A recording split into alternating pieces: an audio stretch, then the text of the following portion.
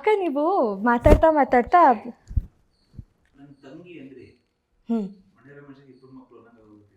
ಇಲ್ಲ ಕಸಿನ್. ಹೌದಾ, ಕಸನ್ ಹೇಳಿದ್ಲಲ್ಲ. ಹೌದಾ, ಅದ್ ಹೆಂಗೀಗ? ನಾವೊಬ್ಳು ತಂಗಿದ್ಲು ಅಂತಂದಾಗ ಹಂಗಾಗ್ಬಿಡುತ್ತೆ ಅಂತನಾ? ಹಾಂ, ಅದೇ ಅದನ್ನ ಹಾಗೆ ಇದು ಮಾಡ್ಕೋತೀರಾ? ಹಾಂ, ನನ್ಗೆ ಹಾಗೇನೆ ಹೇಳ. ತಂಗಿ ಅಂದರೆ ಚಿರಾ ಅಂತ ನನ್ನ ಕಸಿನ್ನು, ಅಂದರೆ ನನ್ನ ಅಮ್ಮನ ತಂಗಿಯ ಮಗಳು. ನಾವಿಬ್ಬರು ಯಾವಾಗಲೂ ಹಾಡ್ತಾ ಇರ್ತಿದ್ವಿ. ಓಕೆ. ಆಯ್ಕೆ ಆಯ್ಕೆ ಆಯ್ಕೆ. ಕಳೆದ ಸಂಚಿಕೆಗಳನ್ನೆಲ್ಲ ನೋಡಿದವರು ಹೆಚ್ಚು ಆಯ್ಕೆ ಬಗ್ಗೆನೇ ಮಾತಾಡ್ತಿರಲ್ಲ, ಯಾಕೆ ಅಂದರು. ಇನ್ನು ಕೆಲವರು ಅಯ್ಯೋ ಇದೆಲ್ಲ ನಮಗೆ ಯಾಕೆ ಅಂದರು. ಆದರೆ ಆಯ್ಕೆ ಅನ್ನೋದು ಜೀವನದಲ್ಲಿ ಎಷ್ಟು ಮುಖ್ಯ ಆಗುತ್ತಲ್ವ. ಅದೇ ಥರದ ಚೌ ಬಾತಿನ ಒಂದು ಇಂಪಾರ್ಟೆಂಟ್ ಆಯ್ಕೆ ಇವತ್ತು ನಮ್ಮ ಜೊತೆ ಇದ್ದಾರೆ. ಒರೇಷಿಯಸ್ ಸಿಂಗರ್, ರಂಗನಟಿ ದಿಶಾ ರಮೇಶ್. ಹಲೋ, ಹಾಯ್ ಅಕ್ಕ, welcome to Chow Bath what next conversation. Associate sponsor Vaibhav Veda Greens, NGO partner doctor Shilpa Samanvay Foundation. ಇವತ್ತು ನಾವು ನಟನದಲ್ಲೇ ಶೂಟ್ ಮಾಡ್ತಾ ಇದ್ದೀವಿ. ಹಾಯ್ ಅಕ್ಕ, ಹೇಗಿದ್ದೀರಾ? ಹಾಯ್ ಸಿರೀಸ್, ತುಂಬ ಚೆನ್ನಾಗಿದ್ದೀನಿ. ನೀನು ಹೇಗಿದೆಯಾ? ಸೂಪರ್. ಆಯ್ಕೆ ಬಗ್ಗೆ ಮಾತಾಡ್ತಿದ್ವಿ ನಾವು. ಫಸ್ಟ್ ಕ್ವೆಶನ್ ನಿಮಗೆ, ಯಾಕೆ ರಂಗಭೂಮಿ? ರಂಗಭೂಮಿ ಯಾಕೆ ಅಂತಂದರೆ, ಅಪ್ಪ ಅಮ್ಮ ಮೊದಲಿಂದನೂ ರಂಗಭೂಮಿನಲ್ಲೇ ಇರ್ತಿದ್ರಿಂದ ಚಿಕ್ಕ ವಯಸ್ಸಿಂದನೂ ಮನೆಯಲ್ಲಿ ಹಾಡು, ನಾಟಕ, ಕುಣಿತ, ರಂಗಗೀತೆಗಳು, ಅಂದರೆ ಅವ್ರದ್ದು ಜಗಳ ಆಗ್ತಿದ್ದು ರಂಗಗೀತೆಗಳಿಂದನೇ, ಅವ್ರದ್ದು ಖುಷಿ ಪಡ್ತಿದ್ದು ನಾಟಕ ಡೈಲಾಗ್ಸ್ ಕಲಿಯೋದ್ರ ಮುಖಾಂತರನೇ. ಸೊ ಅಲ್ಲಿಂದನೇ ಅದು ಹೆಂಗಾಗ್ಬಿಡ್ತು ಅಂತಂದರೆ, ಹೀಗೆ ಆಗಬೇಕು, ಇದೇ ರೂಟ್ ನೀ ಆಯ್ಕೆ ಮಾಡ್ಕೋಬೇಕು ಅಂತ ಅವ್ರು ನನಗೆ ಹೇಳ್ಕೊಡ್ಲಿಲ್ಲ, ಆ ಆಯ್ಕೆ ಕೊಡಲೇ ಇಲ್ಲ. ಅದೊಂಥರ ಅವರೇ ನನಗೆ ಒಂಥರ ಅರ್ಪಣೆ ಮಾಡ್ದಂಗೆ, ಗೊತ್ತಿಲ್ದೇನೋ ಹಾಗೆ ದಾರೆ ಇರ್ದಂಗೆ, ನೀನು ನೆಕ್ಸ್ಟ್ ಮೋಸ್ಟ್ಲಿ ಇದನ್ನು ಆಯ್ಕೆ ಮಾಡ್ಕೋತಿದ್ಯೇನೋ ಅಂತ ಮೇಲಿಂದ ಟಣ್ ಅಂತ ಹಿಂಗೆ ಗುದುರಿಸ್ದಂಗೆ. ದಿನಾ ಅದೇ ಮಾತುಕತೆ, ದಿನಾ ಅದೇ ಚರ್ಚೆ, ದಿನಾ ಸಾಹಿತಿಗಳ ಬಗ್ಗೆ ಚರ್ಚೆ. ಈ ಸಾಹಿತ್ಯ ಯಾಕೆ, ಈ ನಾಟಕ ಹೀಗೆ ಯಾಕಾಯಿತು, ಇದನ್ನು ಹೀಗೆ ಬ್ಲಾಕಿಂಗ್ ಮಾಡಬಹುದಿತ್ತು, ನೀನು ಹಿಂಗೆ ಪರ್ಫಾರ್ಮ್ ಮಾಡಬೇಕಿತ್ತು ಅಂತ ನಮ್ಮಪ್ಪ ನಮ್ಮಪ್ಪಂಗೆ ಇಲ್ಲ ನೀನು ಎನರ್ಜಿ ಇಲ್ಲಿ ಕಮ್ಮಿ ಹಾಕಿದೆ ಅಂತ ಹೇಳೋಕ್ಕೆ. ಸೊ ಬರೀ ಇದೇ ಚರ್ಚೆ ಆಗ್ತಿತ್ತು ಯಾವಾಗಲೂ. ಸೊ ಮನೇಲೂ ನಿಮಗೆ ಮನೇಲಿ ಅದೇ ಚರ್ಚೆ. ಸೊ ಮನೇಲೂ ಇದೇ ಚರ್ಚೆ ಆಗ್ತಿದ್ದ ಹಾಗೆ ಇದ್ರ ನಡುವೆನೇ ನಟನ ಅನ್ನೋ ಒಂದು ಸಂಸ್ಥೆ 2000 ನಂತರ ಶುರು ಆದಾಗ ನನಗೊಂಥರ ಹೇಳ್ದೆ ಕೇಳದೆ, ಗೊತ್ತಿದ್ದೋನೋ ಗೊತ್ತಿಲ್ಲದೇನೋ ತುಂಬ ತುಂಬ್ಕೊಳ್ಳೋಕೆ ಶುರು ಆಯಿತು. ನನ್ನನ್ನು ಒಂಥರ ಅಪ್ಕೊಳ್ಳೋಕೆ ಶುರು ಆಯಿತು. ಇಲ್ಲ, ನಿನಗೂ ಮೋಸ್ಟ್ಲಿ ಇಲ್ಲೇ ಇದ್ದಿದ್ದು ಬದುಕು, ಹಂಗೆ ಕಟ್ಕೋ ಅಂತ ಹೇಳಿದ್ವಿ. ಅಂದರೆ ನೀವು ಚಿಕ್ಕವರಿಂದ ರಂಗಭೂಮಿ, ನಾಟಕ ಇದರಲ್ಲೇ ಇದ್ದವರು, ಜೊತೆಗೆ ಅಪ್ಪ ಅಮ್ಮ ಇಬ್ಬರೂ ಸೆಲೆಬ್ರಿಟಿಗಳು. ಸೊ ಹೊರಗಿನ ಪ್ರಪಂಚಕ್ಕೆ, ಹೊರಗಿನ ಜನಕ್ಕೆ ಎಷ್ಟು ಪ್ರಿವಿಲೇಜ್ ಕಿಡ್ ಇವಳು ಅಂತ ಅನಿಸಿದ್ರು, ನಿಮಗೆ ಒಂದು ಪ್ರೆಷರ್ ಇದ್ದೇ ಇರುತ್ತೆ. ಅಯ್ಯೋ ಮಂಡ್ಯ ರಮೇಶ್ ಮಗಳು ಅಂತ. ಆ ಥರದ್ದು ನಿಮಗೆ ಅನಿಸಿದ್ದಿದೆಯಾ ಯಾವಾಗ ಚಿಕ್ಕವರಿದ್ದಾಗ? ಹೌದೌದು, ಸಖತ್ತು ಖುಷಿ ಪಟ್ಟಿದ್ದು ಇದೆ. ಆದರೆ ಖುಷಿ ನನಗೆ ಇವಾಗ ಅನಿಸುತ್ತೆ, ಓ ಇಲ್ಲ, ನಾನು ಆ ವಿಚಾರಕ್ಕೆ ಹೆಮ್ಮೆ ಪಟ್ಕೋಬೇಕು. ನನ್ನ ಅಪ್ಪ ಮಂಡ್ಯ ರಮೇಶು, ನನ್ನ ಅಮ್ಮ ಸರೋಜಾ ಹೆಗ್ಡೆ ಎಷ್ಟು ಟೈಮಿಂದ ರಂಗಭೂಮಿನಲ್ಲಿ ಕೆಲಸ ಮಾಡ್ತಿದ್ದವರು ಅಂತ. ಆದರೆ ತುಂಬ ಚಿಕ್ಕ ವಯಸ್ಸಿನಲ್ಲಿ ಏನಾಗ್ಬಿಟ್ಟಿತ್ತು ಅಂತಂದರೆ, ಗೊತ್ತಿಲ್ಲದೇನೋ ಆ ಪ್ರಿವಿಲೈಜ್ಡ್ ಅಂತ ಏನು ಹೇಳಿದ್ರೆ, ಅದಕ್ಕಿಂತ ನಂಗೆ ಒಂಥರ ಪ್ರೆಷರೈಸ್ಡ್ ಆಗಿ ಬದುಕ್ತಿರೋ ಥರ ಅನಿಸ್ತಿತ್ತು. ಹೇಗೆ ಅಂದರೆ, ಸ್ಕೂಲ್ನಲ್ಲಿ ನಾನು ಮೊನ್ನೆ ಮಾತಾಡ್ತಾ ಅಂದೆ ಸರ್ಕಲಲ್ಲಿ ನಮ್ಮ ಸ್ಟೂಡೆಂಟ್ಸ್ಗೆ, ನಾನೇನಾದರೂ ತುಂಬ ಚೆನ್ನಾಗಿ ಮಾರ್ಕ್ಸ್ ತೆಗೆದುಬಿಟ್ರೆ, ಅಂದರೆ 25 ಔಟ್ ಆಫ್ ತೆಗೆದುಬಿಟ್ರೆ, ಮಂಡ್ಯ ರಮೇಶ್ ಮಗಳು ತೆಗಿಲೇಬೇಕು, ಏನಂತ ವಿಶೇಷ ಏನಿಲ್ಲ ಅಂತ. ನಾನೇನಾದರೂ 25ಗೆ ಒಂದು 15 14 ಅಥವಾ 10 ಕೆಳಗೆ ತೆಗೆದುಬಿಟ್ರೆ ಅಂತ ಇಟ್ಕೊಡ್ರಿ ಮ್ಯಾಥ್ಸಲ್ಲೆಲ್ಲ. ಮಂಡ್ಯ ರಮೇಶ್ ಮಗಳು ಈ ಥರ ಕಮ್ಮಿ ಮಾರ್ಕ್ಸ್ ತೆಗೆಯೋದು ಎಷ್ಟೋರಿಗೆ ಒಂದು ಅಪಖ್ಯಾತಿ ತರುತ್ತೆ ಅಂತಂದರೆ ಅಂತ ನಾನು ನನ್ನಾಗಿ ನಾರ್ಮಲಾಗಿ ನೋಡೋಕ್ಕೂ ಬಿಡ್ತಿಲ್ವಲ್ಲ ಇವರು. ಆ ಏಜಿಂದನೇ ನನಗೆ ಶುರು ಆಗಿಬಿಡ್ತು. ಬಟ್ ನಾನು ಒಂದು 2-3 ವರ್ಷಗಳ ಕಾಲ ರಾಮಕೃಷ್ಣ ವಿದ್ಯಾಕೇಂದ್ರದಲ್ಲಿ ಸುಮಾರಷ್ಟು ಜನಕ್ಕೆ ಇವ್ರ ಮಗಳು ಅಂತ ಅನ್ನೋದು ಗೊತ್ತಿಲ್ಲದೆ ಇರೋ ಥರ ಮೇಂಟೈನ್ ಮಾಡ್ಕೊಂಡು ಬಂದೆ. ಹೆಂಗೆ ಅಂದರೆ, ಅವ್ರಿಗೆ ಡೌಟ್ ಬಂದಾಗ ನನ್ನನ್ನು ಕೇಳೋರು, ನೀವು ಮಂಡ್ಯ ರಮೇಶ್ ಮಗಳ ಅಲ್ಲೆಲ್ಲ ಮಾತಾಡ್ತೀರ ಅಂದಾಗ ನಾನು ಮಾಡಿದ ದೊಡ್ಡ ಕೆಲಸ, ಇಲ್ಲ ಅಲ್ಲ, ನಾನು ಹಂಗೆ ನೋಡಬೇಡಿ ನೀವು, ನಂಗೆ ಆಲ್ರೆಡಿ ಒಂಥರ ತಲೆ ತಿಂದಂಗೆ ಆಗ್ಬಿಟ್ಟಿದೆ ಅಂತ ಅಷ್ಟು ಟೈಮ್ ತನಕ ಒಂದು 3 ವರ್ಷ ಹಂಗೆ ಮೇಂಟೈನ್ ಮಾಡ್ಕೊಂಡು ಬಂದೆ. ಆಮೇಲೆ ನಾನು ಅಲ್ಲೇನು ಮಾಡಿದ್ದೆ, ಒಂದು ಡೈರಿ ಕೊಡ್ತಿದ್ರು ನಮಗೆ ಟೈಮ್ ಟೇಬಲ್ ಬರ್ಕೊಳ್ಳೋಕ್ಕೆ. ಆ ಡೈರಿನಲ್ಲೂ ತಂದೆ ಹೆಸರು, ತಾಯಿ ಹೆಸರು ಎಲ್ಲ ಇರುತ್ತಲ್ಲ, ಸರೋಜಾ ಹೆಗ್ಡೆ ಅಂತ ಬರೀತಿದ್ದೆ. ಅಫ್ಕೋರ್ಸ್ ನಮ್ಮಮ್ಮ ಸಿನಿಮಾ ಭೂಮಿನ ಇಲ್ಲದೆ ಇದ್ದಿದ್ದರಿಂದ ಅವರೇನಷ್ಟು ಪಾಪ್ಯುಲರ್ ಇಲ್ಲ ಆ ಮಟ್ಟಿಗೆ, ಯಾರು ಮುಖ ಕಂಡುಹಿಡಿಯಲ್ಲ. ಬಟ್ ನಮ್ಮ ಅಪ್ಪನ ಕಂಡುಹಿಡಿತಾರೆ ಅಂತ ಗೊತ್ತಿತ್ತಲ್ಲ. ನೇವೆಲ್ಲ ಬರೀತಿದ್ದಿರುವಾಗ ನಮ್ಮ ಅಪ್ಪಂದು KS ರಮೇಶ್ ಅಂತ ಫಸ್ಟ್ ಇದ್ದಿದ್ದು, ಮಂಡ್ಯ ರಮೇಶ್ ಅಲ್ವಲ್ಲ. ಮಂಡ್ಯ ರಮೇಶ್ ಅಂತ ಬರೀತಾನೆ ಇರಲಿಲ್ಲ, ರಮೇಶ್ ಅಂತ ಹಿಂಗೆ ಗ್ಯಾಪ್ ಕೊಟ್ಟು ಅಲ್ಲಿ KS ಅಂತ ಬರೀತಿದ್ದೆ. ಒಂದು ದಿವಸ ನಮ್ಮ ಅಪ್ಪ ನೋಡಿದ್ವಿ, ಏನೇ ಮಂಡ್ಯ ರಮೇಶ್ ಅಂತ ನಾನು ಇದ್ದಿರತ್ತೀನಿ, ನಿಂಗೇನು ಅವಮಾನ, ನೀನು ಹಂಗೆ ಅನ್ಕೋಬೇಡ, ಖುಷಿ ಪಡು, ನೀನು ಅದಕ್ಕೆ ತಪ್ಪಿದು ನೀನು ಹಂಗೆ ಮಾಡೋದು. ಮಂಡ್ಯ ರಮೇಶ್ ನಾನು ಚೇಂಜ್ ಮಾಡಿಕೊಂಡೆ ಹೆಸರು, ಅದಾದಮೇಲೆ ನನ್ನ ಬದುಕು ಬೇರೆ ಥರನೇ ಆಯಿತು. BV ಕಾರಂತರು ಕೊಟ್ಟ ಹೆಸರದು, ನೀನು ಹಿಂಗೆ ಮಾಡೋದು ನಂಗೆ ಇಷ್ಟ ಇಲ್ಲ, ತಪ್ಪಿದು ಅಂಥೇಳಿ ಅದನ್ನು ವೈಟ್ನರಲ್ಲಿ ಅವರೇ ಹೊಡೆದಾಕಿ ಮಂಡ್ಯ ರಮೇಶನ್ ಚೇಂಜ್ ಮಾಡಿ, ನೀನೇನೋ ಹೆದರ್ಕೋಬೇಡ, ಯಾರು ನಿಂಗೇನು ತೊಂದರೆ ಕೊಡಲ್ಲ, ನೀನು ಆರಾಮಾಗಿರು ಅಂತ ಹೇಳಿ ಧೈರ್ಯದಿಂದ ಕಟ್ಸಿರು. ತುಂಬ ಇನ್ಫೀರಿಯರ್ ಆಗಿರ್ತಿದ್ನಲ್ಲ, ನೀನು ನೋಡ್ತಿದ್ಯಲ್ಲ, ಅಯ್ಯೋ ಯಾವುದಕ್ಕೂ ಹೋಗೋದು ಬೇಡಪ್ಪ, ನನ್ನಷ್ಟಕ್ಕೆ ನಾ ಹಿಂದೆ ಆರಾಮಾಗಿರೋಣ ಅಂತ. ಆಮೇಲೆ ಒಂಚೂರು ಮುನ್ನುಗ್ಗಕ್ಕೆ ಶುರು ಮಾಡಿದೆ. ಇದ್ರೆ ಅವ್ರ ಹೆಸರಿರುತ್ತೆ, ಅದನ್ನು ಆರಾಮಾಗಿ ಖುಷಿಯಿಂದ ಹೇಳ್ಕೊಳ್ಳೋಣ. ನಮ್ಮಪ್ಪ ಎಷ್ಟು ಸಾಧನೆ ಮಾಡಿದ್ದಾರೆ, ಎಷ್ಟು ಜನಕ್ಕೆ ಬದುಕು ಕಟ್ಕೊಟ್ಟಿದ್ದಾರೆ, ಇದ್ರ ಜೊತೆಗೆ ಇಷ್ಟು ಸಪೋರ್ಟಿವ್ ಆಗಿ ನಮ್ಮಮ್ಮ ಇದ್ದರು, ಇದನ್ನು ಪಾಸಿಟಿವ್ ಆಗಿ ತೊಗೊಳ್ಬೋದಲ್ಲ ಅಂತ ಅದಕ್ಕೆ ಅರ್ಥ ಮಾಡ್ಕೊಳಕ್ಕೆ ನಮ್ಗೊಂದು 15 ವರ್ಷ ಬೇಕಾಯಿತು. ಈಗ ಏನು ಹಾಗೆ ಈಗ ಖುಷಿಯಾಗಿದ್ದೀನಿ ಆರಾಮಾಗಿ. ಇದು ತುಂಬ ಒಳ್ಳೆ ಪಾಯಿಂಟ್. ಯಾಕಂದರೆ ಎಷ್ಟೋ ಸತಿ ಮಕ್ಕಳಿಗೆ ಓವರಾಲ್ ನಮ್ಮ ಸೊಸೈಟಿಲಿ ನೋಡಿದ್ರು ಪೇರೆಂಟ್ಸ್ ಪ್ರೆಷರು ಅಥವಾ ನಮ್ಮ ಐಡೆಂಟಿಟಿನ ನಾವು ಕಂಡುಕೊಳ್ಳೋದಿದೆಯಲ್ಲ ಅದ್ರ ಮಧ್ಯೆ ಒದ್ದಾಡ್ತಿರ್ತಾರೆ. ಸೊ ನೀವು ಹೇಳಿ ಅಕ್ಕ, ಇನ್ನು ಅಂದರೆ ಈ ಇನ್ಸ್ಟೆನ್ಸಲ್ಲಿ ನಿಮಗೆ ಚಿಕ್ಕವರಿದ್ದಾಗ ಅದರಿಂದ ಹೊರಗೆ ಬರೋಕ್ಕೆ ಏನು ಮಾಡಿದ್ರಿ, ಅಥವಾ ನಿಮಗೆ ಅರ್ಥ ಆಗ್ತಾ ಹೋಯ್ತಾ, ಹೇಗೆ ಅರ್ಥ ಮಾಡ್ಕೊಂಡ್ರಿ? ನನಗೆ ಅರ್ಥ ಆಗೋಕ್ಕೆ ಶುರುವಾಗಿದ್ದು ಪ್ರಾಬಬ್ಲಿ ನಾನು ಥಿಯೇಟರ್ನ ಸೀರಿಯಸ್ ಆಗಿ ತೊಗೊಳಕ್ಕೆ ಶುರು ಮಾಡಿದ್ಮೇಲೆ. ಅಂದರೆ ಒಂದು 9ನೇ 10ನೇ ಕ್ಲಾಸಲ್ಲಿ ನಾನು ಅಲ್ಲಿ ತನಕನೂ ಈಗ ಹಾಡ್ತಿದ್ದೀನಿ ಅಥವಾ ಇನ್ನೇನೋ ಡ್ಯಾನ್ಸ್ ಮಾಡ್ತಿದ್ದೀನಿ ಅಥವಾ ನಟನೆ ಮಾಡ್ತಿದ್ರು ತುಂಬ ಹಿಂದೆ ಇರ್ತಾ ಇದ್ದೆ. ಇಲ್ಲ ನಾನು ಹೋಗಲ್ಲ ಅಂತ. ನನ್ನ ಎಲ್ಲ ಸಂಗಡಿಗರು ನನಗಿಂತ ಚಿಕ್ಕ ವಯಸ್ಸಿನವರೆಲ್ಲ ಸಖತ್ ಮುನ್ನುಗ್ತಾ ಇದ್ರು, ಯಾವುದೇ ಆಪರ್ಚುನಿಟಿಗಾಗಿ ಕಾಯ್ತಾ ಇರ್ತಿದ್ರು, ಅವರೇ ಇನಿಷಿಯೇಟ್ ಮಾಡಿ ಮಾತಾಡ್ತಾ ಇದ್ರು. ನಾನು ಎಲ್ಲದರಲ್ಲೂ ಹಿಂದೆ. ಅಂದರೆ ಏನೇ ಇದ್ರೂ ನಾನು ಹಾಡ್ತಿದ್ರು, ಇಲ್ಲ ನಾನು ಏನು ಹಾಡ್ತೀನಿ, ಡ್ಯಾನ್ಸ್ ಮಾಡ್ತಿದ್ರು, ಇಲ್ಲ ಇದರಲ್ಲ ಎಲ್ಲರೂ ಮಾಡೋಕ್ಕೆ. ಆ್ಯಕ್ಟಿಂಗ್ ಯಾವ್ದಾದ್ರು ಪಾತ್ರ ಕೊಟ್ಟರು ನಾನು ಬೇಡಪ್ಪ, ನಾನು 3rd ಕಾಸ್ಟ್ ಆಗ್ತೀನಿ ಬೇಕಾರೆ, ಅವ್ರೊಂದು 8 ಶೋ ಮಾಡಲಿ 9, ಈ ಥರ ಮೆಂಟಾಲಿಟಿಲಿ ಇದ್ದವಳು ನಾನು. ಬಟ್ ಯಾವಾಗಲೂ ಒಂದ್ಸತಿ ಅನಿವಾರ್ಯವಾಗಿ ಒಬ್ರು ಕೈ ಕೊಟ್ಟಾಗ ಇಲ್ಲ ನೀನು ಮಾಡಲೇಬೇಕು ಅಂತ ಚೋರಚರಣದಾಸದಲ್ಲಿ ಅದನ್ನು ನಾನು ಯಾವಾಗಲೂ ನೆನಪಿಸ್ಕೋಬೇಕು. ಒಂದು ಪುಟ್ಟ ಪಾತ್ರ, ಜಸ್ಟ್ ಅವಳು ಹೀಗೆ ಡ್ಯಾನ್ಸ್ ಮಾಡ್ಕೊಂಡು ಬಂದು ಸಖಿ ರಾಣಿ ಸಖಿ ಹೋಗ್ಬಿಟ್ಟು ಅವಳಿಗೆ ಹಣ್ಣು ಹಂಪಲ ಕೊಡ್ತಾಳೆ. ಆಮೇಲೆ ಅಲ್ಲಲ್ಲಿ ತುಂಬ ನಾಟಿಯಾಗಿ ಚರಣದಾಸನ ಜೊತೆ ಮಾತಾಡ್ತಾಳೆ, ನುಲಿತಾಳೆ. ಜಸ್ಟ್ ನಾವು ನುಲ್ತಾ ಅಷ್ಟೇ, ಇನ್ನೇನು ಇಲ್ಲ. ಅದನ್ನು ಅಪ್ಪ ಆ ಪಾತ್ರವನ್ನು ಆ್ಯಡ್ ಮಾಡಿದ್ದು, ಮುಂಚೆನೇ ಸ್ಕ್ರಿಪ್ಟಲ್ಲಿ ಇರಲಿಲ್ಲ. ಅದು ಯಾರೋ ಕೈ ಕೊಟ್ಟರು ಅಂತ ಅನಿವಾರ್ಯವಾಗಿ ನಾನು ಕಲ್ತ್ಕೋಬೇಕಾಯ್ತು. ನಾನು ಮಾಡಲ್ಲ ಅಂತಲೂ ಒಂದು ಇಲ್ಲ, ನಾನು ಮಾಡಲ್ಲ, ಇನ್ನೊಬ್ರು ಮಾಡೋಕ್ಕೆ ಈ ಸತಿ ಯಾರೂ ಇಲ್ಲ, ನಿನಗೆ ನೀನು ಮಾಡಲೇಬೇಕು, ನಮಗೆ ಗೊತ್ತಿಲ್ಲ ನೀನು ಹೆಂಗೆ ಮಾಡ್ತೀಯ ಅಂತ, ನೀನು ಮಾಡಬೇಕಷ್ಟೆ ಅಂತ. ಆಮೇಲೆ ತುಂಬ ಧೈರ್ಯ ಮಾಡಿ ಆಯಿತು ಅಂತ ಕಲ್ತ್ಕೊಂಡು ಮಾಡಿದೆ. ಅವತ್ತು ರಾತ್ರಿ ನನಗೆ ಆ ಪಾತ್ರಕ್ಕೆ ಸಿಕ್ಕ ಚಪ್ಪಾಳೆ ನನಗೆ ರುಚಿ ಮೋಸ್ಟ್ಲಿ ಇಲ್ಲೇ ಇರ್ಬೇಕು ನಾನು ಅಂತ ಅನಿಸ್ತಾ ಇದೆ. ನನಗಿನ್ನು ಎಲ್ಲೂ ಹೋಗೋಕ್ಕೆ ಮನಸ್ಸಿಲ್ಲ ಅಂತ ಸಖತ್ ಫಿಕ್ಸ್ ಆಗಿಬಿಟ್ಟೆ ನಾನು. ಆ ಚಪ್ಪಾಳೆ ಮುಗಿದ ನಂತರನೂ ಒಟ್ಟು ನಟನದವರೇ ಒಂದಷ್ಟು ಜನ ಎಲ್ಲರೂ ನೀನು ಯಾಕೆ ಇಷ್ಟು ದಿನ ಏನಕ್ಕೇನು ಮಾಡ್ತಿರ್ಲಿಲ್ಲ, ಮಾಡು ಆಗತ್ತೆ ನಿನಗೆ ಅಂತ ತುಂಬ ಪ್ರೋತ್ಸಾಹ ನೀಡಿದರು. ಅಪ್ಪ ಆ್ಯಕ್ಚುಲಿ ಅವ್ರು ತಿದ್ದು ಹೋದ್ರು, ಅವ್ರಿಗೆ ಹೈದ್ರಾಬಾದಲ್ಲೆಲ್ಲೋ ಶೂಟ್ ಇತ್ತು ಅನ್ಸುತ್ತೆ. ಪಾಪ ಅದಕ್ಕೆ ಹೊರಟುಬಿಟ್ರು. ಅವರು ಏನೋ ಮಾಡಿರ್ತಾರೆ ಅಂತ ಅಂದ್ಕೊಂಡಿರ್ತಾರೆ. ಎಲ್ಲರೂ ಫೋನ್ ಮಾಡಿ, ಎಲ್ಲ ಪ್ರೇಕ್ಷಕರು ಒಂದಷ್ಟು ಜನ ಸರ್ ಯಾಕೆ ಸರ್ ನಿಮ್ಮ ಮಗಳನ್ನ ನೀವು ಮುಂದೆನೇ ಬಿಡ್ತಿರ್ಲಿಲ್ಲ, ಮಾಡ್ತಿದ್ದಾಳೆ ನೋಡಿ ಅಂತ. ಅವಳಿಗೆ ಅಲ್ಲಿ ಕಳಿಸಿ, ಸಿನಿಮಾ ಕಳಿಸಿ, ಅದು ಕಳಿಸಿ, ಪಾಪ ಎಲ್ಲರೂ ಫುಲ್ ಹೇಳೋಕ್ಕೆ ಒಂದು ಸಣ್ಣ ಪುಟ್ಟ ಪಾತ್ರಕ್ಕೆ ಅಂದರೆ ಅದಕ್ಕಷ್ಟು ಮಹತ್ವ ಇದೆ. ಅಂದರೆ ನಾವು ಪುಟ್ಟ ಪಾತ್ರನೂ ಚೆನ್ನಾಗಿ ನಿರ್ವಹಿಸಿದ್ರೆ ಎಷ್ಟು ಚೆನ್ನಾಗಿ ತಾಕತ್ತೆ ಅಂತ ನಂಗೆ ಅವಾಗ ಅರ್ಥ ಆಯಿತು. ಆಮೇಲೆ ನಾನು ತುಂಬ ತೆರ್ಕೊಳ್ಳೋಕೆ ಶುರು ಮಾಡಿದೆ. ಸೊ ಅವಾಗ ನನಗೆ ಒಬ್ಬರ ಐಡೆಂಟಿಟಿಲಿ ಇದ್ದಿರಬೇಕು, ಅಥವಾ ಅದು ಯಾವುದು ಗಣನೆಗೆ ಇಲ್ಲದೆ ನನ್ನಷ್ಟಕ್ಕೆ ನಾನು ಕೆಲಸ ಮಾಡೋಕ್ಕೆ ಶುರು ಮಾಡಬೇಕು. ನನಗೇನು ಸಿಗಬೇಕು ಅಂತಿದ್ರೆ ಅದು ನಂಗೆ ಸಿಗುತ್ತೆ ಅಂತ ಅದು ಅರ್ಥ ಆಗೋಕ್ಕೆ ಶುರು ಆಯಿತು. ಸೊ ಕಂಪ್ಲೀಟ್ಲಿ ಥಿಯೇಟರ್ನ ಸೀರಿಯಸ್ ಆಗಿ ತೊಗೊಳಕ್ಕೆ ಶುರು ಮಾಡಿದೆ 10ನೇ ಕ್ಲಾಸ್ ನಂತರ. ಓಕೆ, ಈ ಚೋರಚರಣದಾಸ ಯಾವ ಕ್ಲಾಸಲ್ಲಿ ಇದ್ದಾಗ ಮಾಡಿ? ಚೋರಚರಣದಾಸ ನಾನೊಂದು 7ನೇ 8ನೇ ಕ್ಲಾಸಲ್ಲಿ ಇದ್ದಿರುವಾಗ ಆಗಿತ್ತು ಅಂತ ಅನ್ಸುತ್ತೆ. ಇಲ್ಲ ನಟನದಲ್ಲ, ಅದು ಬಿದಿರಿನ ಒಂದು ಇದರಲ್ಲಿ ಇತ್ತಲ್ಲ, ಆವಾಗ ಚೋರಚರಣದಾಸ ಆಗಿದ್ದು. ಆವಾಗಲೂ ನಾನು ಏನೂ ಮಾಡ್ತಿರ್ಲಿಲ್ಲ, ಮ್ಯೂಸಿಕ್ ಬಿಟ್ಟಲ್ಲಿ ಹಾಡ್ತಿದ್ದೆ ಅಷ್ಟೇ. ಉಳಿದವರೆಲ್ಲ ಹಾಡ್ತಿದ್ರು, ಜಸ್ಟ್ ಮ್ಯೂಸಿಕ್ ಬಿಟ್ಟಲ್ಲಿ ಹಾಡ್ತಿದ್ದೆ. ನಾನು ಇಲ್ದೇನೋ ಆಗ್ತಿತ್ತು ಅನ್ನೋ ಥರನೇ ಇದ್ದಿದ್ದು. ಬಟ್ ಅದೇ ಇವಾಗ ಅನಿಸುತ್ತೆ, ಇವಾಗ ಯಾವುದೋ ಒಂದು ಪಾತ್ರ ಇಲ್ಲ ಇವರಿದ್ದೆ ಅದನ್ನು ನೆನಪಿಸ್ಕೊಳಕ್ಕಾಗಲ್ಲ, ಬೇರೆಯವ್ರು ಮಾಡೋದು ಅನ್ನೋ ಥರನೇ ಮಾಡಬೇಕು ಅಂತ ಅನಿಸಿದ್ದೇನೆ ಒಂದಷ್ಟು ಪ್ರೊಸೆಸ್ಸಿಂದ, ಒಂದಷ್ಟು ಟೈಮ್ ಕಳೆದ್ಮೇಲೆ.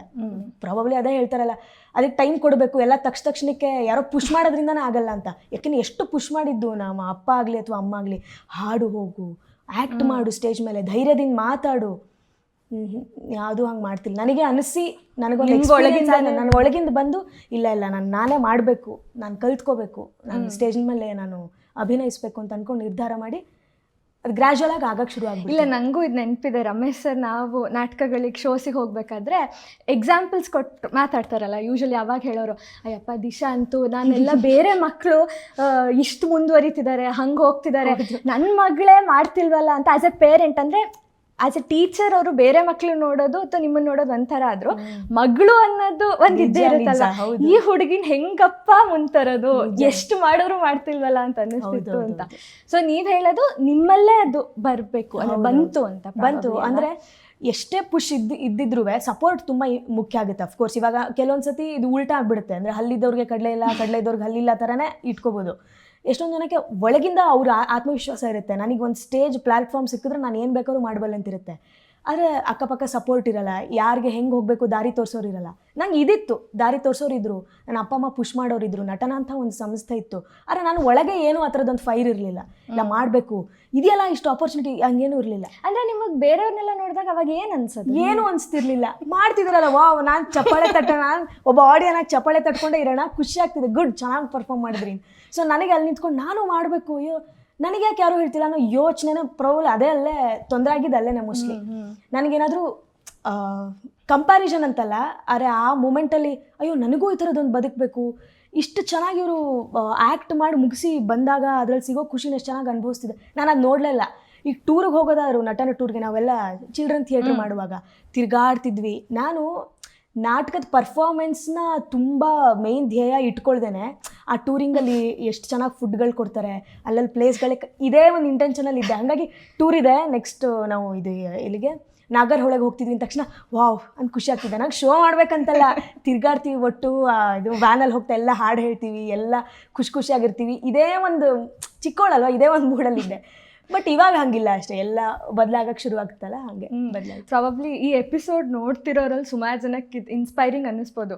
ಯಾಕಂದರೆ ಇಂಟ್ರೋವರ್ಟ್ ಪರ್ಸ್ನಾಲಿಟಿ ಇರೋ ಒಂದು ಹುಡುಗಿ ಅವಳಲ್ಲೇ ಒಂದು ಫೈರ್ ಬಂದಾಗ ಹೇಗೆಲ್ಲ ಚೇಂಜಸ್ ಆಗ್ಬೋದು ಅಂತ ಇವತ್ತಿಗೂ ಅಕ್ಕ ನಾನು ಅಬ್ಸರ್ವ್ ಮಾಡ್ದಂಗೆ ನೀವು ತೀರಾ ಎಕ್ಸ್ಟ್ರೋವರ್ಟ್ ಕ್ಯಾರೆಕ್ಟರೇ ಅಲ್ಲ ಅಲ್ವಾ? ಈಗ ಮಾತಾಡ್ತೀವಿ ಓಕೆ, ಬಟ್ ಹಾಗೆ ಸೈಲೆಂಟ್ ನೀವು, ಬಟ್ ಸ್ಟೇಜಿಗೆ ಹೋದಾಗ ಒಂದು ವಿಶ್ವರೂಪ ದರ್ಶನ ಆಗುತ್ತೆ. ಅದು ಹೇಗೆ?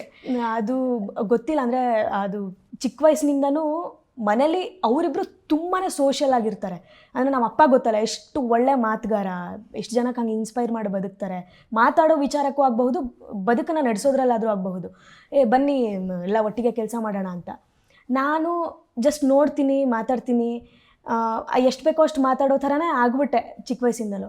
ಬಟ್ ಅದಾದಮೇಲೆ ಏನೋ ಕೋಪ ಬಂದ ಸಮಯದಲ್ಲಿ ಅಥವಾ ಅದು ಇಮೋಷನ್ ಪೀಕ್ ಪಾಯಿಂಟಲ್ಲಿದೆ ಅಂತನ್ನುವಾಗ ಹೊರ ಹಾಕ್ತಿದ್ದೇನೋ ಬಿಟ್ಟರೆ, ಈ ಅಪ್ಪ ಅಮ್ಮನ ಜೊತೆ ಹೊರ ಹಾಕ್ತಿದ್ದೇನೋ ಬಿಟ್ಟರೆ ಇನ್ನೆಲ್ಲೂ ನನಗೆ ಹಾಕೊಳ್ಳೋಕೆ ಆ ಥರದ್ದೊಂದು ಜಾಗನೇ ಸಿಗಲಿಲ್ಲ.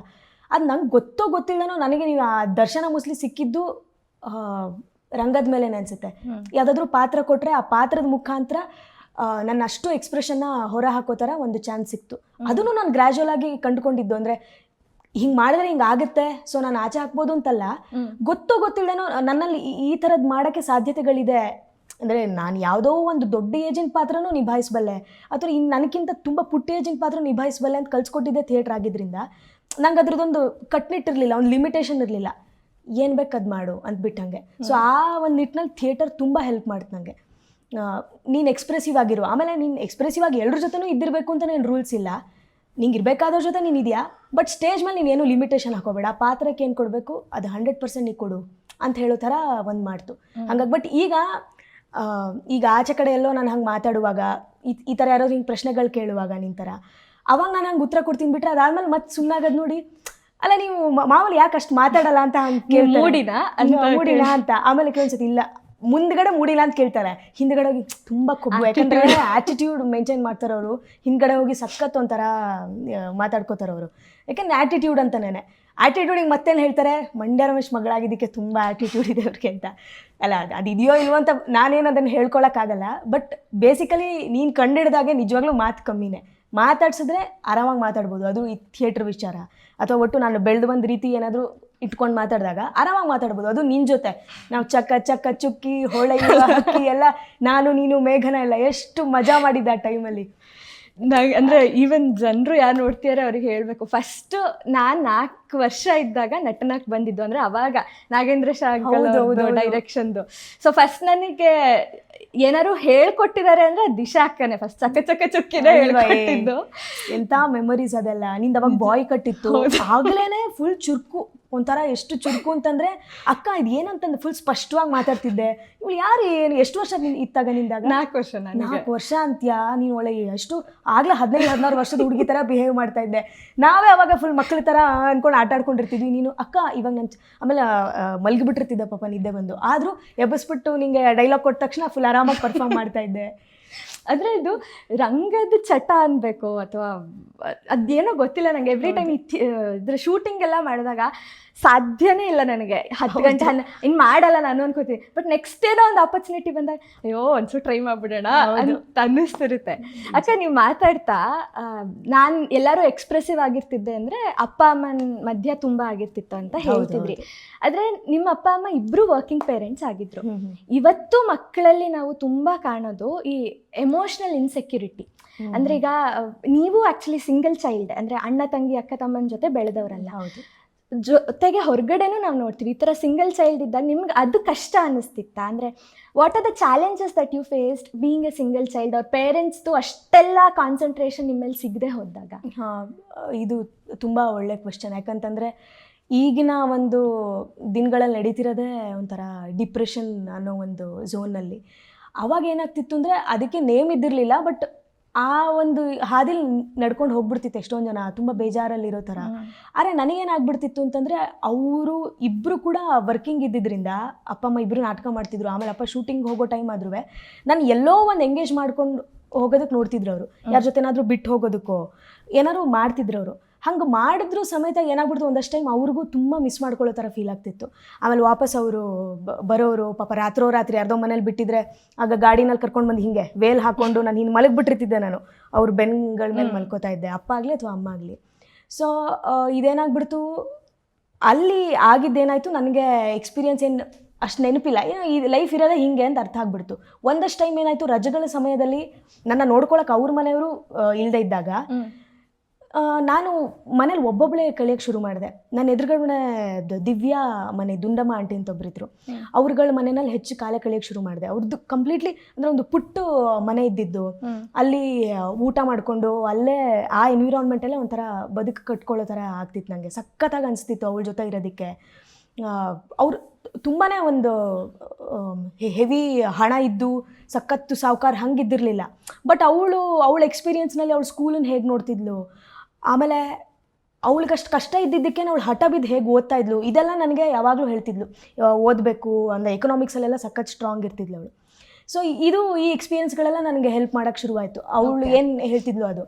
ಆಮೇಲೆ ಅದಾದ ನಂತರ ನಾನು ಯಾವಾಗ ಥಿಯೇಟ್ರನ್ನ ಸೀರಿಯಸ್ಸಾಗಿ ತೊಗೊಳಕ್ಕೂ ಮೊದಲೇನೆ ಇಲ್ಲಿ ಒಂದಷ್ಟು ಜನ ಅಂದರೆ ಬೇರೆ ಬೇರೆ ವರ್ಗದವರು, ತುಂಬ ಒಂಥರ ವಿಧವೆ ಆಗಬಹುದು, ಅಥವಾ ಇನ್ಯಾವುದೋ ಪೊಲೀಸ್ ಇನ್ಸ್ಪೆಕ್ಟರ್ ಮಕ್ಕಳುಗಳಾಗಬಹುದು, ಅಥವಾ ತುಂಬ ಕಷ್ಟದಲ್ಲಿ ಇದ್ದ ಮಕ್ಕಳುಗಳು, ಆಮೇಲೆ ವೇಶ್ಯೆಯರ ಮಕ್ಕಳುಗಳಾಗಬಹುದು, ಅಥವಾ ಅನಾಥ ಎಲ್ಲ ವರ್ಗದ ಮಕ್ಕಳುಗಳು ಸೇರಿಕೊಂಡು ಒಟ್ಟಿಗೆ ನಾಟಕ ಮಾಡೋದು, ಅಭಿನಯಿಸೋದು. ಅದರಲ್ಲಿ ಯಾವುದೋ ಒಂದು ಎಕ್ಸ್ಪೀರಿಯನ್ಸ್ನ ಶೇರ್ ಮಾಡಬೇಕು ಅನ್ನೋ ಒಂದು ಸಮಯ ಬಂದಾಗ ನಂಗೆ ತುಂಬ ಕಷ್ಟ ಇದಾಯಿತು, ನಂಗೆ ತುಂಬ ಬೇಜಾರು ಇದಾಯಿತು. ನಾನು ಈ ಒಂದು ವಿಚಾರನೇ ಸಂತೋಷ ಅಂತ ಅನ್ಕೋತೀನಿ. ನಾನು ಅವಾಗ ಈ ವಿಚಾರನ ಖುಷಿ ಪಟ್ಕೋತಾರ, ಹಾಗೆ ನನಗೆ ಎಷ್ಟು ಖುಷಿಯಾದ ವಿಚಾರ ಆಗಿದೆ, ನಾನು ಹೆಂಗಿರಬೇಡ. ಆಮೇಲೆ ಅವ್ರ ದುಃಖದ ವಿಚಾರ ಹೇಳುವಾಗ ನಾನೆಷ್ಟು ಆರಾಮಾಗಿದ್ದೀನಿ ನನ್ನ ಲೈಫಲ್ಲಿ ಅಂತ ಅನ್ಸೋಕ್ಕೆ ಶುರುವಾಯಿತು. ಸೊ ನಾ ಯಾವುದ್ಯಾವುದು ಗ್ರೇಟ್ಫುಲ್ ಆಗಿರಬೇಕು ಅಂತ ಅನ್ನೋದು ಗೊತ್ತಾಯ್ತಾಗ. ಹಾಗಾಗಿ ಹೌದು, ಡಿಪ್ರೆಷನ್ ಅನ್ನೋದನ್ನ ನಾನು ಖಂಡಿತ ಅಂಡರ್ ಎಸ್ಟಿಮೇಟ್ ಮಾಡಲ್ಲ. ಯಾಕಂದರೆ ನನಗೆ ಈ ಥರದೊಂದು ರಂಗಭೂಮಿ ಪ್ರಪಂಚ ಸಿಕ್ಕಿದ್ರಿಂದ ಆ ದಾರಿಯಲ್ಲಿ ಹೋಗೋಕ್ಕೆ ಅವಕಾಶ ಸಿಗಲಿಲ್ಲ. ಆದರೆ ನಾವು ಆರಾಮಾಗಿರೋಕ್ಕೆ ಸಾಧ್ಯತೆಗಳಿದೆ ಅಂತ ಒಂದು ಪಾಸಿಬಿಲಿಟೀಸ್ ತೋರಿಸ್ಕೊಟ್ಟಿದ್ದಾನೆ ಥಿಯೇಟರು. ಅಂದರೆ ಬೇರೆ ಬೇರೆ ಪಾತ್ರಗಳು ಮಾಡೋದ್ರ ಮುಖಾಂತರ ಅವರವರು ಬದುಕಿನ ಹಿನ್ನೆಲೆ, ಆ ಪಾತ್ರ ಹೇಗೆ ಬದುಕ್ತಿತ್ತು, ಆ ಪಾತ್ರಕ್ಕೆ ಎದುರಾದ ಸಮಸ್ಯೆಗಳೇನು, ಅದು ಯಾವ್ಯಾವ ಕಾನ್ಫ್ಲಿಕ್ಟಲ್ಲಿ ಎದುರುಗೊಳ್ತಾ ಇತ್ತು, ಅದ್ರ ಜೊತೆ ವ್ಯವಹರಿಸಿದ ಪಾತ್ರಗಳು ಹೇಗಿತ್ತು, ಇದೇನು ಮಾಡಿಬಿಡ್ತು ಅಂತಂದರೆ ಇಡೀ ಒಂದು ಟೈಮ್ 3-4 ತಿಂಗಳು ಇದರಲ್ಲೇ ಇದ್ದು ಕಂಪ್ಲೀಟ್ಲಿ ಎಂಗೇಜ್ಡ್. ಆ ಪಾತ್ರ, ಆ ನಾಟಕ, ಆ ಕಾಲಘಟ್ಟ, ಈ ಟೈಮಲ್ಲಿ ಹಿಂಗಾಗಿತ್ತು ಅಂತ. ಸೊ ಆ ಹಾದಿಲಿ ಹೋಗೋಕ್ಕೆ ಅವಕಾಶನೇ ಸಿಗಲಿಲ್ಲ. ಸೊ ನನಗೇನು ಅನಿಸುತ್ತೆ ಅಂತಂದರೆ, ಈಗ ನಾನು ಹೇಳೋದಕ್ಕೆ ಅದು ಈಸಿ ಅಂತ ಅನ್ಸ್ಬೋದು, ಇಲ್ಲ ನೀವು ಎಂಗೇಜ್ ಆಗಿ ಸಾಕು, ಯಾರು ಡಿಪ್ರೆಷನ್, ಅದು ನಾನು ಹಂಗೆ ಹೇಳೋಕ್ಕೆ ತುಂಬ ಕಷ್ಟ. ಆದರೆ ಅವರು ಡೀಲ್ ಯಾರು ಮಾಡ್ತಿರ್ತಾರೆ, ಅವರು ಪ್ರಾಬಬ್ಲಿ ಈ ಥರದೊಂದು ಥಿಯೇಟರ್ನಲ್ಲಿ, ಈ ಥರದೊಂದು ವರ್ಕ್ಶಾಪಲ್ಲಿ ಅವರು ಎಂಗೇಜ್ ಆಗೋದ್ರ ಮುಖಾಂತರ ಅವರಲ್ಲಿದ್ದಿದ್ದು ಎಷ್ಟೊಂದು ಲಿಮಿಟೇಷನ್ಸ್ನ ಹೊರ ಹಾಕೋತಾರೆ. ಅವ್ರಿಗೆ ಗೊತ್ತಿಲ್ಲದೇನೆ ಆಚೆ ಬರ್ತಾರೆ. ಅವ್ರು ಆಮೇಲೆ ಹಾಡು ಬಲ್ಲರು ಅಂತ ಅವ್ರಿಗೆ ಗೊತ್ತಿರಲ್ಲ, ಅವ್ರು ಹಾಡಿರ್ತಾರೆ. ಆಮೇಲೆ ಅವ್ರು ಶ್ರುತಿ ಸೇರಿಸ್ತಾರೆ ಅಂತ ಗೊತ್ತಾದ ತಕ್ಷಣ ಅವರಲ್ಲಿ ಆಗೋ ಒಂದು ಖುಷಿ ಬೇರೆ, ಅವ್ರಿಗೆ ಅದು ಗೊತ್ತಿರಲ್ಲ. ಆಮೇಲೆ ಏನೋ ರಿದಮ್ ಸೆನ್ಸ್ ಮ್ಯಾಚ್ ಮಾಡಿದ ತಕ್ಷಣ ಅವ್ರ ಬದುಕಿನ ರಿದಮ್ನ ಅವ್ರು ಕಂಡ್ಕೊಳ್ಳೋಕೆ ಶುರು ಮಾಡ್ತಾರೆ. ಇಲ್ಲ, ನಾನು ಇದರಲ್ಲೇನೋ ಮಾಡೋಕ್ಕೆ ಸಾಧ್ಯತೆಗಳಿದೆ ಅಂತ. ಸೊ ನನಗೆ ಇದು ತುಂಬ ಹೆಲ್ಪ್ ಆಯಿತು, ಈ ಥರದ್ದೆಲ್ಲ ವರ್ಕ್ಶಾಪ್ಸು ಅಟೆಂಡ್ ಮಾಡೋದು, ಅವ್ರನ್ನೆಲ್ಲ ನೋಡೋದು. ಆಮೇಲೆ ಅವ್ರ ಬದುಕಿನ ಅನುಭವಗಳು ನನಗೆ ಗೊತ್ತಿಲ್ಲದೆ ಇಲ್ಲ ನಾನು ಇನ್ನೂ ನೋಡೋದಕ್ಕಿದೆ, ನಾನು ಇನ್ನೂ ಕಲಿಯೋದಕ್ಕಿದೆ ಅಂತ ಪ್ರತಿದಿನ ನನ್ನನ್ನು ಪ್ರೇರೇಪಿಸೋದೇ ಅದು. ಇಲ್ಲ, ಯಾವುದೋ ಒಂದು ನಾಟಕದಲ್ಲಿ ಇಲ್ಲ ಚೆನ್ನಾಗಾಗಿದೆ ಅಂತ ಹಿಂಗೆ ಹೇಳಿದ ತಕ್ಷಣ ನಾನು ಇನ್ನೂ ಚೆನ್ನಾಗಿ ಮಾಡಬೇಕಿತ್ತು ಅಂತ ಕಾನ್ಷಿಯಸ್ ಆಗಿ ನಾನು ಅನ್ಕೋತೀನಿ ಅದನ್ನ, ಇಲ್ಲ ನಾನು ಇನ್ನೂ ಚೆನ್ನಾಗಿ ಮಾಡಬೇಕು ನೆಕ್ಸ್ಟು, ಆಮೇಲೆ ಇಲ್ಲ ಮೇಂಟೈನ್ ಮಾಡ್ಬೇಕು, ನಾನು ಏನು ಮಾಡ್ತಿದ್ದೀನಿ ಅದನ್ನು ಬಿಟ್ಕೊಡ್ಬಾರ್ದು ಅಂತ, ನಾನು ರಿಲ್ಯಾಕ್ಸ್ ಆಗಬಾರ್ದು ಗ್ರೇಟ್ಫುಲ್ ಆಗಿರಬೇಕು. ಈ ಒಂದಿಷ್ಟು ಪಾಯಿಂಟ್ಗಳು ಏನು ಮಾಡ್ತು, ನೀ ಹೇಳಿದ ಒಂದಷ್ಟು ಅಂಶಗಳಿಗೆ ರಿಲೇಟ್ ಆಗೋ ಥರ ಮಾಡ್ತು ನನಗೆ. Okay, very good point. ಅಂದರೆ ಪ್ರಾಬಬ್ಲಿ ಎಲ್ಲರಿಗೂ ಥಿಯೇಟರ್ ಆಪರ್ಚುನಿಟಿ ಸಿಗುತ್ತಾ ಇಲ್ವೋ ನಂಗೆ ಗೊತ್ತಿಲ್ಲ, ಆದರೆ ಇನ್ನೊಂದು ಬೇರೆ ಆಸ್ಪೆಕ್ಟ್ಸ್ ಮೇಲೆ ಕಾನ್ಸಂಟ್ರೇಟ್ ಮಾಡೋದು, ನಮ್ಮನ್ನು ನಾವು ಡೈವರ್ಟೆಡ್ ಆಗಿ ಇಟ್ಕೊಂಡು ಅದ್ರ ಮೇಲೆ ಕಾನ್ಸಂಟ್ರೇಟ್ ಮಾಡೋದು ಎಷ್ಟು ಇಂಪಾರ್ಟೆಂಟ್ ಆಗುತ್ತೆ ಅಂತ ನಿಜ ನಿಜ ನಿಜ ಹೇಳಿ. ಅಂದರೆ ಏನಾದರೂ ಆಗಬಹುದು, ಅದು ಈಗ ಆರ್ಟ್ ಅಂದರೆ ಅದು ಪೇಂಟ್ ಮಾಡೋದಾದ್ರೂ ಆಗಬಹುದು, ಯಾವುದಾದ್ರೂ ಒಂದು ರೀತಿಲಿ ಅವ್ರನ್ನವ್ರು ತೆಗೆದುಕೊಂಡ್ರೆ ಖಂಡಿತವಾಗ್ಲೂ ಒಂದು ಪರ್ಸ್ನಾಲಿಟಿ ಡೆವಲಪ್ಮೆಂಟ್ ವಿಚಾರಕ್ಕೆ. ಆಮೇಲೆ ಬದುಕು ಹೀಗೆ ಇದೆ, ಇದಿಷ್ಟೇ. ಈಗ ಕೊರೋನಾ ಟೈಮಲ್ಲಿ ಹುಟ್ಟಿದ ಮಕ್ಳ ಕತೆ ನೆನಪಿಸ್ಕೊಂಡ್ರೆ ಘನಘೋರ. ಅಂದರೆ ಅವ್ರು ಇಷ್ಟೇ ಲೈಫ್ ಅಂದರೆ ಹಿಂಗೆ ಕಾಯಿಲೆ ಬಂದು ಎಲ್ಲ ಮನೆಯಲ್ಲಿ ತಿಂಗಳಂಗಟ್ಲೆ ಕೂತ್ಕೊಳ್ಳೋದು ಅನ್ನೋ ಥರ. ಸೊ ಆ ಟೈಮಲ್ಲಿ ಮೀನು ಕಾಣಿಕೆ ಅಂತ ಒಂದು ವರ್ಕ್ಶಾಪ್ ಮಾಡಿದ್ವಿ. ಆಗ ಎಷ್ಟು ಡಲ್ ಆಗಿದ್ದಿದ್ದು ಮಕ್ಳುಗಳೆಲ್ಲ, ಈ ಥರದ್ದೊಂದಿದೆ, ಹಿಂಗೆ ತರ್ಕೋಬಹುದು ಅಂತನೋ ಥರದ್ದೊಂದು ಅರ್ಥ ಆಗುತ್ತೆ ಅಂತ. ಸೊ ನೀ ಹೇಳ್ದಂಗೆ ಕಂಪ್ಲೀಟ್ ವರ್ಷಾನ್ಗಟ್ಲೆ ಅದನ್ನೇ ಒಂದು ಏನೋ ಪ್ರೊಫೆಷನ್ ಆಗಿ ತೊಗೊಳೋದು ಖಂಡಿತ ಕಷ್ಟನೇ. ಹೌದು, ಇದರಲ್ಲಿ ದುಡ್ಡು ಸಿಗಲ್ಲ, ಆಮೇಲೆ ಏನು ಮಾಡ್ಬೇಕು ಅಂದ್ಕೊಂಡಿದ್ದೀವಿ ಅದು ಮಾಡೋದು ತುಂಬ ಲೇಟ್ ಆಗುತ್ತೆ, ಆ ಡ್ರೈವ್ಗೆ ತುಂಬ ಎಳೆಯುತ್ತಿದ್ದು. ಆದರೂ ಸಮೇತ ಯಾವುದಾದ್ರೂ ಒಂದು ವರ್ಕ್ಶಾಪಲ್ಲೋ ಅಥವಾ ಏನೋ ಒಂದು ಪೇಂಟ್ ಮಾಡೋದ್ರ ಮುಖಾಂತರನೋ ಅಥವಾ ಹಾಡು ಕೇಳೋದ್ರ ಮುಖಾಂತರನೋ ಒಟ್ಟು ಒಂದು ಆರ್ಟಿಗೆ ಸಂಬಂಧಪಟ್ಟ ಹಾಗೆ ತೊಡಗಿಸ್ಕೊಂಡ್ರೆ ಖಂಡಿತವಾಗ್ಲೂ ಅವ್ರಿಗೆ ಅದರಿಂದ ಆಚೆ ಬರೋಕ್ಕೋ ಅಥವಾ ಇಲ್ಲ ಇದು ಸರಿ ಇಲ್ಲ ಅಂತ ಅದನ್ನು ಏನೋ ತಿದ್ಕೊಳ್ಳೋಕೆ ಅನ್ನೋ ಪ್ರಯತ್ನ ಮಾಡಬಹುದು ಅಂತ ಅನಿಸುತ್ತೆ. ನೀವು ರಂಗನಟ್ಟಿ ಅಂದರೆ ಆ್ಯಕ್ಟ್ ಮಾಡೋಕ್ಕೆ ಸಿಚುವೇಶನ್ ಹೇಳಿದ್ರಿ, ಅಂದರೆ ಮಾಡಲೇಬೇಕಾಯ್ತು, ಅದಕ್ಕೆ ಹಂಗೆ ಪುಷ್ ಆಗಿ ನಾ ಬಂದೆ ಅಂತ. ಬಟ್ ಅದ್ರ ಜೊತೆ ಹಾಡು ಯಾವಾಗ ಬಂತು? ನೀವು ಸಂಗೀತ ಕಲ್ತಿದ್ರಾ? ಇಲ್ಲ, ಒಂದೇ ದಿನ ಹೋದೆ. ಅಯ್ಯೋ, ಒಂದೇ ದಿನ ಶಾಸ್ತ್ರೀಯ ಸಂಗೀತಕ್ಕೆ ಹೋದೆ. ಅಲ್ಲೂ ಫುಲ್ಲು ಏನು ಸರಿಗಮ ಪದ ನಿ ಸ ನಿ ದ ಪ ಮ ಗ ರಿ ಸ ಅದಾಯಿತು, ಸರಿಗ ರೆ ಗ ಮ ಅದಾಯಿತು, ಅಷ್ಟೇ. ಖುಷಿಯಾದರು ಮನೇಲಿ. ಒಂದಿನ ಹೋದ್ಲಲ್ಲ, ನಾಳೆ ಹೋಗ್ತೀಯಲ್ವಾ ಅಂತ ಹಿಂಗೆ ಕೇಳಿದ್ರು. ನಂಗೆ ಅದೇ ಹೇಳಿದ್ನಲ್ಲ, ಅದೊಂದು ಇದೇ ಇರಲಿಲ್ಲ, ಅದನ್ನು ಎಂಜಾಯ್ ಮಾಡೋದು ಕಲೀಲೇ ಇಲ್ಲ. ಬಟ್ ನನಗೆ ಅದಕ್ಕೆ ಹೆಮ್ಮೆ ಇಲ್ಲ, ನಾನು ಕಲಿಬೇಕಿತ್ತು ಅಂತ ಈಗಲೂ ಈಗ ನನಗೆ ಟೈಮ್ ಆಗ್ತಿಲ್ಲ ಅನ್ನೋದೊಂದು ಬಿಟ್ಟರೆ ನಿಜವಾಗ್ಲೂ ನಾನು ಸಂಗೀತನೂ ಕಲಿಬೇಕಿತ್ತು, ಭರತನಾಟ್ಯಮೂ ಕಲಿಬೇಕಿತ್ತು, ಅದನ್ನೂ ಅರ್ಧಂಬರ್ಧ ಮಾಡಿಕೊಂಡೆ. ಆದರೆ ಶ್ರುತಿ ಸೇರಿಸ್ತಿದ್ದೆ ಅಂತನ್ನೋದು ನನಗೆ ಗೊತ್ತಿತ್ತು. ಯಾಕಂತಂದರೆ ಮನೆಯಲ್ಲಿ ನಮ್ಮ ಅಪ್ಪ ಹೇಳೋ ಅಳ್ತಿದ್ನಲ್ಲ, ಅದು ಹೆಂಗೆ ಅಂತೇನೋ ಅಳ್ತಿರ್ತಿದ್ದೆ. ಆಮೇಲೆ ಟ್ರೈನ್ ಸದ್ದೇನೋ ಬರ್ತಿತ್ತು ಅಂತ, ರಂಗಾಯಣದಲ್ಲಿ ಪಕ್ಕ ರೈಲ್ ಹೋಗ್ತಿತ್ತಲ್ಲ, ರೈಲ್ ಹೋದ್ಸೋದಕ್ಕೆ ಅದು ಅಂತ ಹೋಗ್ತಿದ್ರೆ ಅದಕ್ಕೆ ಅದಕ್ಕೆ ಮ್ಯಾಚ್ ಮಾಡ್ತಿದ್ದಂತೆ. ಇದಕ್ಕೆ ಮ್ಯಾಚ್ ಮಾಡ್ತಾಳೆ ಇವಳು ಅಂತ. ಸೊ ಇದು ಗೊತ್ತಿಲ್ಲದನೋ ಕಣಿವೆ ಹಾಡುನಲ್ಲಿ ಇದೇ ಮಾತು ಬರುತ್ತೆ. ಅಜ್ಜಿ ಹೇಳ್ತಿದ್ಲಂತೆ, ನೀನು ಮೊಮ್ಮಗಳು, ನೀನು ಅದಕ್ಕೆ ಮ್ಯಾಚ್ ಮಾಡ್ತಿದ್ದೆ, ಶ್ರುತಿನ ಮ್ಯಾಚ್ ಮಾಡ್ತಿದ್ದೆ ರೈಲ್ ಗಾಡಿಗೆ ಅಂತ ಅಂದ್ಕೊಂಡು. ನನಗೆ ಎಲ್ಲಿ ಕನೆಕ್ಷನ್ನು, ಅಂದರೆ ನನ್ನ ಬದುಕಿನ ಯಾವುದೋ ಒಂದು ಮಾತು ನನ್ನ ನಾಟಕದಲ್ಲೂ ಅಭಿನಯಿಸೋ ಥರ ಆಗ್ತಿದೆಯಲ್ಲ ಈಗ ಅಂತ. ಸೊ ನನಗೆ ಈ ಥರದ್ದು ಏನಾಗ್ಬಿಡ್ತು, ಅಲ್ಲಿ ನನಗೆ ಒಂದು ಅನ್ನಿಸ್ತು. ಅಂದರೆ ಹೇಳ್ತಿದ್ರು ನೀನಿಲ್ಲ ಹಂಗೆ ಹಾಡ್ತಿದ್ದೆ ಅಂತ. ಆದರೆ ನಮ್ಮ ಮನೆ ಮೇಲೆ ಕಾರಂತ ರಂಗಮನೆ ಅಂತ ಅಪ್ಪ ಮಾಡಿದ್ರು, ಕುವೆಂಪು ನಗರದಲ್ಲಿ ಇತ್ತಲ್ಲ, ಅಲ್ಲಿ ರಾಜು ಮಾಮ ಯಾವಾಗಲೂ ಶನಿವಾರ ಭಾನುವಾರ ಹಾಡುಗಳು ಬಂದು ಹೇಳ್ಕೊಡ್ತಾ ಇದ್ರು.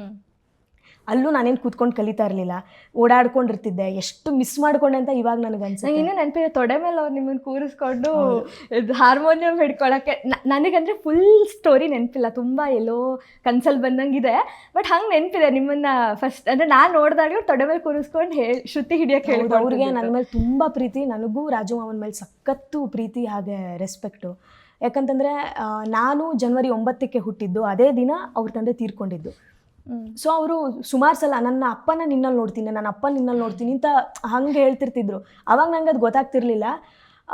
ಯಾವಾಗಲೂ ಅವರು ಹಾಡು ಹೇಳ್ಕೊಡೋರು, ಹಾಡು ಎಷ್ಟು ಚೆನ್ನಾಗಿ ಕಲಿಸ್ತಾ ಇದ್ರು. ಒಂದೊಂದು ಸಾಲಿನ ಅರ್ಥನೂ ತಿಳಿಸ್ಕೊಟ್ಟು, ಇದು ಹೀಗೆ ಬರಬೇಕು, ಹೀಗೆ ಹೇಳಬೇಕು, ನೀವು ಇಷ್ಟು ಸ್ಪಷ್ಟವಾಗಿ ನುಡಿಸ್ಬೇಕು, ಆಮೇಲೆ ನೀವು ಬೇರೆ ಡೈಲೆಕ್ಟಲ್ಲಿ ಹೇಳ್ತೀರಾ ಅಂತಂದರೆ ಅದನ್ನು ಹಾಗೆ ಹೇಳಬೇಕು ಅಂತ ಒಂದೊಂದು ಅಕ್ಷರ ಪದ ಹೋಗಲಿ ಅಕ್ಷರನೂ ಹಿಡಿದು ತಿದ್ದವ್ರು ಎಲ್ರಿಗೂ. ಸೊ ಇದು ನನಗೆ ಅಲ್ಲಿ ನಾನು ಕೂತ್ಕೊಂಡು ಕಲಿದೇ ಇದ್ರು, ನಾನು ಅಲ್ಲಿ ಕೆಳಗಡೆ ಕುಂಟೆವಿಲ ಆಡ್ತಾ ಇರ್ತಿದ್ದೆ. ಸೊ ಎಲ್ಲ ಹಾಡುಗಳು ವಿಕಸಿತ ಮಾಡೆನ್ನ ಅಂತರ್ಯವನು ಅಂತರ್ಯಾಮಿಯೇ ಹೇ ಅಂತರ್ಯಾಮಿಯೇ ಹೇ. ಇದು ಈಗಲೂ ನಾನು ಪ್ರಾಕ್ಟೀಸ್ ಮಾಡಿಲ್ಲ, ಯಾವಾಗಲೂ 20 ವರ್ಷದ ಮುಂಚೆ ಆ ಮೆಮೊರಿಲಿ ನನಗೆ ಫಿಕ್ಸ್ ಆಗಿರೋದು. ಕೂತ್ಕೊಂಡು ಕಲ್ತಿಲ್ಲ, ಕುಂಟೆವಿಲ ಆಡ್ತಾ ಅಲ್ಲಿ ಹಾಡ್ತಾ ಇದ್ರು ಈ ಮಂತ್ರದ ಥರ. ನನಗೆ ಡೈಲಿ ಅದು ಇನ್ನೇನೋ ಆಡೋದು ಅಥವಾ ಇನ್ನೇನೋ ಒಂದು ಎಲಾಸ್ಟಿಕ್ ಗೇಮ್ ಅಂತಿತ್ತು, ನಿಂಗೆ ನೆನಪಿರುತ್ತೆ. ಆ ಗೇಮ್ ಆಡ್ಕೊಂಡು ಒಂದಷ್ಟು ಅವರೇ ಒಂದು ಮ್ಯೂಸಿಕ್ಕು ಹಾಗೆ ಬರ್ದು ಹೆಜ್ಜೆ ಇಡಬೇಕು ಗೆಳತಿ ಹೆಜ್ಜೆ, ಎಲ್ಲ ಹಾಡುಗಳು ಹೇಳ್ತಾ ಇದ್ರು. ಕೃಷ್ಣ ಎನ್ನ ಬಾರದೆ ಆ ಹಾಡುವೆ. ಸೊ ಇದು ಹೇಳಿ ಏನಾಗ್ಬಿಡ್ತು, ತುಂಬ ಹಾಡುಗಳು ಬಂಚ್ ಗೊತ್ತಿಲ್ದನೋ ಹಿಂಗೆ ನನ್ನ ಪಾಕೆಟಲ್ಲಿ ಬಂದು ಲಾಕ್ ಆಗಿಬಿಟ್ಟಿದೆ. ಬಟ್ ಅದಿದೆ ಅನ್ನೋದು ನನಗೆ ಅರ್ಥ ಆಗ್ತಿರೋದು ಈಗ ನೆನಪಿಸ್ಕೊಂಡ್ರೆ ಯಾರಾದ್ರು ಒಂದು ಹಾಡು ಭಾವಗೀತೆ ಹೇಳಿದಾಗ ಓ ನಂಗೆ ಭಾವಗೀತೆಗಳು ಎಷ್ಟೊಂದು ಗೊತ್ತಿದೆ ರಾಜಮಾಮನಿಂದ ಅಂತ. ಸೊ ಅಲ್ಲಿ ಹಾಗಾಗಕ್ಕೆ ಶುರು ಆಯಿತು. ಜೊತೆಗೆ ನನ್ನ ಅಮ್ಮ ನಿಮ್ಗೆ ಹೇಳಿದ್ನಲ್ಲ ಯಾವಾಗಲೂ ರಂಗಗೀತೆಗಳು ಹಾಡ್ತಿದ್ರು ಅಂತ, ಇಬ್ರಿಗೂ ಫುಲ್ ಕಾಂಪಿಟೇಷನ್ ಮೇಲೆ. ನಮ್ಮಪ್ಪ ಒಂದು ಶ್ರುತಿನಲ್ಲಿ ಶುರು ಮಾಡೋರು, ನಮ್ಮಮ್ಮ ಅದು ನಿನಗೆ ಪಿಚ್, ಅದು ನಿನ್ನ ಪಿಚ್ಚು, ನನ್ನ ಪಿಚ್ಚಲ್ಲಿ ನಾನು ಹೇಳ್ತೀನಿ ಕೇಳಿಸ್ಕೊ ಅಂತ ಹೇಳಿ ನಮ್ಮಮ್ಮ ಒಂದು ಪಿಚ್ಚಲ್ಲಿ ಹಾಡೋರು, ಇಬ್ಬರು ಒಟ್ಟಿಗೆ ಹಾಡೋಕ್ಕೆ ಶುರು ಮಾಡೋರು. ಅಂದರೆ ಪ್ರಾಬಬ್ಲಿ ಅವ್ರಿಗೂ ನಾನು ಹೇಳೋದಾದರೆ ಅವ್ರದ್ದು ಏನೋ ವಿಚಾರಕ್ಕೇನೋ ಚರ್ಚೆ ಆಗಿ ಏನೋ ಗೊಂದಲಗಳಾಗಿ ಏನೋ ಒಂದು ಸಣ್ಣ ಪುಟ್ಟ ಜಗಳದಿಂದ ಆಗಿದ್ರೂ ಕರೆಕ್ಟಾಗಿ ಅವರು ಒಂದಾಗ್ತಿದ್ದಿದ್ದೆ ರಂಗಗೀತೆಗಳ ಮುಖಾಂತರ. ಇಬ್ಬರು ಹಿಂಗೆ ಹಾಡು, ಈ ಹಾಡು ಹಾಡು ಸರೋಜಾ ಈ ಹಾಡು ಹಾಡು ಅಂತ ಹೇಳೋದ್ರ ಮುಖಾಂತರ ಓಕೆ ನಾವಿಬ್ಬರು ಕಾಂಪ್ರಮೈಸ್ ಆಗೋಣ ಬಾಯಿಗೆ ಅಂತ ಕರೆದಂಗೆ ಅದು. ಇಬ್ಬರು ಒಟ್ಟಿಗೆ ಹಾಡ್ತಿದ್ರು ಒಟ್ಟಿಗೆ. ಸೊ ನನಗೂ ಅಲ್ಲೊಂದಷ್ಟು ಹಾಡುಗಳು ಸಿಕ್ತು. ಅದಾದ ನಂತರ ನನಗೆ ಪರಮಜ್ಜ ಮೇಜರ್ ಆಗಿ.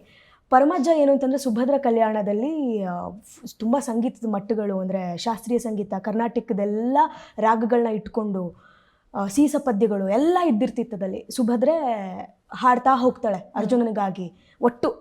ಅವಾಗ ಏನಾಗ್ಬಿಡ್ತು, ನನಗೆ ಸಾಧ್ಯನೇ ಇಲ್ಲ, ಯಾಕಂದರೆ ಸಂಗೀತನೇ ಕಲ್ತಿಲ್ಲ. ಬಟ್ ನಂಗೆ ಸುಭದ್ರೆ ಕೊಟ್ಟಿದ್ದಾರೆ ಅಪ್ಪ ಪಾತ್ರ. ಬಟ್ ಇದನ್ನು ನಾನು ಇವಾಗ ಮನಸ್ಸಿಟ್ಟು ಕಲೀಲೇಬೇಕು ಅದೇನಾದರೂ ಆಗಲಿ. ಅವಾಗ ಅವರು ಕಲಿಸೋಕ್ಕೆ ಶುರು ಮಾಡಿದ್ರು, ಹೇಳ್ಕೊಟ್ರು ಹಿಂಗೆ ಹಾಡಬೇಕು ಅಂತ. ಸಂಗೀತದ ಗಂಧಗಾಳಿ ಇಲ್ಲದೆ ಇದ್ದೊಳಗೆ, ಅಂದರೆ ಶಾಸ್ತ್ರೀಯ ಗಂಧಗಾಳಿ ಇಲ್ಲದೆ ಇದ್ದೊಳಗೆ ನಾನು ಮನೋಧರ್ಮ ಮೇಲೆ ಹೇಳ್ತಿದ್ದೆ ಸರಿ, ಹೇಳ್ಕೊಟ್ಟಿದ್ದನ್ನ ರಿಪೀಟ್ ಮಾಡ್ತಿದ್ದೆ. ಬಟ್ ಅವರು ಇದಕ್ಕೊಂದು ಬೇರೆನೇ ಒಂದು ಆಯಾಮ ತೆರೆದುಕೊಟ್ಬಿಟ್ರು ಪರಮಜ್ಜ. ಹಿಂಗೆ ಹಾಡಬೇಕು, ಹಿಂಗೆ ಇದು ಮಾಡಬೇಕು ಅಂತ ಅಲ್ಲಿ. ಆಮೇಲೆ ಬಿ ಜಯಶ್ರೀ ಅವರು ಅಗ್ನಿಪಥ, ಆಮೇಲೆ ಒಂದು ಸೈನಿಕ ವೃತ್ತ ಅಂತೆಲ್ಲ ನಾಟಕಗಳು ಬಂದು ಮಾಡಿಸಿದಾಗ ಅವರೊಂದಷ್ಟು ಹಾಡುಗಳನ್ನ ಹೇಳ್ಕೊಟ್ರು. ಹೀಗೆ ಹಲವಾರು ಗುರುಗಳು ಕಲಿಸ್ಕೊಟ್ಟಿದ್ದ ರೀತಿ ಏನು ಮಾಡಿಬಿಡ್ತು, ನನಗೆ ತುಂಬ ಚೆನ್ನಾಗಿ ಪುಷ್ ಕೊಡ್ತು. ಜೊತೆಗೆ ಸಮೀರಣ್ಣ ಅವರು ಹಾಡದೇ ಇದ್ರೂ, ಸಮೀರಣ್ಣ ನಟನ ರಂಗಶಾಲೆಯ ಪ್ರಿನ್ಸಿಪಾಲ್ ಅವರು ಹಾಡದೇ ಇದ್ರೂ ತುಂಬ ಚೆನ್ನಾಗಿ ಹಾರ್ಮೋನಿಯಂ ನುಡಿಸ್ತಾರೆ.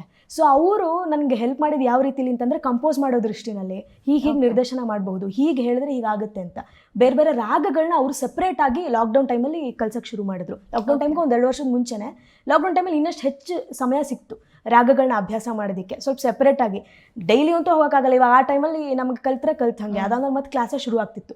ಸೊ ಅಲ್ಲಿ ನನಗೆ ಇನ್ನಷ್ಟು ಕಂಪೋಸ್ ಮಾಡೋ ರೀತಿಯಲ್ಲಿ ಕ್ರಿಯೇಟಿವ್ ಆಗಿ ಇನ್ನಷ್ಟು ಏನು ಮಾಡಬಹುದು ಸಂಗೀತದ ಒಂದು ಆಸ್ಪೆಕ್ಟ್ನಲ್ಲಿ ಅಂತ ಕಲ್ಸಕ್ಕೆ ಶುರು ಮಾಡಿದ್ರು. ಸೊ ಈ ಎಲ್ಲ ರೀತಿಯಿಂದ ನನಗೆ ರಂಗಗೀತೆಗಳ ಒಂದು ಹುಚ್ಚು ಕಲಿಕೆ ಶುರು ಆಗಿದ್ದು. ರಾಜಮಾವನ ಬಗ್ಗೆ ಹೇಳಿದಾಗ ಅವ್ರು ಹೇಳ್ಕೊಟ್ಟಿದ್ದು ಯಾವ್ದಾದ್ರು ಫಸ್ಟ್ ಹಾಡು ಅಂತ ನಿಮ್ಗೆ ನೆನಪಿದ್ರು ಒಂದು ಹಾಡಿ ಅಕ್ಕ, ಅಥವಾ ಅವ್ರು ಹೇಳ್ಕೊಟ್ಟಿದ್ದು ಫೇವ್ರೆಟ್ ಹಾಡು? ಇಲ್ಲ, ಫಸ್ಟ್ ಹಾಡು ಅಂತ ಅನ್ನೋದಕ್ಕಿಂತ ನಾನು ನನ್ನ ತಂಗಿ ಜೊತೆ ಇದನ್ನ ಯಾವಾಗಲೂ ಹಾಡ್ತಿರ್ತಿದ್ದೆ. ನನ್ನ ತಂಗಿ ಈಗ ಅವಳು ಇಂಜಿನಿಯರಿಂಗ್ ಮಾಡ್ತಾ ಇದ್ದಾಳೆ, ಬಟ್ ಖಂಡಿತವಾಗ್ಲೂ ನನಗೆ ಗೊತ್ತಿದೆ ಅವಳಿಗೆ ಈಗಲೂ ಹಾಡೋದೇ ಇಷ್ಟ ಅಂತ. ಯಾಕಂದರೆ ಹಾಡು ಬೇರೆ ಪ್ರಪಂಚನೇ.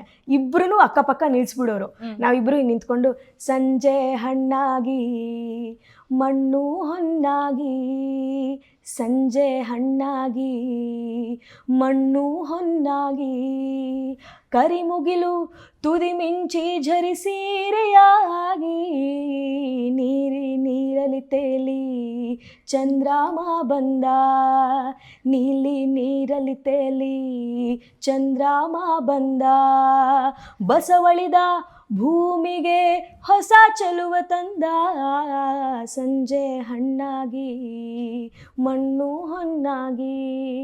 ಈ ಥರ ನನ್ನ ತಂಗಿನೂ ನಾನು ಹಾಡ್ತಾ ಇದ್ವಿ, ಇಬ್ರು ನಿಂತ್ಕೊಂಡು ಸಂಜೆ ಹಣ್ಣಾಗಿ ಫುಲ್ ತಾಳ ಹಾಕೊಂಡು ಹಾಡ್ತಾ ಇದ್ವಿ. ಅವಾಗ ಏನು ಇಬ್ರು ಒಂಥರ ಸಿಂಗರ್ ಸಿಸ್ಟರ್ಸ್ ಥರ, ಇಬ್ರು ಚೆನ್ನಾಗಿ ಹಾಡ್ತಾರೆ ಒಂಥರ ಬಾರಿ ಅಂತ. ಎಲ್ಲದಕ್ಕೂ ಇಬ್ರನ್ನ ನಿಲ್ಸ್ಬಿಟ್ಟು ಹಾಡಿಸ್ತಾ ಇರ್ತಿದ್ರು ನನ್ನ ತಂಗಿ ನಾನು, ಇಬ್ರು ಹಾಡ್ತಾ ಇದ್ವಿ. ಸೊ ಅದು ಸಖತ್ ಒಳ್ಳೆ ಎಕ್ಸ್ಪೀರಿಯನ್ಸು. ಅವಾಗ ರಾಜಮಾಮನೂ ಅಷ್ಟೇ, ಹಾಡೆ ಬಾ ಮುಂಡದೆ ಹಾಡು ಅಂತ ಅಂದ್ಕೊಂಡು ಪಾಪ ನನ್ನ ಎದುರಿಗೆ ಕರೆದ್ಬಿಟ್ಟು ಹಾಡಿಸ್ತಿರ್ತಿದ್ರು.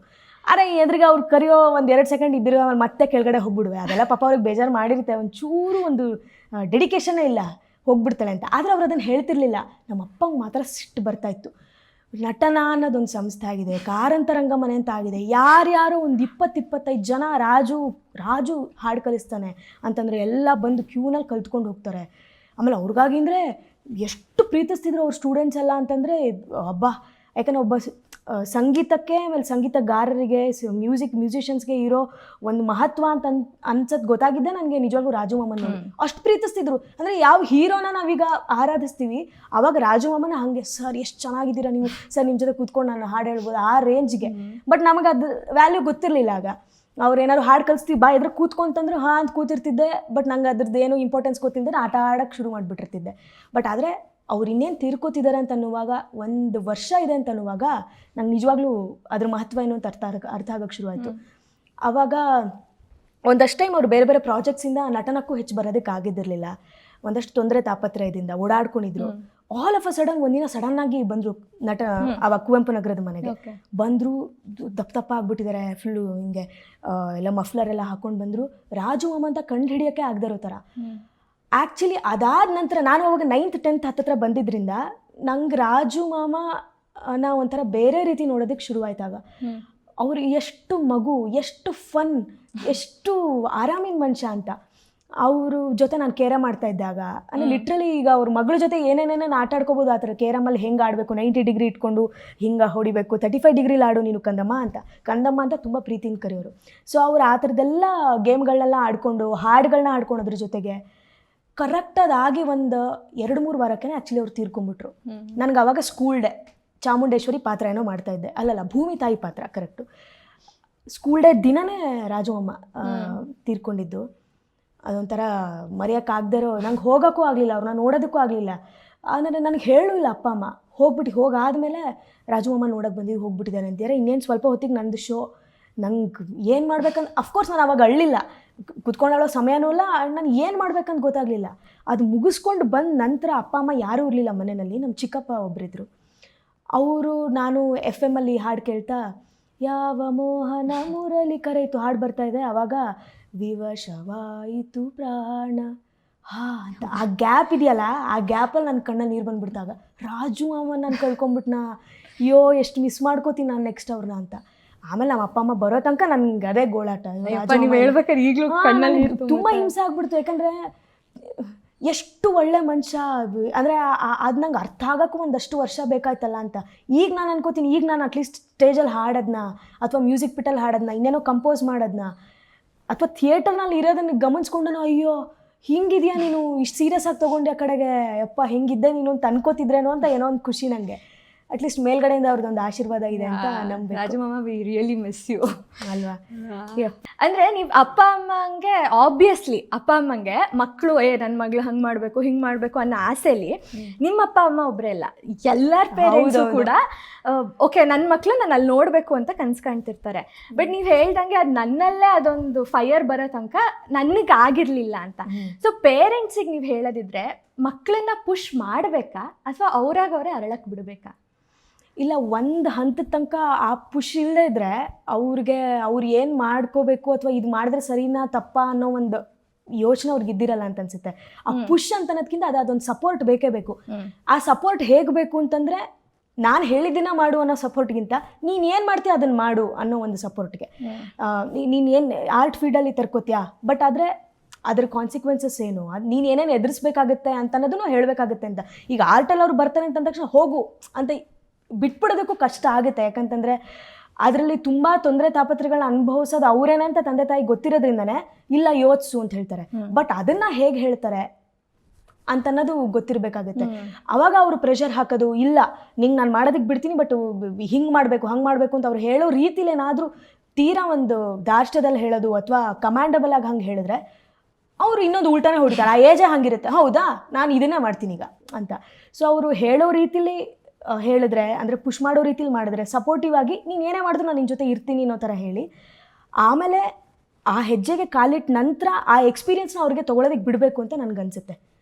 ಅವ್ರ ಮನಸ್ಸಿನಲ್ಲಿ ಏನೇ ಇದ್ದರೂ ಈಗ ನಾನೇ ಎಷ್ಟೊಂದು ಸತಿ ಬದುಕಿನಲ್ಲಿ ನನ್ನ ಪರ್ಸ್ನಲ್ ಲೈಫ್ಗಳಲ್ಲೆಲ್ಲ ತುಂಬ ಮೊದಲು ಏನೋ ಒಂದು ಎಡವಟ್ಟುಗಳು ಮಾಡ್ಕೊಂಡಾಗ ಅಪ್ಪ ನಾನು ಹಿಂಗೆ ಮಾಡ್ತೀನಿ ಅಂತಂದಾಗ ಅವ್ರು ಮಾಡು ಅಂತ ಹೇಳೋರು ನಮ್ಮಪ್ಪ. ನಾನು ಇದೇ ಹಿಂಗೆ ಮಾಡ್ತಾರೆ ಯಾರು ಹಿಂಗೆ ಹೇಳಲ್ವಲ್ಲ ಅಂತಂದಾಗ ನನಗೆ ಏನೋ ಒಂದು ಆ ಹಳ್ಳಕ್ಕೆ ಬಿದ್ದಾದ್ಮೇಲೆ ಬಿದ್ದಿದ್ದೀನಿ, ಅಯ್ಯೋ ಎತ್ತಕ್ಕೆ ಯಾರಾದರೂ ಬೇಕು ಅಂತ ನಂಗೆ ಆವಾಗ ಅರ್ಥ ಆಗ್ತಿತ್ತಲ್ಲ. ಅದಕ್ಕೆ ನಮ್ಮಪ್ಪ ಅದಕ್ಕೋಸ್ಕರನೇ ನಾನು ನಿಂಗೆ ಇನ್ನು ನೆಕ್ಸ್ಟ್ ನೀನು ಬೀಳಲ್ಲ, ನೀನು ನೆಕ್ಸ್ಟ್ ನೋಡ್ಕೋತೀಯ, ಓ ಎಷ್ಟು ಹಳ್ಳ ಇದೆ, ಇಲ್ಲ ನಾನು ಎಷ್ಟು ಜಂಪ್ ಮಾಡಿ ಆ ಕಡೆ ಹೋಗಬೇಕು ನೀನು ನೋಡ್ಕೋತೀಯ. ಹಾಗಾಗಿ ಒಂದು ಸತಿ ಬಿದ್ದ ಎಕ್ಸ್ಪೀರಿಯನ್ಸ್ ಆಗಲಿ ಅನ್ನೋದನ್ನೇ ಹೇಳ್ತೀನಿ. ಸೊ ಮಕ್ಕಳಿಗೆ ಉದ್ದ ಹಗ್ಗ ಕೊಟ್ಟು ಬೀಳಕ್ಕೆ ಬಿಡಬೇಕು. ಹೌದು, ನಿಜವಾಗ್ಲೂ ಹಂಗೆ ಅನಿಸುತ್ತೆ. ನಂಗೆ ಅದಕ್ಕೆ ಮೊದಲಿಂದ ಈಗ ಅಂದರೆ ಸುಮಾರು ಜನ ಪೇರೆಂಟ್ಸು ನನಗೆ ಬಂದ ಕಷ್ಟ ನನ್ನ ಮಕ್ಳಿಗೆ ಬರದೇ ಇರಲಿ ಅನ್ನೋದು, ಅಥವಾ ಮೇಜರಾಗಿ ನಮಗೇನು ಕಷ್ಟ ಆಗ್ತಿದೆ, ನಾವು ಎಷ್ಟು ಇವ್ರನ್ನ ಸಾಕೋದಕ್ಕೆ ಅಥವಾ ನಾವು ಬೆಳೆಸೋದಕ್ಕೆ ಕಷ್ಟಪಡ್ತೀವಿ ಮಕ್ಳಿಗೆ ಗೊತ್ತಾಗಬಾರ್ದು ಅಂತನ್ನೋದು ಮಾಡ್ತಿರ್ತಾರಲ್ಲ. ನನ್ನ ಮನೇಲಿ ಅದ್ರ ಡೆಡ್ ಆಪೋಸಿಟ್ಟು.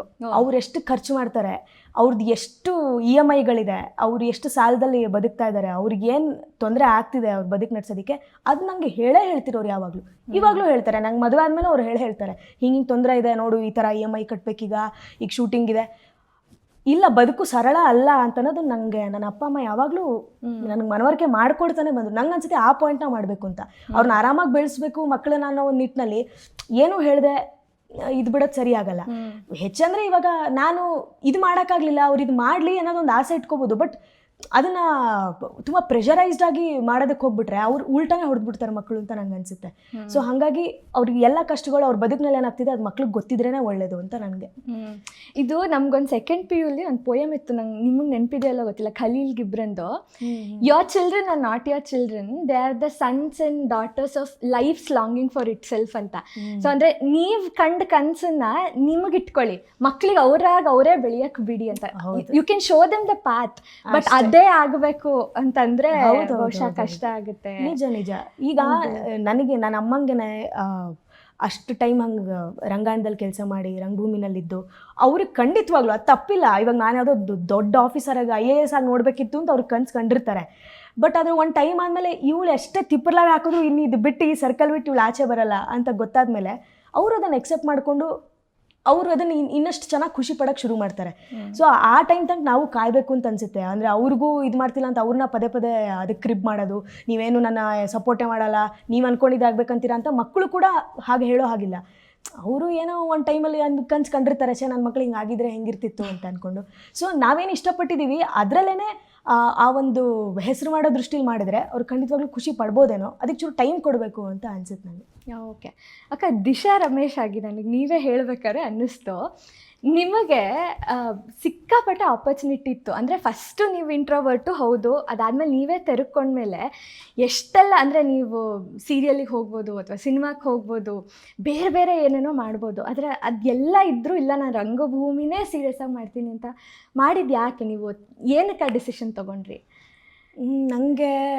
ನನಗೂ ಗೊತ್ತಿಲ್ಲ ಯಾಕೆ ಹಂಗಾಯ್ತು ಅಂತ. ಆಮೇಲೆ ಈಗಲೂ ಸಮೇತ ನಾನು ಅದೇ ನಿಲುವಿಗೆ ನಿಂತ್ಕೊಳ್ಳೋಕ್ಕೆ ಇಷ್ಟಪಡ್ತೀನಿ.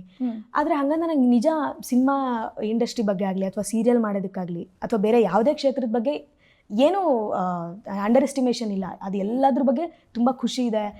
ಅದರಲ್ಲಿ ಈಗಲೂ ಸಿನಿಮಾದಲ್ಲಿ ಎಸ್ಪೆಷಲಿ ಅದರ ಒಳ್ಳೆ ಪಾತ್ರ ಸಿಕ್ಕರೆ ನಾನು ಮಾಡೋದಕ್ಕೆ ರೆಡಿ ಇದ್ದೀನಿ.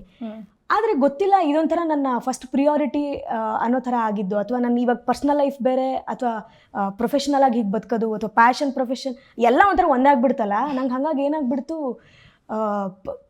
ಅಂದರೆ ಎಲ್ಲರೂ ಹೇಳ್ತಾರೆ, ಅಂದರೆ ಗೊತ್ತಿಂದನೂ ನೀನು ಕಂಫರ್ಟ್ ಝೋನಲ್ಲಿ ಇದ್ಬಿಟ್ಟಿದ್ಯಾ ನೀನು ಅಂತ. ಆದರೆ ನಾನು ಕಂಫರ್ಟ್ ಝೋನಲ್ಲಿ ಇದ್ದೀನಿ ಅನ್ನೋ ಮಾತು ನಾನು ಒಪ್ಕೊಳ್ಳೋಕ್ಕೆ ನನಗೆ ಇಷ್ಟ ಆಗಲ್ಲ. ಯಾಕಂತಂದರೆ ನಾನು ಯಾವುದೋ ನಾಟಕ ಕಟ್ಟುವಾಗ ಆ ಪ್ರೊಡಕ್ಷನ್ ಪ್ರೊಸೆಸಲ್ಲಿ ನಾನು ತೊಡಗಿಸ್ಕೊಳ್ಳೋ ರೀತಿ ಬೇರೆ ಇರುತ್ತೆ. ಆ ಕಂಫರ್ಟ್ ಝೋನ ಒಡ್ಕೊಂಡೇ ನಾವು ಪಾತ್ರ ಕಟ್ಟಿರ್ತೀವಿ, ಆ ಕಂಫರ್ಟ್ ಝೋನ ಒಡ್ಕೊಂಡೇ ನಾವು ಪ್ರೊಡಕ್ಷನ್ನ ಕಟ್ಟಿರ್ತೀವಿ. ತಿರುಗಾಟ ಮಾಡುವಾಗ ಎಷ್ಟೆಷ್ಟೋ ಕಡೆ ಏನೇ ಎದುರಾದ್ರೂ ಅದನ್ನು ಎದುರಿಸ್ಕೊಂಡು ಸೋಷಿಯಲ್ ಲೈಫಲ್ಲಿ ಹೇಗೆ ಬದುಕಬೇಕು, ಒಟ್ಟು ನಾವು ನಾಟಕ ಮಾಡ್ತಿರೋದ್ರಿಂದ ಯಾರ್ಯಾರಿಗೆ ಏನೇನು ಇಂಪ್ಯಾಕ್ಟ್ ಮಾಡ್ತಿದೆ, ಇನ್ನೆಷ್ಟು ಬದುಕುಗಳನ್ನ ಏನೇನು ಮಾಡಬಹುದು ಅನ್ನೋ ರೀತಿಲಿ ನಾವು ಯೋಚಿಸ್ತಾ ಇರ್ತೀವಿ. ಸೊ ನನಗೆ ಈ ಇದರಲ್ಲಿ ಸಿಗೋ ಖುಷಿ ಪ್ರಾಬಬ್ಲಿ ಅಂದರೆ ಕಟ್ ಅಥವಾ ಆ್ಯಕ್ಷನ್ ಇದರಲ್ಲಿ ಸಿಗೋಕ್ಕೆ ಶುರು ಆಗಲಿಲ್ಲ ಅಂತ ಅನಿಸುತ್ತೆ. ಅದು ಎಸ್ಪೆಷಲಿ ಸೀರಿಯಲ್ಗಳ ಮೇಲೆ ಹೌದು ನನಗೆ ರೆಸ್ಪೆಕ್ಟ್ ಇದೆ. ಆದರೆ ನನಗೆ ಪರ್ಸ್ನಲಿ ನನಗೇನು ತೊಂದರೆ ಆಗಿಬಿಡುತ್ತೆ ಅಂದರೆ ಇಲ್ಲಿಂದ ಮುಗಿಸ್ಕೊಂಡು ನಾನು ಸುಮಾರು ನೀವು ಆಪರ್ಚುನಿಟಿ ಬಂದಿತ್ತು ನೀವು ಹೇಳ್ದಂಗೆ, ಆದರೆ ಅಲ್ಲಿ ಹೋಗ್ಬಿಟ್ರೆ ಏನಾಗ್ಬಿಡ್ತಿತ್ತು ಅಂದರೆ ಒಂದು 20-25 ದಿನ ಅದಕ್ಕೆ ಕೊಡಬೇಕಿರ್ತಿತ್ತು.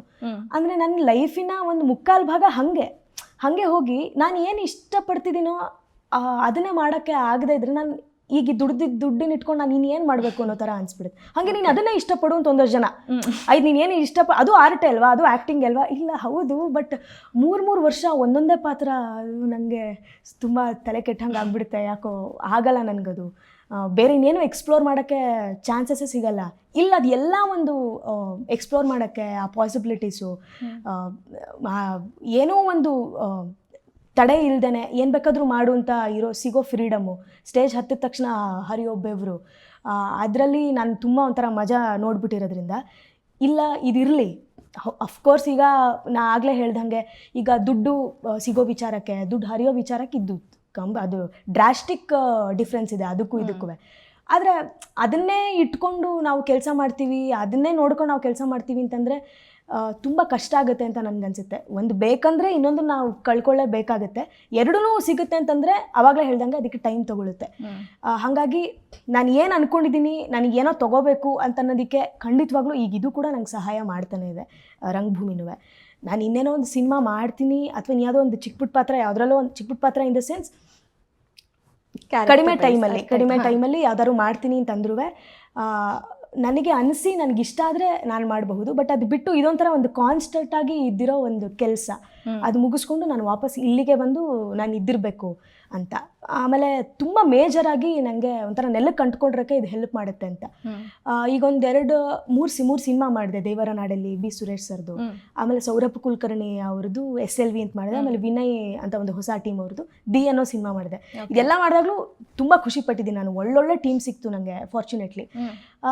ಆದರೆ ಅದು ಮುಗಿತಿದ್ದಂಗೆ ಅದ್ರ ಪ್ರಮೋಷನ್ಸ್ಗೆ ಅಂತೆಲ್ಲ ಓಡಾಡ್ತೀವಲ್ಲ, ನಿಮಗೂ ಗೊತ್ತಿದೆ, ಎಲ್ಲ ಓಡಾಡಿ ಅದೆಲ್ಲ ಆದಾಗ ನಂಗೆ ಏನಾಗ್ಬಿಡ್ತಿರ್ತಿತ್ತು, ಇಂಟರ್ವ್ಯೂಗಳೆಲ್ಲ ಹಂಗೆ ಮಾಡುವಾಗ ಸಿನಿಮಾ ಮಾಡಿದ್ದೀರಾ, ಅದನ್ನು ನೀವೀಗ ರಿಲೀಸ್ ಮಾಡ್ತಿದ್ದೀರಾ, ಅದೆಲ್ಲ ಕೇಳಕ್ಕೆ ಖುಷಿ ಆಗ್ತಿರ್ತಿತ್ತು. ಬಟ್ ನನ್ನ ಒಂದು ತಲೆಯಲ್ಲಿ ಈಗ ನಾನು ತುಂಬ ಏರೋದು ಬೇಡ, ತಕ್ಷಣ ಹೋಗೊಂದು ಶೋ ಮಾಡಿಬಿಡೋಣ, ಆಗ ವಾಪಸ್ ಎಲ್ಲ ನಿಜವಾಗ್ಲೂ ನಂಗೆ ಹಂಗೆ ಅನಿಸ್ತಿತ್ತು. ನಂಗೆ ಹಾಗೆ ಆಗಿದ್ದು, ನಂಗೆ ಕಣಿವೆ ಹಾಡು ನನಗೆ ಕಟ್ಕೊಳಕ್ಕೆ ಹೆಲ್ಪ್ ಮಾಡಿದ್ದೆ ಹಾಗೆ. SLVದು ತುಂಬ ಪ್ರಮೋಷನ್ಸು, ದುಬೈಗೆಲ್ಲ ಹೋಗಿ ಬಂದ್ವಿ, ಅಲ್ಲಿ ಶೋ ಮಾಡಿದ್ವಿ, ಎಲ್ಲ ಮುಗಿಸ್ಕೊಂಡು ಇನ್ನೇನು ತುಂಬ ಚೆನ್ನಾಗಾಗ್ತದೆ, 25 ದಿನ ಆಯಿತು ಸಿನಿಮಾ, ಅದೆಲ್ಲ ಮುಗಿಸ್ಕೊಂಡು ಹಿಂಗೆ ವಾಪಸ್ ಹಿಂಗೆ ಬರ್ತಿದ್ದೀವಿ ಅಂದ ತಕ್ಷಣ ಕಣಿವೆ ಹಾಡೋದು ಸೆಕೆಂಡ್ ಶೆಡ್ಯೂಲ್ದು ತಕ್ಷಣ ನಾನು ಸಮೀರ್ ಅಣ್ಣಂಗೆ ಕಾಲ್ ಮಾಡಿದೆ, ಅಣ್ಣ ಯಾವಾಗ ಶುರು ಆಗ್ತಿದೆ ರಿಹರ್ಸಲು, ನಂಗೆ ಮಾಡ್ಬೇಕಣ್ಣ, ನಂಗೆ ಮಾಡಬೇಕು ಅಂತ. ಅದು ನಡೀತಿದೆ ಅದ್ರ ಜೊತೆಗೇನೆ. ಅವರ ಇಲ್ಲ ನೆಕ್ಸ್ಟ್ ವೀಕಿಂದನೇ ಶುರು ಮಾಡೋಣ, ಶ್ರೀಪಾದ್ ಭಟ್ರು ಸರ್ ಕೂಡ ಸಿಗ್ತೀನಿ ಅಂತ ಹೇಳಿದ್ದಾರೆ. ಆಯಿತು ಸರಿ ಅಂತೇಳಿ ವಾಪಸ್ ಬಂದೆ, ಮಾಡಿದ ರಿಹರ್ಸಲ್ಸು, ಅದ್ರ ಶೋ ಮಾಡಾದ್ಮೇಲೆ ಅದು ಬೇರೆನೆ ಹಬ್ಬ, ಸಮಾಧಾನ ಇಲ್ಲ ಇವಾಗ ಇದು ಬೇರೆ ಸಮಾಧಾನ ಅಂತ. ಮತ್ತು ಬೇಕಾದ್ರೆ ಮಾಡ್ಬೋದು ಶೂಟಿಂಗು, ಬಟ್ ವಾಪಸ್ ನಂಗೆ ಇಲ್ಲಿಗೆ ಬರದಿದ್ರೆ ನಂಗೆ ಏನೋ ಕಳ್ಕೊಂಡಿದ್ದ ಅನುಭವ ಆಗುತ್ತೆ. ಹಾಗಾಗಿ ಆದರೆ ಪ್ರತಿದಿನನೂ ನಮಗೆ ನಾವು ಹೈ ಎನರ್ಜಿಲಿರೋದು ಆ ಥರ ಇರೋಕ್ಕೆ ಸಾಧ್ಯ ಇಲ್ಲ. ಹೌದೌದು. ನಿಮಗೆ ನಿಮ್ಮ ಡಿಸಿಷನ್ಸ್ ಮೇಲೆ ಕ್ವಶನ್ ಮಾಡಿಕೊಂಡು ನಾವು ಮಾಡ್ತಿರೋದು ಸರಿನಾ ಅಂತ ಅನ್ಸಿದ ದಿನ ಇದೆಯಾ? ಆವಾಗ ಹೇಗೆ ಅದರಿಂದ ಆಚೆ ಬರ್ತೀರಾ ನೀವು? ನನಗೆ ನನ್ನ ಡಿಗ್ರಿ ಟೈಮಲ್ಲಿ ಹಂಗೆ ಅನಿಸಿದ್ದಿತ್ತು. ಅಂದರೆ ನಂಗೆ ಏನು ಮಾಡಬೇಕು ಅಂತ ಗೊತ್ತಾಗ್ತಿರ್ಲಿಲ್ಲ. ಅಂದರೆ ಇವಾಗ ಥಿಯೇಟರ್ನ ಸೀರಿಯಸ್ ಆಗಿ ತೊಗೋಬೇಕು ಅಂತ ಅನ್ಸೋ ಟೈಮಲ್ಲಿ ಇಲ್ಲ, ಬಟ್ ಅದು ಅರ್ನಿಂಗ್ಸ್ ವಿಚಾರಕ್ಕೇನು ಹೆಲ್ಪ್ ಮಾಡಲ್ಲ, ನಾನೇನೋ ಬಯಸಿದ್ದು ನಾನು ತೊಗೊಳೋದಕ್ಕೆ ಹೆಲ್ಪ್ ಮಾಡಲ್ಲ, ಅಂದರೆ ಆ ಥರ ಪ್ರೊಫೆಷನ್ ನನಗೆ ಬೇಕಾ ಅಂತ.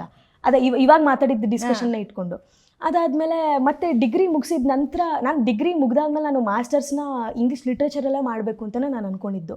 ಈಗಲೂ ಅದು ಮಾಡೋ ಮನಸ್ಸಿದೆ. ಆದರೆ ಮತ್ತೆ ನನಗೆ ಎಳೆದಿದ್ದು ಮತ್ತೆ ಸೆಳೆತ ಶುರುವಾಗಿದ್ದೇನೆ ಮತ್ತೆ ಥಿಯೇಟ್ರದ್ದೇನೆ. ನನಗೆ ಇಲ್ಲ ಇದು ಮಾಡ್ತಾ ಇರೋದ್ರ ಮುಖಾಂತರ ಒಂಥರ ಈ ಕತ್ತಿ ಮೊಂಡಾಗಿದೆ ಸಾಣೆ ಹಿಡಿಯಬೇಕು ಅಂತೊಂದು ಹಾಡಿದೆ, ಅದು ಮೊಂಡ ಆಗ್ತಿರುತ್ತೆ ಮತ್ತು ಅದಕ್ಕೆ ಸಾಣೆ ಹಿಡಿತಿದ್ರೆ ಅದು ಸರಿ ಹೋಗುತ್ತೆ ಅನ್ನೋ ಒಂದು ರೀತಿಲಿ ನಂಗೆ ಏನಾಗ್ಬಿಡ್ತು, ಇಲ್ಲ ಇದರಲ್ಲಿ ಇದ್ದಷ್ಟು ಹೊತ್ತು ನನಗೆ ಆ ಥರ ಥಾಟ್ ಬರೋದಕ್ಕೆ ಸಾಧ್ಯತೆಗಳೇನೂ ಇಲ್ಲ, ಹಾಗಾಗಿ ಇದ್ದುಬಿಡೋಣ, ಇದ್ದಷ್ಟು ಹೊತ್ತು ಬದುಕೋಣ ಇಲ್ಲಿ ಅಂತ ಅನ್ಸೋ ಥರನೇ ಆಯಿತು. ಆ ಥರ ಒಂದು ಡೈಲಮ ಹುಟ್ಕೊಂಡಾಗಲೂ ನನಗೆ ಹೆಲ್ಪ್ ಮಾಡಿದ್ದೆ ಮತ್ತು ರಿಹರ್ಸಲ್ಸಲ್ಲಿ ತೊಡ್ಕೊಳ್ಳೋದು ಮುಖಾಂತರ, ಮತ್ತು ಬಂದು ಹಾಡ್ಕೊಳ್ಳೋದ್ರ ಮುಖಾಂತರ. ಆದರೆ ಅದು ಬರೋದು ಏನೂ ತಪ್ಪಿಲ್ಲ, ಯಾಕಂತಂದರೆ ಎಷ್ಟೊಂದು ಸಮಯ ಹಾಗೆ ಆಗಿದ್ದಿರುತ್ತೆ. ಅದು ಈಗ ಅಪ್ಪ ಅಮ್ಮನ ಒಂದು ಅಂದರೆ ನನಗಂದಿದ್ರು ಆಚೆ ಕಡೆ ಪ್ರಪಂಚದಲ್ಲಿ ಅಪ್ಪ ಅಮ್ಮನ ಒಂದು ಪ್ರೆಷರ್ನಿಂದಾದರೂ ಆಗಿರುತ್ತೆ. ಅವ್ರು ಯಾವುದೋ ಒಂದು ಪ್ರೊಫೆಷನ್ ಆಯ್ಕೆ ಮಾಡ್ಕೋಬೇಕು ಅಂತಿರ್ತಾರೆ, ಬಟ್ ಅವ್ರ ತಂದೆ ತಾಯಿ ಇನ್ನೊಂದೇನೋ ಹೇಳ್ತಿದ್ದಿರ್ತಾರೆ. ಸೊ ಅದಕ್ಕೊಂದು ಸ್ವಲ್ಪ ಟೈಮ್ ಕೊಟ್ಟು ಇಲ್ಲ ನಾನು ಸರಿಯಾಗೇ ಮಾಡ್ತಿದ್ದೀನಿ ಅಂತ ಕೇಳ್ಕೊಳಕ್ಕೆ ಒಂಚೂರು ಟೈಮ್ ಬೇಕಂತ ಅನಿಸುತ್ತೆ. ಈಗ ನಾನು ಹಿಂಗೆ ತೆರ್ಕೊಂಡು ಆರಾಮಾಗಿ ಮಾತಾಡೋದಕ್ಕೆ ಇಷ್ಟು ಟೈಮ್ ಬೇಕಾಯಿತು ಅಂತ ಅನ್ನೋದು ಇವಾಗ ಅವ್ರಿಗೆ ಅರ್ಥ ಆಗಿದೆ. ಹಾಗಾಗಿ ಅವ್ರಿಗೆ ನಾನು ಏನು ಮಾಡ್ತಿದ್ದೀನಿ ಅದ್ರ ಬಗ್ಗೆ ಖುಷಿ ಇದೆ. ಅವ್ರಿಗೆ ಪ್ರೊಫೆಷನಲ್ ಇದ್ದು ಅವ್ರಿಗೆ ಖುಷಿ ಪಡ್ಸೋಕ್ಕೆ ನನಗೆ ಇಷ್ಟು ಟೈಮ್ ಬೇಕಾಯಿತು. ಈಗಲೂ ಏನು ಖುಷಿ ಅಂದರೆ ಗೊತ್ತಿರುತ್ತಲ್ಲ ನಮ್ಮ ತಂದೆ ತಾಯಿಗೆ, ಆದರೂ ನೀನು ಇನ್ನೊಂಚೂರು ಮಾಡಬೇಕು, ನೀನು ಈಗಲೂ ನಿನ್ನೆಲ್ಲ ಹಿಂಜರಿಕೆ ಇದೆ ಅಂತ ಪಾಪ ಈಗಲೂ ಹೇಳ್ತಾರೆ ಅವರು. ಆ್ಯಂಡ್ ಇರೋದು ನಿಜನೇ, ಯಾಕಂದ್ರೆ ನಮ್ಮ ಒಳಗಿರೋದು ನಮ್ಗೆ ಹೋಗ್ಬಿಡಲ್ವಲ್ಲ, ಅದು ಹುಟ್ಟು ಗುಣ ಸುಟ್ಟರು ಹೋಗಲ್ಲ, ಟೈಮ್ ತಗೊಳುತ್ತೆ, ಎಲ್ಲ ಮಾಡೋಣ ಚೂರು. ಪ್ರಾಬಬ್ಲಿ ನಮ್ಮ ಜೊತೆ ನಾವು ಮಾತಾಡ್ಕೊಳ್ಳೋದು ಇಂಪಾರ್ಟೆಂಟ್ ಆಗುತ್ತೆ. ಹೌದು, ನಮ್ಮ ಜೊತೆಗೆ ನಾವು ಮಾತಾಡ್ಕೊಳ್ಳೋದು. ಆಮೇಲೆ ಯಾವಾಗಲೂ ಏನನ್ಸ್ಬಿಡುತ್ತೆ, ನಾವು ತಗೋತಿರೋದೇ ಸರಿ ಅಂತ ಅಂದ್ಕೊಳ್ಳೋದಕ್ಕೂ ಆಗಲ್ಲ. ಯಾರು ಅಕ್ಕಪಕ್ಕದವರು ಅಂತಲ್ದೇ ಇದ್ರು, ಯಾರು ಹತ್ರದವರು ನಮಗೆ ಆ ಇಂಟ್ಯೂಷನ್ ಹೇಳುತ್ತೆ, ಇಲ್ಲ ನಿಂಗೆ ಇವರು ಹೇಳ್ತಿರೋ ಮಾತು ಸರಿ ಅನಿಸ್ತಿದೆ ಅಂತ ತಕ್ಷಣ ಹೊಳೆದ್ಬಿಡುತ್ತೆ. ಅದಕ್ಕೆ ಉದಾಹರಣೆಗೆ ನಾನೊಂದು ಹೇಳ್ತೀನಿ. ಯಾವುದೋ ಒಂದು ಸೀರಿಯಲ್ ಆಡಿಷನ್ ಅಂತಲೂ ಸ್ಕ್ರೀನ್ ಟೆಸ್ಟೋ ಕೊಡೋದಕ್ಕೆ ಹೋಗಿದ್ದೆ. ಬಟ್ ನಿಜ ಹೇಳ್ತೀನಿ, ನನಗದು ಮನ್ಸಲ್ಲಿ ನಾನು ಕೊಡ್ಬೇಕಂತಲೇ ಇದ್ದಿರಲಿಲ್ಲ. ಅಯ್ಯೋ ನನಗೆ ಸೀರಿಯಲಿಗೆ ಹೋಗ್ಬಿಟ್ರೆ ನನಗೆ ಇಲ್ಲಿ ತೊಡ್ಕೊಳ್ಳೋದು, ಇಲ್ಲಿ ಕ್ಲಾಸಸ್ ಮಿಸ್ ಆಗಿಬಿಡುತ್ತಲ್ಲ ಅಂತ. ಅಯ್ಯೋ ದಟ್ಸ್ ಓಕೆ, 1-2 ವರ್ಷ ಅಲ್ಲಿಗೆ ಇನ್ವೆಸ್ಟ್ ಮಾಡಿದ್ರೆ ಅಲ್ಲಿ ಒಳ್ಳೆ ಒಂದಷ್ಟು ಅರ್ನಿಂಗ್ ಸಿಗುತ್ತೆ, ಅದನ್ನ ಇಟ್ಕೊಂಡು ನೀನೇನೋ ಮಾಡ್ಬೋದಲ್ಲ ಅಂತನೋದೇ ಬಂತು ನನಗೆ ತಲೆಗೆ. ಹಾಗೆ ಇದರಲ್ಲೇ ಇದ್ದೆ. ಆದರೆ 2 ವರ್ಷ ಹೆಂಗೆ ನಾಟಕಗಳು ಮಾಡಿದೆ, ಅಪರೂಪಕ್ಕೆ ಮಾಡೋದು ತುಂಬ ಕಷ್ಟ ಆಗ್ತಿದೆಯಲ್ಲ ಅಂತ. ಆದರೂ ಒಂದು ಡೈಲೆಮನಲ್ಲೇ ಇದ್ದೆ. ಅದಾದ ನಂತರ KV ಸುಬ್ಬಣ್ಣ ಅವ್ರದ್ದೊಂದು ಇಂಟರ್ವ್ಯೂ ಹಾಕಿದ್ರು ಇಲ್ಲೇ ನಟನದಲ್ಲೇ, LED ಪ್ರೊಜೆಕ್ಟರ್ನಲ್ಲಿ ಹಾಕಿದ್ರು. ಅವರು ಮಾತಾಡ್ತಿದ್ದಿದ್ದು ಮಾತು ಆ್ಯಕ್ಚುಲಿ ಅವ್ರು ಏನು ಮಾತಾಡ್ತಿದ್ರು ಅಂತ ಅನ್ನೋದಕ್ಕಿಂತ ನಂಗೊಂಥರ KV ಸುಬ್ಬಣ್ಣ ಅವ್ರು ಮಾತಾಡ್ತಿದ್ದ ರೀತಿ, ಅಯ್ಯೋ ಅವ್ರು ಹೆಂಗೆ ಬದುಕು ಕಟ್ಕೊಂಡ್ರು, ಅವ್ರು ಹೆಂಗೆ ನೋಡ್ತಿದ್ದಾರೆ, ಅವ್ರ ಯೋಚನೆಗಳೇನು, ಅವ್ರು ಯಾಕೆ ಇದನ್ನೇ ಚೂಸ್ ಮಾಡಿದ್ರು, ಇವ್ರು ಯಾಕೆ ನಮ್ಮಪ್ಪ ಯಾಕೆ ಇದನ್ನೇ ಚೂಸ್ ಮಾಡಿದ್ರು, ಹೌದು ಸಿನಿಮಾ ಇದು ಮಾಡ್ತಿದ್ದಾರೆ ಬಟ್ ಹಂಗಂತೇಳಿ ನಾನು ಹಾಗೆ ಇದ್ದಿರ್ಬೇಕು ಅವ್ರ ಥರನೇ ತೀರಾ ಸಿನಿಮಾಗೂ ಹೋಗ್ಕೊಂಡು ಇದಕ್ಕೂ ಬರಬೇಕು ಅಂತ ಆ ಒಂದು ಇಟ್ಕೊಳ್ಳೋದು ಬೇಡ. ನಾನು ಇಲ್ಲಿ ಇರೋಣ, ನನಗೇನು ಅನಿಸುತ್ತೆ ನಾನು ಅದನ್ನು ಮಾಡೋಣ ಅಂತ. ನಂಗೆ ನಿಜವಾಗ್ಲೂ ಹೇಳ್ತೀನಿ KV ಸುಬ್ಬಣ್ಣ ಅವ್ರದ್ದು ಆ ಇಂಟರ್ವ್ಯೂ ಸಖತ್ ಇನ್ಸ್ಪೈರ್ ಮಾಡ್ತಾ ಗೊತ್ತು. ಅದು ಪ್ರಾಬಬ್ಲಿ ಈಗಲೂ ಯೂಟ್ಯೂಬಲ್ಲಿ ಇದ್ದಿದೆ, ಯಾರು ನೋಡೋದಿದ್ರೆ ನೋಡ್ಬೋದು. ಅಷ್ಟು ಚೆನ್ನಾಗಿ ಅವರೆಲ್ಲ ಅನಲೈಸ್ ಮಾಡ್ತಾರೆ. ಅಂದರೆ ಹಳ್ಳಿಗರೆಲ್ಲ ಥಿಯೇಟ್ರಿಗೆ ಯಾಕೆ ಬರ್ತಾರೆ, ಅಥವಾ ಯಾಕೆ ಬರಬೇಕು, ಅಥವಾ ಸಿಟಿಲಿರೋರ್ಗೂ ಅದೆಷ್ಟು ಹೆಲ್ಪ್ ಮಾಡ್ತಾ ಇದೆ. ತುಂಬ ಮೆಟೀರಿಯಲಿಸ್ಟಿಕ್ ಬದುಕು ನಡೆಸ್ತಿದ್ದವ್ರಿಗೆ ಈ ಥಿಯೇಟ್ರ್ ಅಂತ ಅನ್ನೋದು, ಒಟ್ಟು ಹಾಡು ಕುಣಿತ ಅಂತ ಅನ್ನೋದು ಎಷ್ಟು ಹೆಲ್ಪ್ ಮಾಡುತ್ತೆ ಅಂತ ಅನ್ನೋದು ಆರಾಮಾಗಿ ಎಲ್ಲಡಕ್ಕೆ ಹಾಕೊಂಡು ಮಾತಾಡಿದ್ದಾರೆ ಅವರು. ಅಲ್ಲ ಅಂದ್ಕೊಂಡು ಅವ್ರ ಭಾಷೆಯಲ್ಲಿ ಎಂತಂದ್ರೆ ಹಿಂಗೆ ಆಗ್ತಾರೆ ನೀವು ಕೇಳಬೇಕು ಅಂದ್ಕೊಂಡು ಆರಾಮಾಗಿ ಸುಲಲಿತವಾಗಿ ಹೇಳಿದ್ದಾರೆ. ಅದನ್ನು ಕೇಳಿಕೊಂಡು ನಾನು ಅವತ್ತೆ ಸಮೀರ್ ಅಣ್ಣಂಗೆ ಹೇಳಿದೆ, ಅಣ್ಣ ನಂಗೆ ಆಗಲ್ಲ ಮುಸ್ಲಿ, ನನಗೆ ಹೋಗಲ್ಲ ಅನಿಸುತ್ತೆ ಅಂತ. ಅದಾದಮೇಲೆ ಅವ್ರು ಇನ್ನೊಂದು ಟೆಸ್ಟ್ಗೆ ಏನು ಕರೆದ್ರು, ನಾನು ಅವ್ರಿಗೆ ನೇರವಾಗಿ ಹೇಳಿದೆ. ಮತ್ತು ಸುಮ್ಮನೆ ಪಾಪ ಅವ್ರಿಗೂ ಆಟ ಆಡಿಸ್ಬಾರ್ದಲ್ಲ, ಸರ್ ನಂಗೆ ನಿಜವಾಗ್ಲೂ ಸೀರಿಯಲ್ ಮಾಡೋದಕ್ಕೆ ಕಷ್ಟನೇ, ನೋಡೋಣ ಸರ್ ನೆಕ್ಸ್ಟ್ ಯಾವಾಗಲಾರು ಅಂತ ಹೇಳ್ಬಿಟ್ಟು ಇಟ್ಟೆ. ಅದಂದ್ರೆ ಇಷ್ಟು ಹೇಳಿನೂ ನಂಗೆ ಅದ್ರ ಬಗ್ಗೆ ಯಾವುದೇ ಅವರ್ಷನ್ ಇಲ್ಲ, ರೆಸ್ಪೆಕ್ಟ್ ಇದೆ. ಆದರೆ ಮಾಡಬೇಕು ಅಂತಿದ್ರೆ ಯಾವುದೋ ಒಂಚೂರು ಕಮ್ಮಿ ದಿನಕ್ಕೆ ಸಿಕ್ತು ಅಂದರೆ ಮಾಡ್ಬೋದು. ಯಾಕಂದರೆ ನನ್ನ ಲೈಫ್ನ ನಾನು ಕಟ್ಕೊಂಡಿರೋದು ಇಲ್ಲಿ ನಿಂತಿದ್ದಿರುವಾಗ ಇದಕ್ಕೆ ಹೆಚ್ಚು ಪ್ರಿಯಾರಿಟಿ ಕೊಡೋದ್ರಲ್ಲಿ ಅರ್ಥ ಇದೆ. ನನ್ನ ಪ್ಯಾಷನ್ ಪ್ರೊಫೆಷನ್ ಎರಡೂ ಇದೇ ಆಗಿರೋದ್ರಿಂದ ಇಲ್ಲಿದ್ದಿರಬೇಕು, ಇಲ್ಲಿ ಹೆಚ್ಚು ಎಕ್ಸ್ಪ್ಲೋರ್ ಮಾಡೋದಕ್ಕೆ ನಾನು ಬಯಸ್ತೀನಿ ಅಂತ ಅನ್ನೋದಷ್ಟೇ. ನೀವು ಮಾತಾಡ್ತಾ ಪ್ರತಿಯೊಬ್ಬ ಮನುಷ್ಯನಿಗೂ ಆಬ್ವಿಯಸ್ಲಿ ದುಡ್ಡು ಇಂಪಾರ್ಟೆಂಟು ಅಂತ ವಿಷಯ ಬಂತು. ನಿಮ್ಮ ಪ್ರಕಾರ ದುಡ್ಡು ಏನು ಅಂತ? ದುಡ್ಡು ಆ್ಯಕ್ಚುಲಿ ಒಂದು ವಸ್ತುನೇ, ಅಂದರೆ ಒಂದು ವಸ್ತು, ಆ ವಸ್ತುನ ನಾವು ಹೆಂಗೆ ಬಳಸ್ಕೋತೀವಿ ಅನ್ನೋದ್ರ ಮೇಲೆ ಇದ್ದಿದೆ ಅಷ್ಟೇ. ಅಂದರೆ ಏನು ದುಡ್ಡಿಲ್ಲದೆ ನನಗೆ ಏನು ಅದು ಇಂಪಾರ್ಟೆಂಟ್ ಅಲ್ಲ, ನಾನು ಒಂಥರ ಮಾನವೀಯ ಹೋರಾಟದಲ್ಲಿ ನಾನು ಬದುಕ್ತೀನಿ ಅಂತಲೂ ಇದು ಮಾಡೋದಕ್ಕಾಗಲ್ಲ. ಅದೊಂದು ಪೇಪರ್ ಅಷ್ಟೇ ಅಂತ ಹೇಳ್ತಾರೆ. ನಾನು ಆ ರೀತಿಲಿ ಹೇಳ್ತೇನೆ, ಅದು ಖಂಡಿತವಾಗ್ಲೂ ಮುಖ್ಯನೇ. ದುಡ್ಡು ತುಂಬಾ ಅಗತ್ಯ, ಆದರೆ ಅದೇ ಮುಖ್ಯ ಅಥವಾ ಅದೇ ಅತ್ಯಗತ್ಯ ಅಂತ ಅನ್ನೋದನ್ನು ಮಾತ್ರ ನಾನು ನಿಜವಾಗ್ಲೂ ಒಪ್ಪಲ್ಲ. ಸೊ ನಾನೀಗ ಬದುಕ್ತಾ ಇರೋದು ಅದರಲ್ಲೇ. ದುಡ್ಡು ಖಂಡಿತವಾಗ್ಲೂ ಮುಖ್ಯನೇ. ನಾವೇನು ಮಾಡ್ಕೋತಿದ್ದೀವಿ ಈಗ ನಟನಕ್ಕೇನೆ, ಈಗ ಮತ್ತೆ AC ಹಾಕಿಸ್ಬೇಕಂದ್ರೂ ಅದಕ್ಕೆ ಬೇಕಿರೋದು ಮತ್ತು ದುಡ್ಡೇ, ಅಥವಾ ಇನ್ನೇನೋ ಒಂದು ಎಕ್ವಿಪ್ಮೆಂಟ್ ತರ್ತೀವಿ ಅಂದರೆ ಅದಕ್ಕೆ ಬೇಕಿರೋದು ದುಡ್ಡೇ, ಅಥವಾ ನಾನು ಇನ್ನೇನೋ ಒಂದು ಯಾವುದೋ ಒಳ್ಳೆ ಶೇಡ್ಸ್ ತೊಗೋತೀನಿ ನನ್ನ ಒಂದು ಪರ್ಸನಲ್ ಚಾಯ್ಸಿಗೆ ಅಂದರೆ, ಅಥವಾ ನಾನು ಶೂಟ್ ಮಾಡೋದಕ್ಕೆ ಒಂದು ಒಳ್ಳೆ ಫೋನ್ ತೊಗೋತೀನಿ, ಅದಕ್ಕೆ ಬೇಕಿರೋದು ದುಡ್ಡೇ. ಆದರೆ ಅದಕ್ಕೆ ಬೇಕು. ಆದರೆ ದುಡ್ಡಿಗಾಗಿ ಮತ್ತೆ ನಾನು ಎಲ್ಲ ಮಾಡೋ ಥರ ಆಗ್ಬಿಡ್ಬಾರ್ದು. ನಾನು ಬದುಕೋದಕ್ಕದಿದ್ರೆ ಸಾಕು ಅಂತ ನನಗನ್ಸುತ್ತೆ.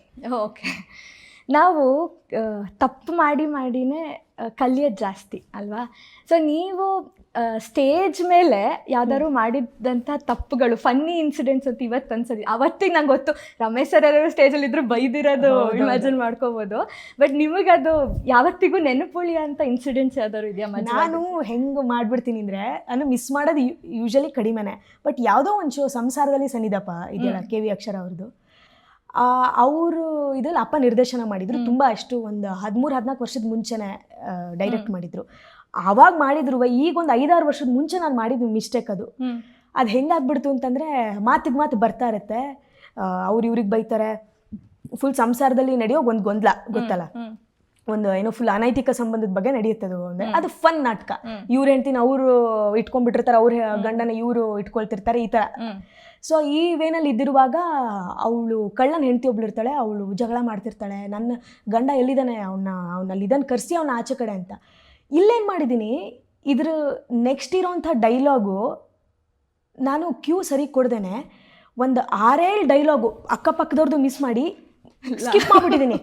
6-7 ಡೈಲಾಗ್ ಬಿಟ್ಟು ಸ್ಕಿಪ್ ಮಾಡಿದ್ದೀನಿ. ಆದರೆ ನಾನು ಮಿಸ್ ಮಾಡಿರೋದು ಬರೀ 6-7 ಡೈಲಾಗ್ ಮಾತ್ರ.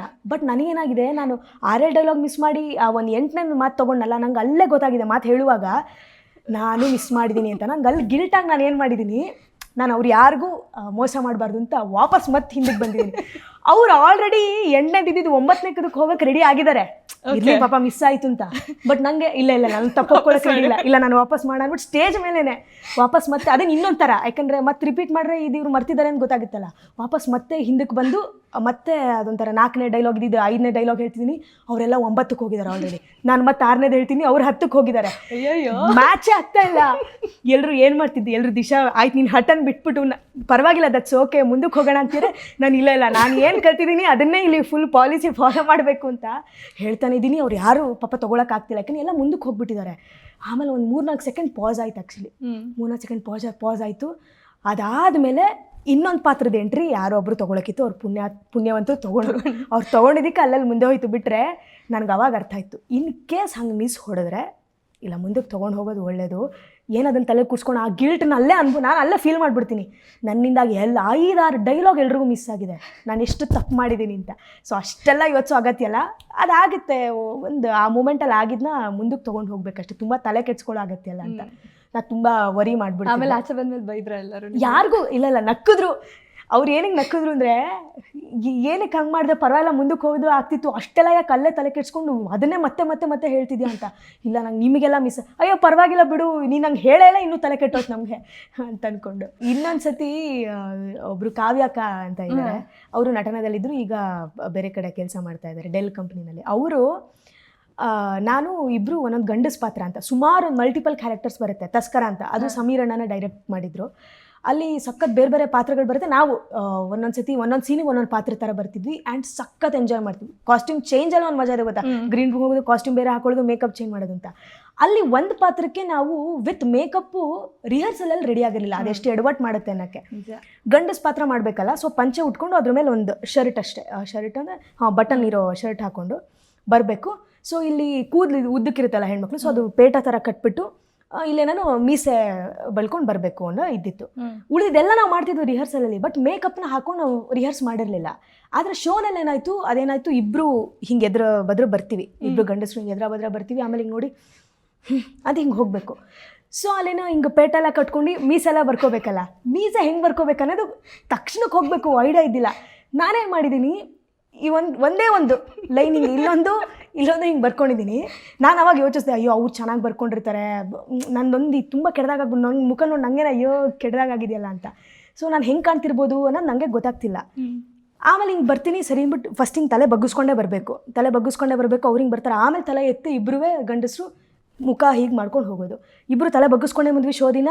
ಆಮೇಲೆ ಇಬ್ಬರು ಹಿಂಗೆ ತಲೆ ಎತ್ತಿದ್ವಿ, ಅವರು ನನ್ನ ಥರನೇ ಹಿಂಗೆ ಒಂದು ಗೀಟ್ ಬರ್ಕೊಂಡಿದ್ದಾರೆ. ಇಬ್ಬರು ಹಿಂಗೆ ಮುಖ ನೋಡಿದ್ವಿ, ಸಿಟ್ ಮಾಡ್ಕೋಬೇಕು, ಹಾಂ ಇಬ್ಬರು ನಗ್ತಾ ಇದ್ದೀವಿ. ಹೇ ಅದನ್ನೇ ಒಂದು ವಿಪರ್ಯಾಸ ಥರ ನಗು ಮಾಡಿಬಿಟ್ವಿ. ಓಕೆ, ಸಿಟ್ಟಿದ್ದನ್ನ ಹಿಂಗೆ ಮಾಡೋದನ್ನ ಅಂತ ಅನ್ಕೊಂಡು ಹಿಂಗೆ ನಕ್ಕಿದ್ವಿ.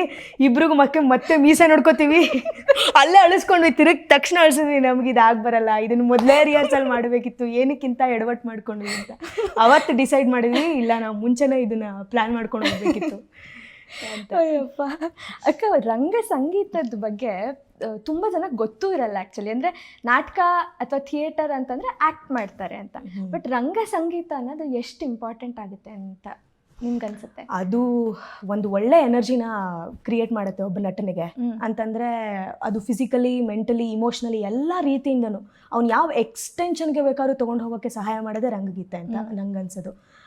ಅದು ಎಸ್ಪೆಷಲಿ ಅವ್ನು ಹಾಡ್ತಾ ಅಭಿನಯಿಸೋದು, ಹಾಡ್ತಾ ಡ್ಯಾನ್ಸ್ ಮಾಡ್ಕೊಂಡು ಅಭಿನಯಿಸೋದು, ಈ ಎನರ್ಜಿ ಏನಿದೆ ಇದು ಪಾಸ್ ಆಗೋದು ಒಂಥರ ಅದು ಬೇರೆ ಕಡೆಯಿಂದನೇ ಬರುತ್ತೆ ಅಂತ ಅನ್ಸೋ ಥರ ಅಂತ. ಅದಕ್ಕೆ ಸಖತ್ ಒಳ್ಳೆ ಇದು ಸ್ಟ್ಯಾಮಿನಾ ಬೇಕು.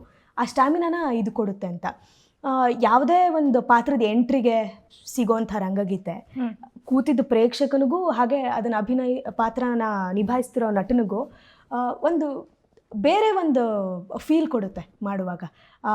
ಇದು ನಾನು ಅಂತ ಅಂದ್ಕೊಳ್ಳೋಕ್ಕೆ.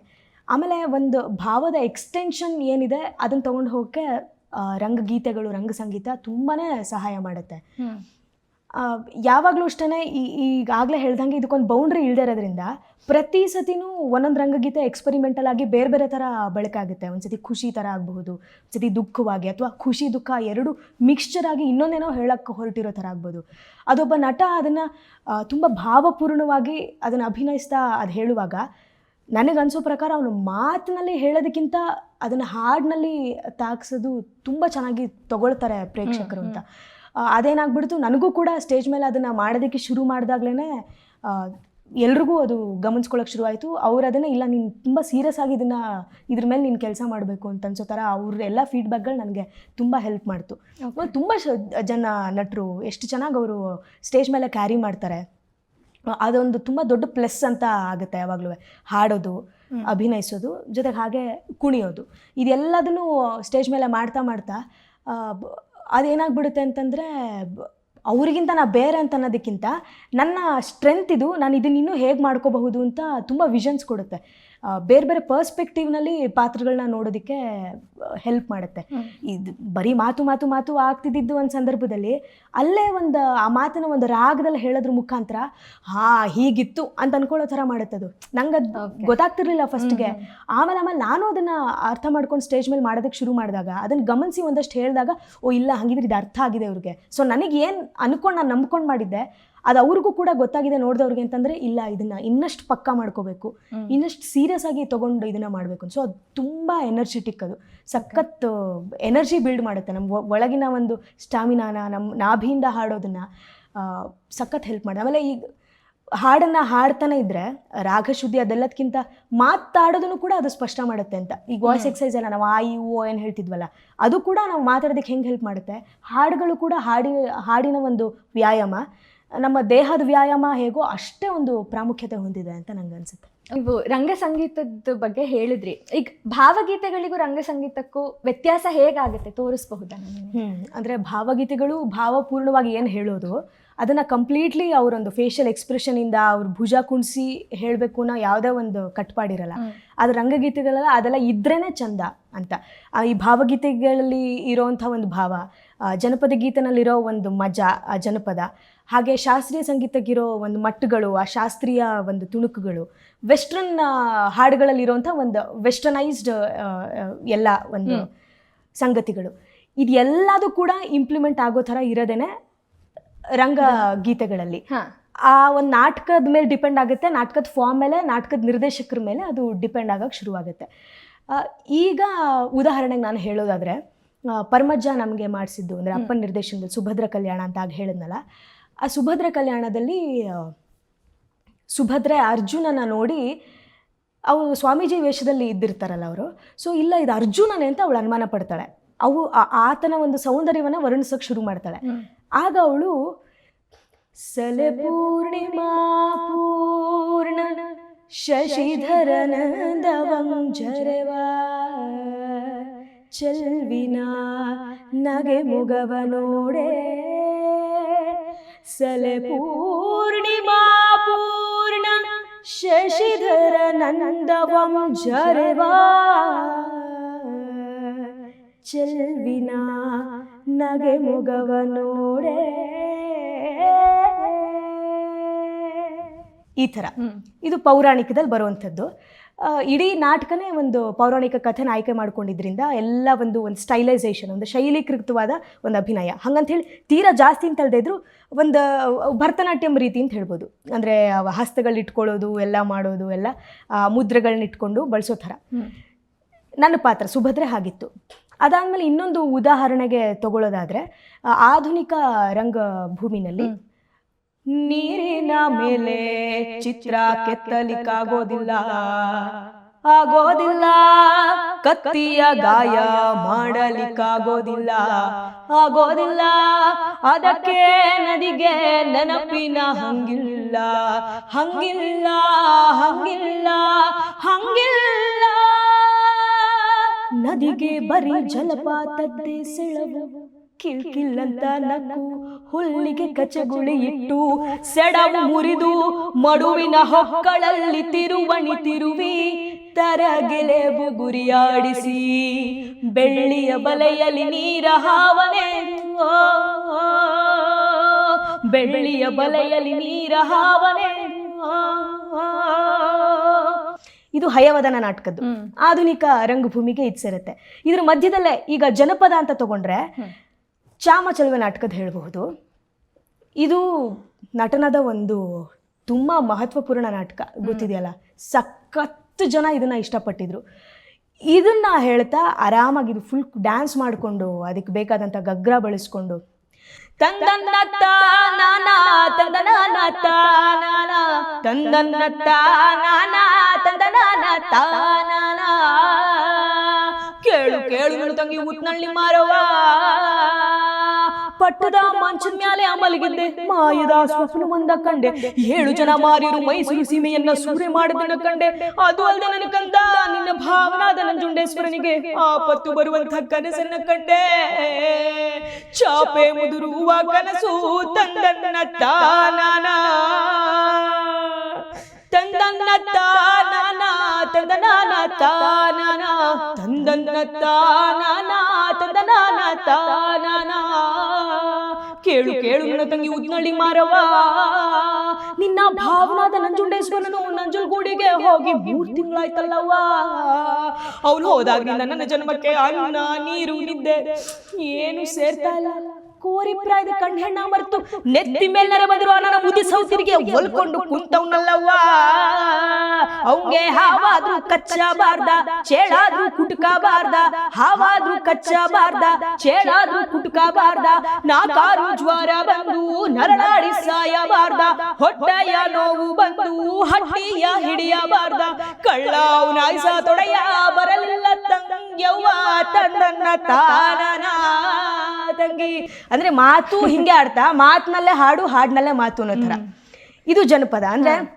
ನೀವಾಗಲೇ ಕೇಳಿದ ಹಾಗೆ ಈ ಭಾವಗೀತೆನಲ್ಲಿ ಇರೋಂಥ ಒಂದು ಭಾವನೂ ಇದ್ದಿರುತ್ತೆ, ಅದಕ್ಕೆ ಬೇಕಾದಂಥ ಒಂದು ಫುಲ್ಲೆಸ್ಟ್ ಎಕ್ಸ್ಪ್ರೆಷನ್ ಏನಿದೆ ಅದನ್ನು ಧ್ವನಿಯ ಮುಖಾಂತರ ಧ್ವನಿಯ ಪಿಚ್ಚು ವಾಲ್ಯೂಮ್ನ ಬಳಸಿ ರಂಗಗೀತೆಗಳನ್ನ ಹಾಡೋದು. ಅಂದರೆ ಅಲ್ಲಿ ತಾಳನ ನಾವು ಹೇಗೆ ಹೀಗೆ ಆದಿ ತಾಳ ರೂಪಕ ತಾಳ ಅಂತ ಹಿಂಗೆ ಹೇಳ್ತೀವಿ, ಇದು ಭುಜದಲ್ಲಿ ಬರುತ್ತೆ ರಂಗಗೀತೆನಲ್ಲಿ, ಇದು ಕಣ್ಣಲ್ಲಿ ಬರುತ್ತೆ, ಇದು ತಲೆನಲ್ಲಿ ಬರುತ್ತೆ, ಇದು ಏನು ಕೈಯಲ್ಲಿ ಆಡಿಸೋದ್ರ ಮುಖಾಂತರ ಬರುತ್ತೆ. ಸೊ ಈ ಥರದ್ದು ಹೀಗೆ ಬೇರೆ ಬೇರೆ ರೀತಿಯ ಇನ್ನು ಈ ಥರದ ಹಾಡುಗಳು ಇದು ವೆಸ್ಟರ್ನ್ ಇದರಿಂದ ತಗೊಂಡಿದ್ದು ಅಂತಂದರೆ ಇದು ಕಣಿವೆಯ ಹಾಡಿನ ಒಂದು ಹಾಡು. ಯಾವ್ದು ಹಾಡಬಹುದು ಕಣಿವೆ ಹಾಡೋದು? Left, right, left, left, right, left, left, right, left, left, right, left. Nanna jawabba corporal, left, right, left. Nanna jawabba corporal, left, right, left. ಬಂದೂಕಿತ್ತು ಅವನ ಹತ್ರ ಎಂದು ಅದನ್ನ ಬಳಸಿಲ್ಲ, ಗುಂಡು ಇತ್ತು ಅವನ ಹತ್ರ ಯಾಕಂತ ಗೊತ್ತಿಲ್ಲ, ಬಂದೂಕಿತ್ತು ಅವನ ಹತ್ರ ಎಂದು ಅದನ್ನ ಬಳಸೇ ಇಲ್ಲ, ಗುಂಡು ಇತ್ತು ಅವನ ಹತ್ರ ಯಾಕಂತ ಗೊತ್ತಿಲ್ಲ, ಬಂದೂಕು ಹಿಡಿದ ಗುಬ್ಬಚ್ಚಿ ನನ್ನ ಈ ತರ ಒಂದು ವೆಸ್ಟರ್ನ್ ಮ್ಯೂಸಿಕ್ನ ಇಟ್ಕೊಂಡು ಕಂಪೋಸ್ ಮಾಡಿದಂಥ ಒಂದು ನಾಟಕ. ಇಡೀ ನಾಟಕ ಹಾಡಿನ ಮೇಲೆ ನಡೆಯುತ್ತೆ. ಅಜ್ಜ ಮತ್ತೆ ಒಂದು ಮೊಮ್ಮಗಳ ಕಥೆ. ಅವಳು ಕೂಡ ಸಿಂಗರ್ ಆಗಬೇಕು ಅಂತ ಸಖತ್ತು ಪ್ಯಾಷನೇಟ್ ಆಗಿ ಬದುಕಬೇಕು, ವೆರೋನಿಕಾ. ಆದರೆ ಅಜ್ಜನಿಗೆ ಒಂದಷ್ಟು ಹಳೆ ಬ್ಯಾಡ್ ಎಕ್ಸ್ಪೀರಿಯನ್ಸ್ನಿಂದ ಮಗಳೆಲ್ಲ ಹಾಳಾಗ್ಬಿಡ್ತಾಳೆ ಅಂತ ಕಳ್ಸೋದಕ್ಕೆ ಇಷ್ಟ ಇಲ್ಲ. ಆದರೂ ಸಮೇತ ಅವಳು ಹಠ ಮಾಡಿ ತಾತನ ಕನ್ವಿನ್ಸ್ ಮಾಡೇ ಹೋಗ್ತಾಳೆ. ಇದು ಆ್ಯಕ್ಚುಲಿ ನಾಟಕದ ಒಂದು ಮೇಯ್ನ್ ಪಾಯಿಂಟ್. ಅಂದರೆ ಈಗ ಮಾಡಬೇಕಾಗಿರೋದೇ ಈಗಿನ ಜನ್ರೇಷನ್ ಅವರು ಅದೇ ಕೆಲಸ ಅಂತ. ಇಷ್ಟೊತ್ತು ನಮ್ಮ ಲೈಫು ಇದು ಹೌದು ಹೌದು. ಅವರು ಯಾವ ಇಂಟೆನ್ಷನ್ ಅಥವಾ ಪರ್ಪಸ್ ಇಟ್ಕೊಂಡು ಯಂಗ್ಸ್ಟರ್ಸ್ ಕೆಲಸ ಮಾಡಬೇಕು ಅಂತಂದು ಇಟ್ಕೊಂಡಿರ್ತಾರೋ ಅದು ಏನೂ ತಪ್ಪಿಲ್ಲ, ಅಂದರೆ ಒಳ್ಳೆ ಇಂಟೆನ್ಷನ್ ಇದ್ದಿದ್ದಲ್ಲಿ. ಆದರೆ ಅವರು ಕನ್ವಿನ್ಸ್ ಮಾಡೋದಕ್ಕೆ ಏನೂ ಹೋಗ್ಬಿಡಲ್ಲ, ಅವ್ರಿಗೆ ಗಂಟೇನು ಹೋಗಲ್ಲ, ಕನ್ವಿನ್ಸ್ ಮಾಡಲಿ ಅಂತ ಅನ್ನೋದೇನೆ ನನಗೂ ಅನಿಸುತ್ತೆ. ಅವಳು ಕನ್ವಿನ್ಸ್ ಮಾಡಿ ಅಜ್ಜ ಕಡೆಗೆ ಫಸ್ಟಿಗೆ ಒಪ್ಕೊಳ್ದಾನೆ, ಆಮೇಲೆ ಒಪ್ಕೊಂಡು ಕಳಿಸ್ತಾನೆ. ಆಯಿತು ಅವಳು ಏನೋ ಮಾಡ್ಬೇಕಂತ ಹೊರಡ್ತಿದ್ದಾಳೆ, ನಾನು ಸಪೋರ್ಟ್ ಮಾಡೋದ್ರಲ್ಲಿ ಏನಾಗ್ಬಿಡುತ್ತೆ ನಂದು ಅಂತ. ಅರೆ ವೆರೋನಿಕಾ ಸಖತ್ತು ಶಕ್ತಿಯುತ. ನಾನು ಒಂದೊಂದು ಪಾತ್ರಗಳು ಮಾಡೋದ್ರಿಂದನೂ ಎಷ್ಟೊಂದು ನನಗೆ ಅದರಿಂದ ಗೊತ್ತಾಗ್ತಿದ್ದಿರುತ್ತೆ. ಖಂಡಿತವಾಗ್ಲೂ ಹಾಗೆ ಬದುಕೋದಕ್ಕೆ ಕಷ್ಟ ಅಂತಲೂ ಅನಿಸುತ್ತೆ, ಆಮೇಲೆ ಹಿಂಗೆ ಆಗಬಾರ್ದಪ್ಪ ಅಂತ ಕೆಲವೊಂದು ಪಾತ್ರಗಳಿಂದನೂ ಅನಿಸುತ್ತೆ ಅನ್ನೋದಕ್ಕೆ ಈ ಎಕ್ಸಾಂಪಲ್ಸೇ ನಮಗೆ ಬದುಕನ್ನು ಇನ್ನಷ್ಟು ಚೆನ್ನಾಗಿ ಮಾಡ್ಕೊಳ್ಳೋಕೆ ಹೆಲ್ಪ್ ಮಾಡುತ್ತೆ ಅಂತ. ನಿಜವಾಗ್ಲೂ ನನಗೆ ಎಷ್ಟೊಂದು ಜನ ಈಗ ವೆರೋನಿಕಾ ಹೋದ್ಲು, ನೀನು ಹಂಗೆ ಹೋಗ್ಬಿಡ್ತೀಯಾ, ನೀನಾಗಿದ್ದೀರೇ ಹೋಗ್ತಿದ್ಯಾ ಅಂದಾಗ ನಂಗೆ ನಿಜವಾಗ್ಲೂ ಕಷ್ಟ. ಸಿರಿ ಹಂಗೆ ಯಾರು ಹಂಗೆ ಬಿಟ್ಟು ಹೋಗ್ಬಿಡೋಕ್ಕೆ, ಅದನ್ನೆಲ್ಲನೂ ಬಿಟ್ಟು ಇನ್ನೇನೋ ದೊಡ್ಡದಾಗಿ ಮಾಡೋದಕ್ಕೆ ಹೋಗೋದಕ್ಕೆ ಭಾರಿ ಹಿಂಜರಿಕೆ. ಅಯ್ಯೋ ಹೆಂಗದು ಬಿಟ್ಟು ಹೋಗ್ಬಿಡೋಕ್ಕಾಗುತ್ತೆ. ಇನ್ ಕೇಸ್ ಹೋದ್ರೂ ಇದ್ರದ್ದೊಂದು ಮಣ್ಣು ಇಟ್ಕೊಂಡೇ ಹೋಗ್ಬಿಡೋಣ ಅನ್ನೋ ಥರನೇ ಅನಿಸುತ್ತೆ. ಪಾಪ ಅವಳು ಅದೇ ಕೆಲಸ ಮಾಡ್ತಾಳೆ. ಹೋದ್ಲು, ಈಗ ಎಲ್ಲ ಹೋದ್ಲಲ್ಲೋ ಚೆನ್ನಾಗಿದ್ದಾಳೆ, ಲಿಟ್ರಲಿ ನಾನೇ ಕಳ್ಸ್ಕೊಟ್ಟು ಬಂದೋಳ್ತಾರೆ ನನಗೆ, ಏನೋ ಆರಾಮಾಗಿದ್ದಾಳೆ ಅವಳು, ಎಲ್ಲಿದ್ರು ಆರಾಮಾಗಿರಲಿ, ಅಜ್ಜನೂ ಆರಾಮಾಗಿರಲಿ ಮೇಯ್ನಾಗಿ ಅಂತ. ಕೆಲವು ಸತಿ ನಾವು ಈ ಪಾತ್ರಗಳಲ್ಲಿ ಎಷ್ಟು ಮುಳುಗೋಗ್ತೀವಿ ಅಂದರೆ ಅದರಿಂದ ಆಚೆ ಬರೋದು ಕಷ್ಟ ಆಗೋಗುತ್ತೆ. ಅಂದರೆ ಆ್ಯಸ್ ಎ ಪರ್ಸನ್ ನಾವು ಬೇರೆ ಇರ್ತೀವಿ, ಆದರೆ ಆ್ಯಕ್ಟ್ ಮಾಡ್ತಾ ಆ ಕ್ಯಾರೆಕ್ಟರ್ ಒಳಗೆ ಹೋಗಿರ್ತೀವಿ.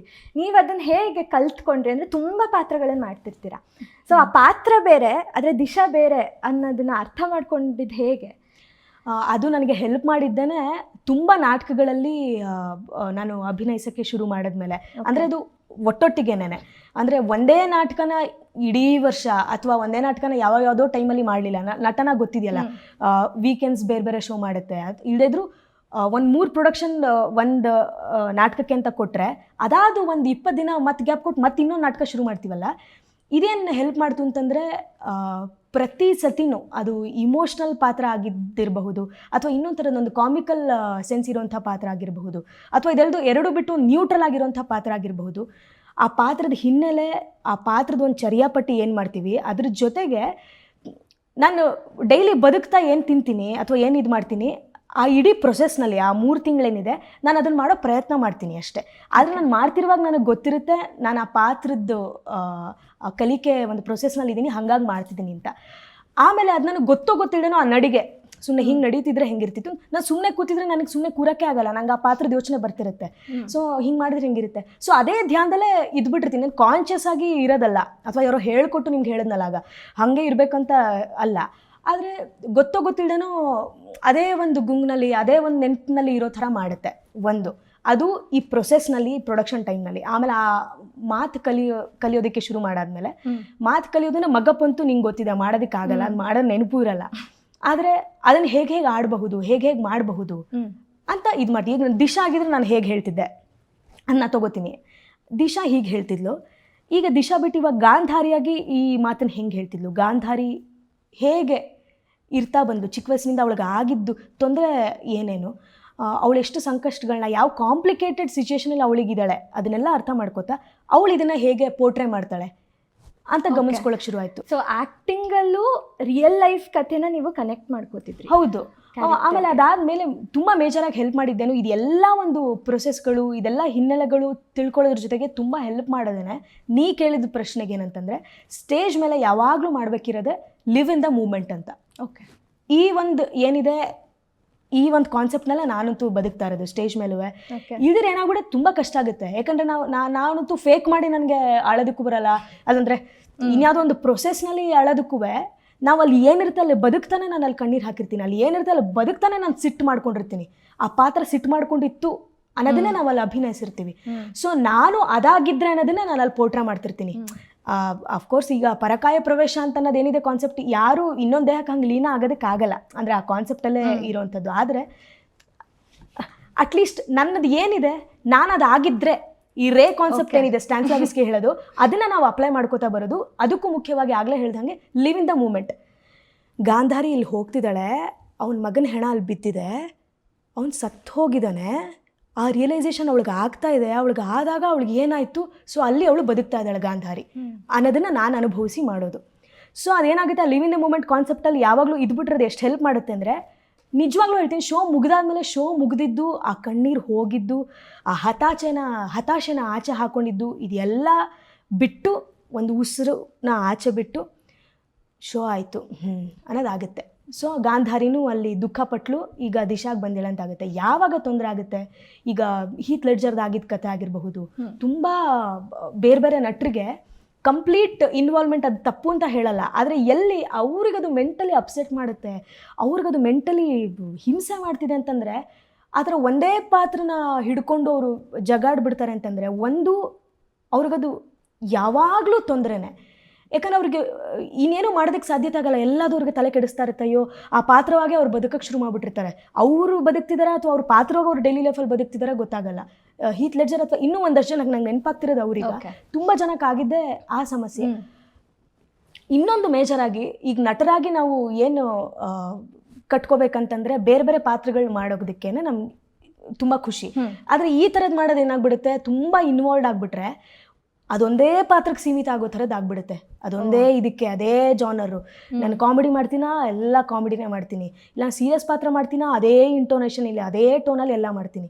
ಸೊ ಅದನ್ನು ಬ್ರೇಕ್ ಮಾಡ್ಕೊಳ್ಳೋಕ್ಕೆ ಪ್ರತಿ ಸತಿನೂ ಪಾತ್ರ ಕೊಟ್ಟಾಗ ನನ್ನ ಹಳೆ ಪಾತ್ರದ ಇನ್ಫ್ಲುಯೆನ್ಸ್ ಇದಕ್ಕಿಲ್ಲ ಅಲ್ವಾ ಅಂತ ಒಡ್ಕೊಳ್ಳೋದಕ್ಕೆ ನೋಡ್ಬೇಕು. ಗೊತ್ತಿಲ್ದೇನೋ ಆ ಒಂದು ಅದೇ ಇಂಟೋನೇಷನು, ಅದೇ ಒಂದು ಫ್ಲೋ ನಮ್ಮ ಡೈಲಾಗಿನ ಒಂದು ರಿದಮಿಗೆ ಬಂದ್ಬಿಟ್ಟಿರುತ್ತೆ. ನೀನು ಅವತ್ತಲ್ಲಿ ಹೋಗಿದ್ದೆ ಅಲ್ವಾ ಅಂತ ಯಾವುದೋ ಚಿಕ್ಕ ಮಗು ಹೇಳೋದಕ್ಕೂ ನಮ್ಗೆ ಇನ್ನೊಂದು ಪಾತ್ರ ಸಿಕ್ಕಾಗ್ಲೂ ನೀನು ಅವತ್ತಲ್ಲಿ ಹೋಗಿದ್ದೆ ಅಲ್ವಾ ಅಂತ ಹೇಳಿದ್ರು ಅದೇ ಬರ್ತಿದೆಯಲ್ಲ ಅನ್ಸುತ್ತೆ. ಸೊ ನಾನು ಏನೋ ಪಿಚ್ ವೇರಿ ಮಾಡ್ಕೋಬೇಕು, ಇಲ್ಲ ಅಂತಂದರೆ ಇರೋ ಪ್ಲೇಸ್ನ ಚೇಂಜ್ ಮಾಡಬಹುದಾ, ಇನ್ನೇನು ಮಾಡ್ಬೋದು, ನೀನು ಅವತ್ತಲ್ಲಿ ಹೋಗಿದ್ದೆ ಅಲ್ವಾ ಮಾಡ್ಬೋದು. ಸೊ ಇದು ಪ್ರತಿ ಸತಿನೂ ಹಿಂಗೆ ಒಡ್ಕೊಂಡು ಮತ್ತೆ ಅದನ್ನು ಕಟ್ಟೋ ಕೆಲಸ ಮಾಡಿದ್ರೆ ತುಂಬ ಬೇರೆ ಆಗಿ ಕಾಣಿಸೋಕ್ಕೆ ಶುರುವಾಗುತ್ತೆ.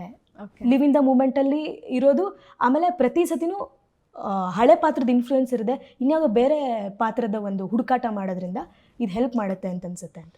ಓಕೆ ಅಕ್ಕ, ಲಕ್ಕಿಲಿ ನಮಗೆ ನಟನ ಅಂತ ರಂಗಶಾಲೆ ಸಿಕ್ತು, ನಮ್ಮನ್ನು ನಾವು ಕಲ್ತ್ಕೊಳ್ಳೋಕ್ಕೆ, ರಂಗಭೂಮಿ ಬಗ್ಗೆ ಕಲ್ತ್ಕೊಳ್ಳೋಕ್ಕೆ. ಆದರೆ ಹೊರಗಡೆ ಸಿಕ್ಕಾಪಟ್ಟೆ ಜನ ನಾನು ಆರ್ಟಿಸ್ಟ್ ಆಗಬೇಕು ಅಥವಾ ಆ್ಯಕ್ಟರ್ ಆಗಬೇಕು ಅಂತ ಇರ್ತಾರೆ. ಸೊ ಅವರಿಗೆ ಏನು ಮಾಡಬೇಕು ಯಾರು ಆ್ಯಕ್ಟರ್ ಆಗಬೇಕು ಅಂತಂದರೆ ಫಸ್ಟ್ ನಿಮ್ಮ ಪ್ರಕಾರ? ಅವ್ರಿಗೆ ನಿಜವಾಗ್ಲೂ ಆ್ಯಕ್ಟ್ರ್ ಆಗಬೇಕಾ ಅನ್ನೋದನ್ನ ಕರೆಕ್ಟಾಗಿ ಕೇಳ್ಕೋಬೇಕು. ಯಾಕಂತಂದರೆ ಅಂದರೆ ಆ್ಯಕ್ಟ್ರ್ ಆಗಬೇಕಾ ಇಲ್ಲ ಸ್ಟಾರ್ ಆಗಬೇಕಾ ಅನ್ನೋ ಒಂದು ಕನ್ಫ್ಯೂಷನಲ್ಲೇ ಇದ್ಬಿಟ್ಟಿದ್ದಾರೆ ಈಗ ಎಲ್ಲರೂ. ಅಂದರೆ ಸ್ಟಾರ್ ಆಗಬೇಕಂದ್ರೆ ಅಫ್ಕೋರ್ಸ್ ಅದು ಆಗ ಕಷ್ಟನೇ. ಆದರೆ ಅವ್ರಿಗೆ ಏನಾಗ್ಬಿಟ್ಟಿರುತ್ತೆ, ಈಗ ಒಂದಷ್ಟು ರೋಲ್ ಮಾಡೆಲ್ಗಳು ಇದ್ಬಿಟ್ಟಿರೋದ್ರಿಂದ ಅವ್ರಿಗೆ ಇರೋಂಥ ಫ್ಯಾನ್ ಫಾಲೋಯಿಂಗ್ ನೋಡಿ ನಾನು ಹಂಗೆ ಆಗಬೇಕು ಅಂತ ಅಂದ್ಕೋತಾರೆ. ಬಿಟ್ಟರೆ ಅಟ್ಲೀಸ್ಟ್ ಅವರಾದರೂ ಹಾಗಾಗೋದಕ್ಕೆ ಅವ್ರು ಎಷ್ಟು ಕಷ್ಟಪಟ್ಟಿದ್ರು ಅಂತ ನೋಡಿರಲ್ಲ. ಇನ್ನೊಂದಷ್ಟು ಕೆಲವು ಜನಕ್ಕೆ ಅದು ಫ್ಲೂಕಾಗೂ ಆಗಿದ್ದಿರುತ್ತೆ, ಬಟ್ ಅದು ಸಸ್ಟೈನ್ ಆಗಲ್ಲ. ಸೊ ತುಂಬ ಕಡಿಮೆ ಅವಧಿಲಿ ಹಾಗೆ ಸಕ್ಸಸ್ ಸಿಗೋದು ಸಸ್ಟೈನ್ ಹೇಗಾಗಲ್ವೋ, ತುಂಬ ಲೇಟಾಗಿ ಆದರೂ ಪರವಾಗಿಲ್ಲ ಅವರು ಒಂದಷ್ಟು ಸಕ್ಸಸ್ಫುಲ್ ಹಾದಿಗಳನ್ನ ಅವರು ತಟ್ಬೋದು ಅಂತ ನನಗನ್ಸುತ್ತೆ ಅಂತ. ಅವರಿಗೆ ಮೊದಲು ಬೇಕಾಗಿರೋದು ಪೇಷನ್ಸು. ಅವರೆಲ್ಲರೂ ಓದಬೇಕು ಅಂತ ಯಾರ್ಯಾರು ಹಂಗೆ ಆಸೆ ಇಟ್ಕೋತಾರೆ, ಓದ್ಬೇಕು. ಯಾಕೆ ಓದ್ಬೇಕು? ನಾವು ಓದೋದು ಬಿಟ್ಟುಬಿಟ್ಟೇ ನಾವು ಆರ್ಟ್ ಫೀಲ್ಡ್ನ ಚೂಸ್ ಮಾಡ್ಕೋತೀವಿ. ಹೀರೋ ಆಗಬೇಕು ಅಂತ ಬಂದಿರ್ತೀವಿ, ಹೀರೋನ್ ಆಗಬೇಕು ಅಂತ ಬಂದು ಮತ್ತೆ ಇವರು ಓದು ಅಂತಾರಲ್ಲ ಅಂತ. ಎಲ್ಲದಕ್ಕೂ ಅದ್ರದ್ದೇ ಅದೊಂದು ಪ್ರೋಸೆಸ್ ಇರುತ್ತೆ. ನೀನು ಓದಬೇಕು, ನೀನು ಸ್ಕ್ರಿಪ್ಟನ್ನಾದರೂ ನೀನು ಓದಲೇಬೇಕಲ್ವ. ಸ್ಕ್ರಿಪ್ಟ್ ನೀನು ಹೇಗೆ ಓದ್ತೆ ಅಂತ ತಿಳ್ಕೊಳ್ಳೋದಕ್ಕೆ ನೀನು ಒಂದಷ್ಟು ಓದಲೇಬೇಕು. ಸೊ ಎಲ್ಲದಕ್ಕೂ ಅದರದ್ದೇ ಅದೊಂದು ಒಳ್ಳೇದಿರ್ತವೆ, ಅದನ್ನು ಗಮನಿಸ್ಕೊಂಡು ಅವರು ಕೆಲಸ ಮಾಡಬೇಕಿರ್ತವೆ ಅಂತ. ಆಮೇಲೆ ಈಗ ಹೇಳ್ದಂಗೆ ಎಲ್ಲದು ಫಾಸ್ಟಾಗಿ ಆಗ್ಬಿಟ್ಟಿದೆಯಲ್ಲ. ಈಗ ಹಿಂಗೆ ಕೊಡ್ತೀವಿ, ನಾನು ತಕ್ಷಣ ಏನಾದ್ರು ನಾಳೆ ಇನ್ಸ್ಟೆಂಟ್ ಸಕ್ಸಸ್. ಅವ್ರು ಈಗಲೇ ಒಂದು ವರ್ಷ ಹಿಂಗೆ ಮುಗ್ದಿದ್ದ ನೆಕ್ಸ್ಟ್ ನಾನು ಬೇರೆ ಲೆವೆಲ್ಗೆ ಹೋಗಿರ್ತೀನಿ ಅಂತ ಬರೋರಾಗ್ಬೋದು. ಪಾಪ ಆಮೇಲೆ ಅವ್ರಿಗೆ ಅರ್ಥ ಆಗುತ್ತೆ, ಅಯ್ಯೋ ಒಂದು ವರ್ಷದಲ್ಲಿ ಏನು ಗೊತ್ತಾಗುತ್ತೆ ಅಂದರೆ ಒಂದು ವರ್ಷದಲ್ಲಿ ಏನು ಗೊತ್ತಾಗಿರಲ್ಲ ಅನ್ನೋದು ಒಂದು ವರ್ಷದಲ್ಲಿ ಅವ್ರಿಗೆ ಗೊತ್ತಾಗಿರುತ್ತೆ. ಇನ್ನೂ ಎಷ್ಟು ಗೊತ್ತಾಗಬೇಕಿದೆ, ಎಷ್ಟು ದೊಡ್ಡ ಸಾಗರ, ಎಷ್ಟು ದೊಡ್ಡ ಪ್ರಪಂಚ ಇದು ಅನ್ನೋದು ಅರ್ಥ ಆಗಕ್ಕೆ ಶುರುವಾಗುತ್ತೆ.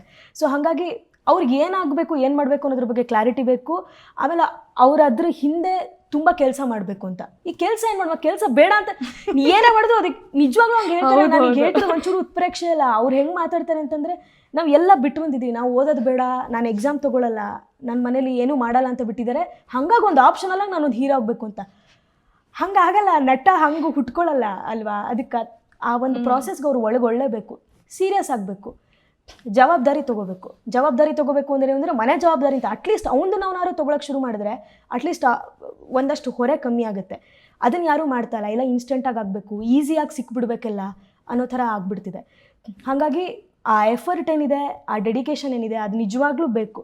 ಅದು ಸುಮ್ಮನೆ ಮಾತಿಗೆ ಹೇಳೋ ಥರ ಅನಿಸಿದೆ, ಯಾರೋ ಹಿರಿಯರು ಒಂದಷ್ಟು ಉಪದೇಶ ಮಾಡ್ತಿದ್ದಾರೆ ಅನ್ನೋ ಥರ ಅನಿಸಿದ್ರು ಇಲ್ಲ, ಆ ಪ್ರಾಕ್ಟೀಸ್ ನಿಜಕ್ಕೂ ಬೇಕೇ ಬೇಕು.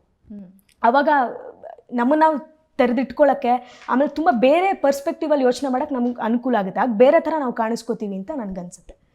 ಓಕೆ, ಅಂದರೆ ಇದು ಪ್ರಾಬಬ್ಲಿ ಬರೀ ಆ್ಯಕ್ಟ್ರ್ ಒಂದೇ ಇಲ್ಲ, ಯಾವುದೇ ಫೀಲ್ಡ್ ಆದ್ರೂ ಎಲ್ಲ ಸ್ಟ್ರಿಂಗು ಹಂಗೆ ಆಗ್ಬಿಡುತ್ತೆ. ಈಸಿ ವೇನಲ್ಲಿ ಸಿಕ್ಬಿಟ್ರೆ ಹೇಗೆ ಅಂತ. ನಾನೇ ಆ್ಯಕ್ಚುಲಿ ಈಗಿನ ಜನ್ರೇಷನ್ ಅವಳು ಅಲ್ವಾ. ಈಗ ನಮಗೂ ಇನ್ನೊಂದು ಜನ್ರೇಷನ್ ಏನೋ ಬಂದಿದೆ, ಅದು ಜೆನ್ಸಿ ಕಿಡ್ ಅಂತಲ್ಲ. ಅವರು ಹೆಂಗೆ ಯೋಚಿಸ್ತಾರೆ, ಯಾವ ರೀತಿ ಅವರು ಒಟ್ಟು ಜಗತ್ತನ್ನು ನೋಡ್ತಾರೆ ಅಂತಂದರೆ ನಾನು ಜಡ್ಜ್ ಮಾಡ್ತಿಲ್ಲ, ಬಟ್ ಒಂದೊಂದು ಸತಿ ನಿಜವಾಗ್ಲೂ ಭಯ ಆಗುತ್ತೆ. ಅಯ್ಯೋ ಒಂದೊಂದು ಸತಿ ಅನಿಸುತ್ತೆ, ಅಯ್ಯೋ ನಾವೇ ಇಷ್ಟು ಓಲ್ಡ್ ಸ್ಕೂಲ್ ಇದ್ದಿರೋದು ಅಂದರೆ ನಮ್ಮ ಮೈಂಡ್ ಸೆಟ್ಟಲ್ಲಿ ಇಷ್ಟು ಓಲ್ಡ್ ಸ್ಕೂಲ್ ಇರೋದೇ ದೊಡ್ಡ ತಪ್ಪ ಹಾಗಿದ್ರೆ. ಕರೆಕ್ಟ್, ಅದಂತೂ ಅನ್ಸುತ್ತೆ ತುಂಬ ಸತಿ. ಇವ್ರು ಇಷ್ಟು ಸ್ಪೀಡ್ ಆಗಿರೋದು, ಇವ್ರು ಈ ಥರ ಯೋಚನೆ ಮಾಡೋದು ನೋಡಿ ನೀವು ಹಳೆ ಕಾಲದವರು, ಅಯ್ಯೋ ನಾನು ಈಗಿನ ಕಾಲದವಳೆ, ದಯವಿಟ್ಟು ಹಳೆ ಕಾಲದವಳು ಮಾಡಬೇಡಿ ಅಂತ. ಅದು ಅಂದರೆ ಈವನ್ ರಜಾ ಮಜದಲ್ಲಿ ಪ್ರತಿ ವರ್ಷ ಸುಮಾರು ಮಕ್ಕಳನ್ನ ನೋಡ್ತಿರ್ತೀರಾ. ನಾನು ನಿಮ್ಗಿಂತ ಚಿಕ್ಕವಳು ಅಂದರೆ ಆ ಏಜ್ ತೊಗೊಂಡ್ರು ಇವಾಗಿನ ಬರ್ತಿರೋ ಮಕ್ಕಳಲ್ಲಿ ನೀವು ಬಿಹೇವಿಯರಲ್ಲಿ ಏನಾದ್ರು ಡಿಫ್ರೆನ್ಸ್ ಕಾಣ್ತಿದೆಯಾ? ಕಂಪ್ಲೀಟ್ಲಿ ಪ್ರತಿ ವರ್ಷನೂ ಒಂದೊಂದು ವಸ್ತು. ಅಂದರೆ ಇದು ಹೀಗೆ ಅನ್ನೋ ಥರ ಅಂತಲ್ಲ, ಅಂದರೆ ಅವರು ಯೋಚನೆ ಮಾಡೋ ರೀತಿ. ಪ್ರತಿ ರಜಾ ಮಜದ ಮಧ್ಯಾಹ್ನದ ಸೆಷನ್ ಅವ್ರಿಗೆ ಮಾತಾಡೋದಕ್ಕೆ ಕೊಡ್ತೀವಿ ಯಾವ್ದಾದ್ರು ಒಂದು ಸಬ್ಜೆಕ್ಟ್ ಮೇಲೆ. ಅಂದರೆ ಕೆಲವೊಂದು ಸತಿ ಅದನ್ನು ಅವ್ರು ಇಂಟರ್ಪ್ರಿಟ್ ಮಾಡೋ ರೀತಿ, ಅದಕ್ಕೆ ಅವರು ವಾದ ಮಾಡೋ ರೀತಿ, ಅದನ್ನು ಅವರು ನೋಡೋ ರೀತಿ ತುಂಬ ಬೆರಗು ಹುಟ್ಟಿಸ್ಬಿಡುತ್ತೆ. ಯಾಕಂತಂದರೆ LGBTQ ಅದ್ರ ಬಗ್ಗೆ ಮಾತಾಡ್ತಾರೆ ಅವರು. ಆಮೇಲೆ ಸೆಕ್ಷುಯಾಲಿಟಿ ಬಗ್ಗೆ ಮಾತಾಡ್ತಾರೆ, ಆಮೇಲೆ ಮೆನೋಪಾಸ್ ಬಗ್ಗೆ ಮಾತಾಡ್ತಾರೆ, ಆಮೇಲೆ ಜಗತ್ತಿನಲ್ಲಿ ಇದು ಆಗ್ತಿರೋಂಥ ಯುದ್ಧಗಳ ಬಗ್ಗೆ ಮಾತಾಡ್ತಾರೆ, ಪೇರೆಂಟ್ಸ್ ಮಾಡ್ತಿರೋ ಮೋಸಗಳ ಬಗ್ಗೆ. ಮೋಸ ಹೆಂಗೆ ಅಂತಂದರೆ ಅವರೇ ಎಷ್ಟೊಂದ್ರಲ್ಲಿ ಹಿಂದಿದ್ದಿರ್ತಾರೆ, ಬಟ್ ಇವ್ರನ್ನ ಪುಷ್ ಮಾಡ್ತಿರ್ತಾರಲ್ಲ, ನೀನು ಅದು ಮಾಡು, ನಾನು ಹಂಗೆ ಮಾಡಿದೋ, ನೀನೇ ಮಾಡಿಲ್ವಲ್ಲ ಅಂತ. ಮೊದಲು ನಾವು ಕ್ವಶನ್ ಮಾಡ್ತಿರ್ಲಿಲ್ಲ, ಇವಾಗ ಮಾಡ್ತಾರೆ ಮಕ್ಕಳನ್ನ. ನೀನೇ ಮಾಡಿಲ್ಲ, ಹಂಗೆ ನೀನೇ ಮಾಡ್ಬೇಕಿದ್ದಂತ ನನಗೆ ಅದಕ್ಕೆ ಪುಷ್ ಮಾಡ್ತಿದ್ಯಾ ಅಂದರೆ ಆ ಹೇಳೋದ್ರಲ್ಲಿ ಒಂದು ಆರೋಗ್ಯನ್ಸ್ ಅಂತಲೂ ಅನ್ಕೋಬೋದು, ಆದರೆ ಆ ಸ್ಟ್ರೈಟಾಗಿ ಹೇಳೋದು ಒಂದ್ಸತಿ ಭಯ ಹುಟ್ಟಿಸ್ಬಿಡುತ್ತೆ. ಆದರೆ ನಾವು ಮಾತ್ರ ಅವ್ರು ಹೆಂಗೆ ಇದ್ರು ನಾವು ಅವ್ರಿಗೆ ಸ್ವಲ್ಪ ಪಾಸ್ ಮಾಡಿರ್ತೀವಿ, ಅವ್ರಿಗೆ ಎಷ್ಟು ಫ್ರೀಡಮ್ ಕೊಡ್ತೀವಿ ಮಾತಾಡೋದಕ್ಕೂ. ಎಟ್ ದಿ ಸೇಮ್ ಟೈಮ್ ಆ ಒಂದು ಎಕ್ಸ್ಪ್ರೆಷನ್ ಅವ್ರು ಆಚೆ ಹಾಕೊಳ್ಳೋದ್ರಲ್ಲೂ ಒಂದು ಸಣ್ಣ ವಿನಯತೆ ಇರಬೇಕು ಅಂತಲೇ ನಾವು ಯಾವಾಗಲೂ ಬಯಸೋದು ರಾಜಾಮಜನು. ಗೊತ್ತಲ್ಲ, ಇಲ್ದಿದ್ರೆ ಏನಾಗ್ಬಿಡುತ್ತೆ ಅಂತಂದರೆ ನಾನು ಸ್ಟ್ರೈಟ್ ಆಗಿದ್ದೀನಿ, ನಾನು ಇರೋದೇ ಹಿಂಗೆ, ಈಗಿನ ಕಾಲದವ್ರು ನಾವು, ಈಗಿನ ಕಾಲದ ಮಕ್ಕಳು ಇರೋದೇ ಹಿಂಗೆ, ನಾವೇನು ಹೇಳಿದ್ರು ನೀವು ತೊಗೋಬೇಕು ಅಂತನೋ ಒಂದು ಧೋರಣೆ ಬರಲೇಬಾರ್ದು. ಎಲ್ಲದಕ್ಕೂ ಅದರದ್ದೇ ಅದೊಂದು ಪ್ರಾನ್ಸ್ ಕಾನ್ಸ್ ಇರುತ್ತಲ್ಲ, ಸೊ ಅದನ್ನೇ ಅವ್ರಿಗೆ ತಿಳಿಪಡಿಸೋ ಪ್ರಯತ್ನ ಮಾಡೋದು. ನೀನು ಏನು ಅಂದ್ಕೊಂಡಿದ್ದೆ ಅದು ಖಂಡಿತವಾಗ್ಲೂ ಸರಿ ಇದೆ, ಬಟ್ ಅದನ್ನು ಆರಾಮಾಗಿ ಹೇಳು. ಯಾಕೆ ಆ ಥರ ತುಂಬ ದ್ವೇಷದಲ್ಲಿ ಜಿದ್ದಾಜಿದ್ದಿ ಮಾಡ್ಕೊಂಡು ಹೇಳ್ತಿದ್ಯಾ, ಆರಾಮಾಗಿ ಹೇಳು ಅಂತ. ಮಕ್ಕಳುಗಳ ಯೋಚನೆ ಮತ್ತು ಅದ್ರ ವಿಚಾರ ಸಖತ್ತು ಬೇರೆ ಥರ ಇರುತ್ತೆ. ನಾನು ಆಗಲೇ ಹೇಳಿದಾಗ ಅದ್ರ ಬಗ್ಗೆ ಅದ್ರ ಕುರಿತಾಗ ಅವ್ರು ಮಾತಾಡಿ ಎಷ್ಟೊಂದು ವಿಚಾರಗಳು ನಿಜವಾಗ್ಲೂ ನನಗೆ ಗೊತ್ತಿರಲ್ಲ. ಅಂದರೆ ಅವ್ರು ಅದು ಎಲ್ಲಿ ತಿಳ್ಕೊಂಡಿರ್ತಾರೆ ಅಂತಲ್ಲ, ಖಂಡಿತವಾಗೂ ಮೊಬೈಲ್ ಆ ರೀತಿಲಿ ಪಾಸಿಟಿವ್ ಆಗು ಹೆಲ್ಪ್ ಮಾಡಿದೆ ಅಂತ ಹೇಳೋಕ್ಕೆ. ಅವ್ರು ಅದ್ರಲ್ಲಿ ತಿಳ್ಕೊಂಡಿರೋದಾಗಬಹುದು. ಒಂದಷ್ಟು ಜನ ಸ್ಟಡೀಸಲ್ಲಿ ಎಷ್ಟು ಹಿಂದಿರ್ತಿದ್ರು ಆ ಥರ ಮಧ್ಯಾಹ್ನದ ಸೆಷನಲ್ಲಿ ಅವ್ರನ್ನವರು ತೆರೆದಿಟ್ಕೊಳ್ಳೋದು, ಅವ್ರು ಎಷ್ಟು ಚೆನ್ನಾಗಿ ಅರಳ್ಕೊಳ್ತಾರೆ ಅಂತ ನೋಡೋದಕ್ಕೆ ನಮಗೆ ಖುಷಿ. ಮೊದಲು ಬಂದಾಗ ಮೊದಲು ದಿನ ಹಠ ಹಿಡಿದು ಯಾರನ್ನೋ ಕರೆದು ನೀವು ಮಾತಾಡ್ಬೇಕಂತ ಮಾತಾಡ್ಸ್ತೀವಿ, ನಾನು ಹೆದರ್ಕೊಂಡು ಹೋಗ್ತೇನೆ. ಕೊನೆ ದಿನ ಅವನ್ನ ಮಾತಾಡ್ಸೋದು ನಿಲ್ಸಕ್ಕೆ ಹೇಳಕ್ಕೆ ನಮಗೆ ಕೈ ಮುಗಿಬೇಕು. 10-20 ನಿಮಿಷ ಮಾತಾಡ್ತಾನೆ ಇರುತ್ತೆ ಆ ಹುಡುಗ ಅಥವಾ ಹುಡುಗಿ, ನಂಗೆ ಹಿಂಗನ್ಸ್ತು, ಇದು ಈ ಥರ ಆಗಬೇಕಿತ್ತು, ಈ ಥರ ಅಂದರೆ ಅವನ ತಲೆಯಲ್ಲಿರೋವಂಥ ಅಷ್ಟು ಒಂದು ಯೋಚನೆನ ಥಾಟ್ಸ್ನ ಅವ್ನು ಆರಾಮಾಗಿ ತೆಗೆದಿಡೋದಕ್ಕೆ ಮುಂದೆ ಬರ್ತಾನೆ. ಸೊ ಆ ಕೆಲಸನ ಮಾಡಿದ್ರ ಬಗ್ಗೆ ನಮಗೆ ಖುಷಿ ಇದೆ, ಇಲ್ಲ ಅದೇ ಆಗಬೇಕಿರೋದು ಅಂತ. ಅದು ಅದ್ರ ಜೊತೆಗೆ ನೀನು ಒಂಚೂರು ಸಟಲಾಗಿ, ಒಂಚೂರು ರೆಸ್ಪೆಕ್ಟ್ಫುಲ್ಲಾಗಿರಬೇಕು, ಆರಾಮಾಗಿರಬೇಕು, ನೀನು ವ್ಯಾಲ್ಯೂಸ್ನ ಇಟ್ಕೋಬೇಕು ಅಂತ ಅನ್ನೋದನ್ನು ಗೊತ್ತಿದ್ದನು ಅವ್ರಿಗೆ ಹೇಳ್ತಿರ್ಬೇಕು. ಇಳಿದ್ರೆ ಏನಾಗ್ಬಿಡುತ್ತೆ, ಇಲ್ಲ ನಾನು ಮಾಡ್ತಿರೋದೇ ಸರಿ, ನಾವಿರೋದೇ ಹೀಗೆ ಅನ್ನೋ ಒಂದು ಹಾಟಿಲಿ ಬೆಳೆಯೋಕ್ಕೆ ಶುರು ಆಗ್ಬಿಡ್ತಾರೆ. ಸೊ 2 ರೀತಿಯ ಒಂದು ಯೋಚನೆಗಳು ಇದೆ. ಸೊ ಎಷ್ಟು ಚೆನ್ನಾಗಿ ನೀವು ಎವ್ರಿ ಇಂಡಿವಿಜುವಲ್ ಇಸ್ ಡಿಫ್ರೆಂಟ್. ಆ ತೆರೆದುಕೊಳ್ಳೋಕೆ ಒಂದು ಪ್ಲ್ಯಾಟ್ಫಾರ್ಮ್ ಅವ್ರಿಗೆ ಕರೆಕ್ಟಾಗಿ ಸಿಗಬೇಕು ಅಂತ ಪ್ರಾಬಬ್ಲಿ ಫಸ್ಟಿಂದ ನಾವು ಗೊತ್ತಿಲ್ದೇನೋ ಅದೇ ವಿಷಯದ ಬಗ್ಗೆ ಮಾತಾಡ್ತಿದ್ದೀವಿ. ನಮ್ಮನ್ನು ನಾವು ಐಡೆಂಟಿಫೈ ಮಾಡ್ಕೊಳ್ಳೋಕ್ಕೆ, ನಮ್ಮ ತನ ಗುರುತಿಸ್ಕೊಳ್ಳೋಕ್ಕೆ ಟೈಮ್ ಬೇಕು. ಅದು ಹೇಗೆ ಅನ್ನೋದು ಅಕ್ಕ ಸುಮಾರು ಜನಕ್ಕೆ ಗೊತ್ತಿದೆಯೋ ಅಲ್ವಾ, ನೀವು ಪರ್ಸ್ನಲ್ ಚಾಯ್ಸಸ್ ಬಗ್ಗೆ ಮಾತಾಡ್ತಾ ರೀಸೆಂಟಾಗಿ ಮದುವೆ ಆಗಿದ್ದೀರಾ. So first of all congratulations on that. So ನಮಗೆ ಲೈಫ್ ಪಾರ್ಟ್ನರನ್ನು ಹುಡ್ಕೋಬೇಕಾದ್ರೆ ನೀವು ನೋಡಿದಂತಹ ಅಂದರೆ ಡಿಸಿಷನ್ ಮೇಕಿಂಗ್ ಹೆಂಗಿತ್ತು? ಅದೇ ನನಗೆ ಗೊತ್ತಿಲ್ಲ ಆ್ಯಕ್ಚುಲಿ ಹೆಂಗೆ ಇದಾಯ್ತಂತ. ಮೇಜರಾಗಿ ಆ್ಯಕ್ಚುಲಿ ನನ್ನ ತಲೆಯಲ್ಲಿ ಇದ್ದಿದ್ದು ಮೊದಲಿಂದನೂ ಅವ್ರ ಆರ್ಟಲ್ಲಿ ಇಲ್ಲದೇ ಇದ್ರು, ಅಂದರೆ ಆರ್ಟ್ನಲ್ಲಿ ಎಲ್ಲೂ ಕೆಲಸ ಮಾಡದೇ ಇದ್ರು ಅಟ್ಲೀಸ್ಟ್ ನಾನು ಮಾಡ್ತಿರೋ ಆರ್ಟನ್ನ ಗೌರವಿಸೋರೇ ಇರಬೇಕು ಅಂತ. ನಾನು ಈಗಲೂ ಅದೇ ನಿಲುವಿಗೆ ನಿಂತ್ಕೊಳ್ಳೋದು. ಆ್ಯಂಡ್ ನನ್ನ ಜೊತೆಗಿರೋ ಅಷ್ಟು ನನ್ನ ಎಲ್ಲ ಹುಡುಗಿ ಫ್ರೆಂಡ್ಸ್ಗೂ ಆಗಬಹುದು ಅಥವಾ ಯಾರಾದರೂ ಫ್ರೆಂಡ್ಸ್ ಬೇರೆಯವ್ರು ಇದ್ರೂ ನಾನು ಅವ್ರಿಗೆ ಹೇಳೋದು ಒಂದೇ, ಅದರಲ್ಲಿ ಇದ್ದಿಲ್ಲ ಅಂದ ತಕ್ಷಣ ಅವ್ರು ಬೇಡ ಅನ್ನೋ ಥರ ಆಗದೇನೆ ಅದನ್ನ ಅಟ್ಲೀಸ್ಟ್ ರೆಸ್ಪೆಕ್ಟ್ ಮಾಡೋ ಥರ ಇರಬೇಕು. ನೀನು ಏನು ಮಾಡ್ತಿದ್ದೆ ಅದು ಮಾಡೋದಕ್ಕೆ ಬಿಡೋ ಥರ ಇರಬೇಕು ಅನ್ನೋ ಥರ. ಸೊ ನನಗೂ ಇಲ್ಲ ಆಗಿದ್ದು ಅದೇನೆ. ನಾವು ತುಂಬ ಕ್ಲೋಸ್ ಫ್ರೆಂಡ್ಸ್ ಆಗಿದ್ದು. ನನ್ನ ಫ್ರೆಂಡ್ ಮನೋಜನ್ನ ನಾನು ಕೂಡ ಮದುವೆ ಆಗಿದ್ದು. ನಾವು ಮೊದಲಿಂದನೂ ರಿಲೇಷನ್ಶಿಪ್ ಅನ್ನೋ ಥರ ಏನು ಮಾಡ್ಕೊಂಡು ಬರ್ದೆ, ಸಖತ್ ಒಳ್ಳೆ ಫ್ರೆಂಡ್ಶಿಪ್ನ ಮೇಂಟೈನ್ ಮಾಡ್ಕೊಂಡು ಬಂದ್ವಿ. ಪಾಪ ಅವ್ನು ಯಾವಾಗಲೂ ಒಂದ್ಸತಿ ಇಲ್ಲ ನಾನು ಇರಬಹುದಾ ನಿನ್ನ ಜೊತೆ ಯಾವಾಗಲೂ ಅಂತ ಕೇಳಿದಾಗಲೂ ನಾನು ಹೇಳಿದ್ದು ಒಂದೇ, ಇಲ್ಲ ನಮ್ಮ ಅಪ್ಪಂಗೆ ಬಂದು ಕೇಳಬೇಕು ಅಂತ.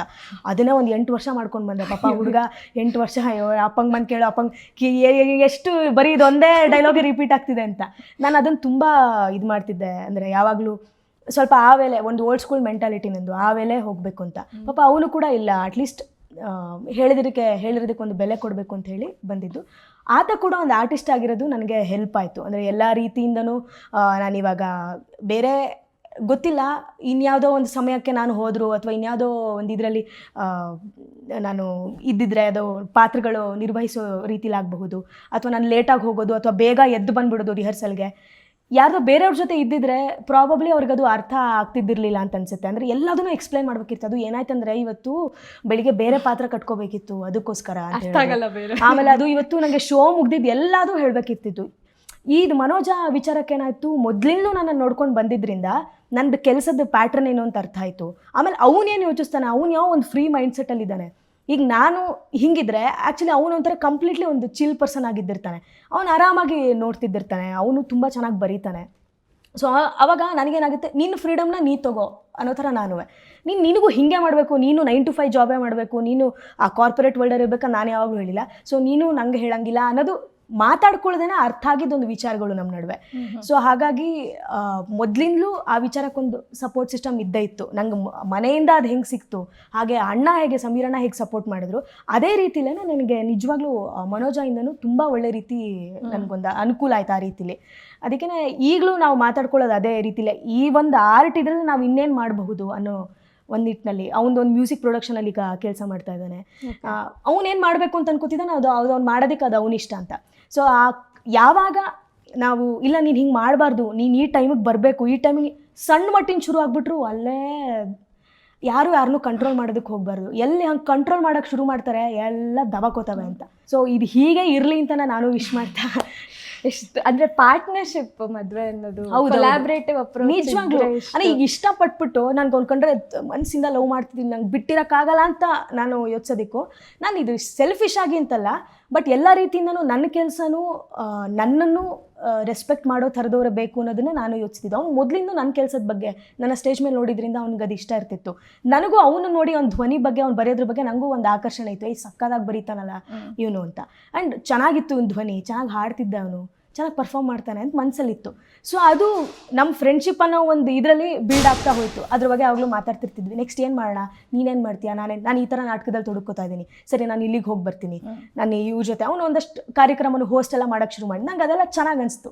ಗುಡ್, ಇದೇ ಫೀಲ್ಡಲ್ಲಿ ಇದ್ದಾನಲ್ಲ, ಮಾಡಲಿ, ಅವ್ನಿಗೆ ಏನು ಅನಿಸುತ್ತೋ ಅದನ್ನು ಅವ್ನು ಮಾಡಲಿ. So nice. ಲಾಸ್ಟ್ ಪ್ರಶ್ನೆ ಅಕ್ಕ, ನಿಮ್ಮ ಮುಂದೆ ಒಂದು 300 ಜನ ಮಕ್ಕಳಿದ್ದಾರೆ ಅಂತ ಅಂದ್ಕೊಂಡ್ರೆ ಅವ್ರಿಗೆ ಏನು ಹೇಳಬೇಕು ಅಂತ ಅನ್ಕೋತೀರಾ? ಯಾವ ಥರದ ಮಕ್ಕಳು? ಒಂದು ಹೈಸ್ಕೂಲ್ ಅಥವಾ PUC ಲೆವೆಲ್ ಮಕ್ಕಳು. ಅವರಿಗೆ ನಾನು ಹೇಳೋದಿಷ್ಟೇ, ತಾಳ್ಮೆ ಇಟ್ಕೊಳ್ಳಿ. ನೀವೇನು ಅಂದ್ಕೊಂಡಿದ್ದೀರಾ ಅದನ್ನು ನೀವು ಮಾಡಬೇಕು ಅಂತಂದರೆ ಒಂದು ವಿನಯತೆ ಇಟ್ಕೊಳ್ಳಿ. ನೀವೇನು ಅಂದ್ಕೊಂಡಿದ್ದೀರಾ ಅದು ಖಂಡಿತವಾಗ್ಲೂ ನೀವು ಹಾಗೆ ಆಗ್ತೀರಾ. ಫೋಕಸ್ಡ್ ಆಗಿರಿ. ಇದು ಎಲ್ಲರೂ ಹೇಳಿರ್ತಾರೆ, ಹೇಳೋ ಮಾತನ್ನೇ ನಾನು ಹೇಳ್ತಾ ಇದ್ದೀನಿ. ಅದು ತುಂಬ ನಿಮ್ಗೆ ಕ್ಲೀಶೆ ಅಂತ ಅನ್ಸ್ಬೋದು, ಬಟ್ ಆ ಕ್ಲೀಶೆಲ್ಲ ಎಷ್ಟೊಂದು ವರ್ಡ್ಗಳು ನಡೀತಿರೋದು ಅನ್ನೋದು ನಂಗೆ ಅರ್ಥ ಆಗಿ ತುಂಬ ತಡವಾಗಿ ಅಲ್ವಾ. ಡೆಡಿಕೇಶನ್, ನಮ್ಮಪ್ಪ ಯಾವಾಗಲೂ ಹೇಳೋರು ನನಗೆ, ಡೆಡಿಕೇಶನ್ ಇಟ್ಕೋ, ನೀನು ಫೋಕಸ್ಡ್ ಆಗಿರು, ಏನಕ್ಕೆ ಯಾವಾಗಲೂ ಟೈಮ್ ಡಿಸಿಪ್ಲಿನ್ ಅನ್ನೋದು ಇಂಪಾರ್ಟೆಂಟ್ ಅಂತ ನಾನು ಅವ್ರಿಗೂ ಅದನ್ನು ಹೇಳ್ತೀನಿ. ಅದೆಲ್ಲ ಹೇಳುವಾಗ ಎಲ್ಲರೂ ಇದನ್ನು ಹೇಳ್ತಾರೆ, ಆದರೆ ಅದೇ ಬದುಕನ್ನು ತುಂಬ ಚೆನ್ನಾಗಿ ಮಾಡೋದು, ಅದೇನೇ ಆ ಸೀರಿಯಸ್ನೆಸ್ಸನ್ನೇ ಬದುಕನ್ನು ತುಂಬ ಚೆನ್ನಾಗಿ ಕಟ್ಕೊಡೋದು ಅಂತ ನಂಗೆ ಅರ್ಥ ಆಗಿದ್ದೆ ತುಂಬ ಟೈಮ್ ಆದಮೇಲೆ. ನಾನು ಅಷ್ಟು ಲೇಟ್ ಮಾಡ್ಕೊಂಡು ಹಾಗೆ ನೀವು ಯಾರೂ ಮಾಡ್ಕೋಬೇಡಿ. ಈಗಲೇ ಅರ್ಥ ಮಾಡ್ಕೊಳ್ಳಿ, ಡಿಸಿಪ್ಲಿನ್ ಅನ್ನೋದು, ಫೋಕಸ್ ಅಂತ ಅನ್ನೋದು, ಎಲ್ಲರ ಜೊತೆ ಪ್ರೀತಿಯಿಂದ ಮಾತಾಡೋದು, ದ್ವೇಷ ಮಾಡದೇ ಇರೋದು, ಇದಿಷ್ಟೇ ಹೆಲ್ಪ್ ಮಾಡುತ್ತೆ ಅಂತ ನಂಗೆ ಅನಿಸುತ್ತೆ. ಅವ್ರು ಕರಿಯರ್ ಬಿಲ್ಡ್ ಮಾಡ್ಕೊಳ್ಳೋಕ್ಕೆ ಅವ್ರು ಪ್ರಯತ್ನ ಪಡ್ತಿದ್ದಾರೆ, ಅದು ಇನ್ನಷ್ಟು ಎಫರ್ಟ್ ಹಾಕಿ ಸುಸ್ತು ಮಾಡಬೇಕು ಅವ್ರಿಗೆ. ಅದು ಸುಸ್ತು ಮಾಡದೆ, ಅವರಿಗೆ ಬೆವರು ಬರದೆ, ಅಥವಾ ರಾತ್ರಿ ಮಲಗ್ತಾ ನೆಮ್ಮದಿಯಾಗಿ ನಿದ್ದೆ ಬರದೇ ಇದ್ದರೆ ಅದು ಕಷ್ಟನೇ. ಇಲ್ಲ ಬರುತ್ತೆ, ಕೆಲವ್ರಿಗೆ ಏನು ಮಾಡ್ದೇನೂ ನಿದ್ದೆ ಬರುತ್ತೆ ಚೆನ್ನಾಗಿ, ಬಟ್ ಒಂದಷ್ಟು ಟೈಮ್ ಆದಮೇಲೆ ಅದ್ರದ್ದು ರಿಪರ್ಕಷನ್ಸ್ ಅವ್ರು ಅನುಭವಿಸ್ತಾರೆ. ಆದರೆ ಅದು ಆಗಬೇಕು, ಸುಸ್ತಾಗಬೇಕು. ಆ ಸುಸ್ತಲ್ಲಿ ಒಂದು ಸಿಗೋ ಮಜಾ ನಮ್ಗಳಿಗೆಲ್ರಿಗೂ ಗೊತ್ತಿದೆಯಲ್ಲ, ಅದು ನಿಮಗೂ ಸಿಗಲಿ ಅಂತ ನಾನು ವಿಶ್ ಮಾಡ್ತೀನಿ. ಒಂದು ಸ್ವೀಟ್ ನೋಟ್, ಎಲ್ಲರ ಆಸೆ ಮೇಲೆ ನನ್ನ ಆಸೆ ಬೇಸಿಕಲಿ. ಒಂದು ಯಾವ್ದು ಇಬ್ರು ಒಟ್ಟಿಗೆ ಯಾವ್ದಾದ್ರು ಹಾಡು ಹೇಳೋಣ ಆಯ್ತಾ? ಲಾ ಲಾ ಲಾ ಲಾ ಲಾ ಲಾ ಲಾ ಲಾ ಲಾ ಲಾ ಲಾ ಲೇಲಾ ಓ ಲೇಲಾ ಓ ಲೇಲಾ ಓ ಲೇಲಾ ಅವಲಕ್ಕಿ ಲಕ್ಕಿ ಲಕ್ಕಿ ಭುವಲಕ್ಕಿ ಲಕ್ಕಿ ಲಕ್ಕಿ ಕಾಂಚನ ಮಿಣ ಮಿಣ ಮಿಣ ಮಿಣ ಮಿಣ ಮಿಣ ಢಾಮ್ ಢೂಮ್ ಢಸ್ಸ ಪುಸ್ಸ ಢಾಮ್ ಢೂಮ್ ಢಸ್ಸ ಪುಸ್ಸ ಕೊಯ್ ಕೊಟಾರ್ ಹೊಸ ಕಾಲ ಸುಖ ಕಾಲ, ಹೊಸ ಕಾಲ ಸುಖ ಕಾಲ, ಬಂದಿದೆ ಬಂದಿದೆ ಹೊಸ ಕಾಲ, ಹಾಕಿರಿ ಹಾಕಿರಿ ಜೈಕಾರ, ಬಂದಿದೆ ಬಂದಿದೆ ಹೊಸ ಕಾಲ, ಹಾಕಿರಿ ಹಾಕಿರಿ ಜೈಕಾರ, ಸ್ವಪ್ನ ಸೌಧಗಳು ಗಗನ ಚುಂಬಿಗಳು ಸುರಿದಿವೆ ಸ್ವರ್ಗದ ಸಂಪತ್ತು. ಲೇಲಾ ಓ ಲೇಲಾ ಓ ಲೇಲಾ ಓ ಲೇಲಾ ಲೇಲಾ ಓ ಲೇಲಾ ಓ ಲೇಲಾ ಓ ಲೇಲಾ ಮುರಿದು ಬಿದ್ದಿವೆ ಹಳೆಯ ರೂಢಿಗಳು, ಉರಿದು ಹೋಗಿವೆ ಮಳೆಯ ಕಾಡುಗಳು, ಉರಿದು ಹೋಗಿವೆ ಮಳೆಯ ಕಾಡುಗಳು, ಕತ್ತಲಾಳದ ಮಿಂಚು ಹುಳುಗಳು, ಕತ್ತಲಾಳದ ಮಿಂಚು ಹುಳುಗಳು, ಎತ್ತ ಹಾರಿದವು ರತ್ನ ಪಕ್ಷಿಗಳು, ಎತ್ತ ಹಾರಿದವು ರತ್ನ ಪಕ್ಷಿಗಳು, ರತ್ನ ಪಕ್ಷಿಗಳು ನಾವು, ರತ್ನ ಪಕ್ಷಿಗಳು, ರತ್ನ ಪಕ್ಷಿಗಳು ನಾವು, ರತ್ನ ಪಕ್ಷಿಗಳು ನಾವು, ಮರೆತ ದಾರಿಗಳು ನೀವು, ಮರೆತ ದಾರಿಗಳು ನೀವು, ಮರೆತ ದಾರಿಗಳು ನೀವು, ಮರೆತ ದಾರಿಗಳು ನೀವು. ಲೇಲಾ ಓ ಲೇಲಾ ಓ ಲೇಲಾ ಓ ಲೇಲಾ, ಲೇಲಾ ಓ ಲೇಲಾ ಓ ಲೇಲಾ ಓ ಲೇಲಾ, ಲೇಲಾ ಓ ಲೇಲಾ ಓ ಲೇಲಾ ಓ ಲೇಲಾ, ಲೇಲಾ ಓ ಲೇಲಾ ಓ ಲೇಲಾ ಓ ಲೇಲಾ, ಲೇಲಾ ಲಾ ಲಾ ಲಾ ಲಾ ಲಾ ಲಾ ಲಾ ಲಾ, ಲೇಲಾ ಲಾ ಲಾ ಲಾ ಲಾ ಲಾ ಲಾ ಲಾ ಲಾ. ಸೂಪರ್. ಪ್ರಾಕ್ಟೀಸ್ ಇಲ್ಲದೆ ಎಷ್ಟು ವರ್ಷ ಆದ್ಮೇಲೆ ಯಪ್ಪ ಪ್ರಾಬ್ಲಿ ರಥಪಕ್ಷಿ ಟೀಮ್ ಎಲ್ಲ ಇದನ್ನ ನೋಡಿದ್ರೆ ಜೊತೆಗೆ ಹಾಡಬೇಕು ಅನ್ಸುತ್ತೆ.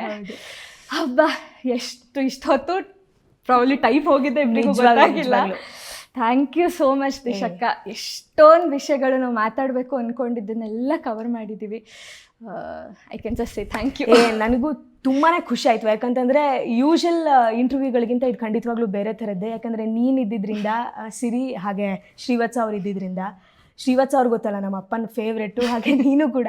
ನನಗೆ ನೀವಿಬ್ಬರ ಜೊತೆ ಮಾತಾಡ್ತಾ ಮಾಮೂಲಿ ಏನು ಯಾವುದೋ ಕ್ಯಾಮ್ರಾ ಇದೆ ಅದ್ರ ಜೊತೆ ಮುಂದೆ ಮಾತಾಡ್ತಿದ್ದೀನಿ ಅನ್ನೋ ಒಂದು ಅಫಿಷಿಯಲ್ ಟಾಕಿಂಗ್ ಏನೂ ಇರದೆ ಸಖತ್ ಆರಾಮಾಗಿ ನಾನು ಮಾತಾಡಿದೆ. ಅದು ಪ್ರಾಬಬ್ಲಿ ನೀನು ಇದ್ದಿದ್ದಕ್ಕೇ ಸಾಧ್ಯ ಆಗಿದ್ದು, ಅದಕ್ಕೆ ನಿನಗೆ ಥ್ಯಾಂಕ್ ಯು. ವೀಕ್ಷಕರೇ, ಇಷ್ಟೊತ್ತು ದಿಶಾ ರಮೇಶ್ ಅವರ ಮಾತುಗಳನ್ನು ಕೇಳಿಸ್ಕೊಂಡಿದ್ದೀರಾ. ಮುಂದಿನ ಸಂಚಿಕೆಯಲ್ಲಿ ಭೇಟಿಯಾಗೋಣ. ನಮಸ್ಕಾರ.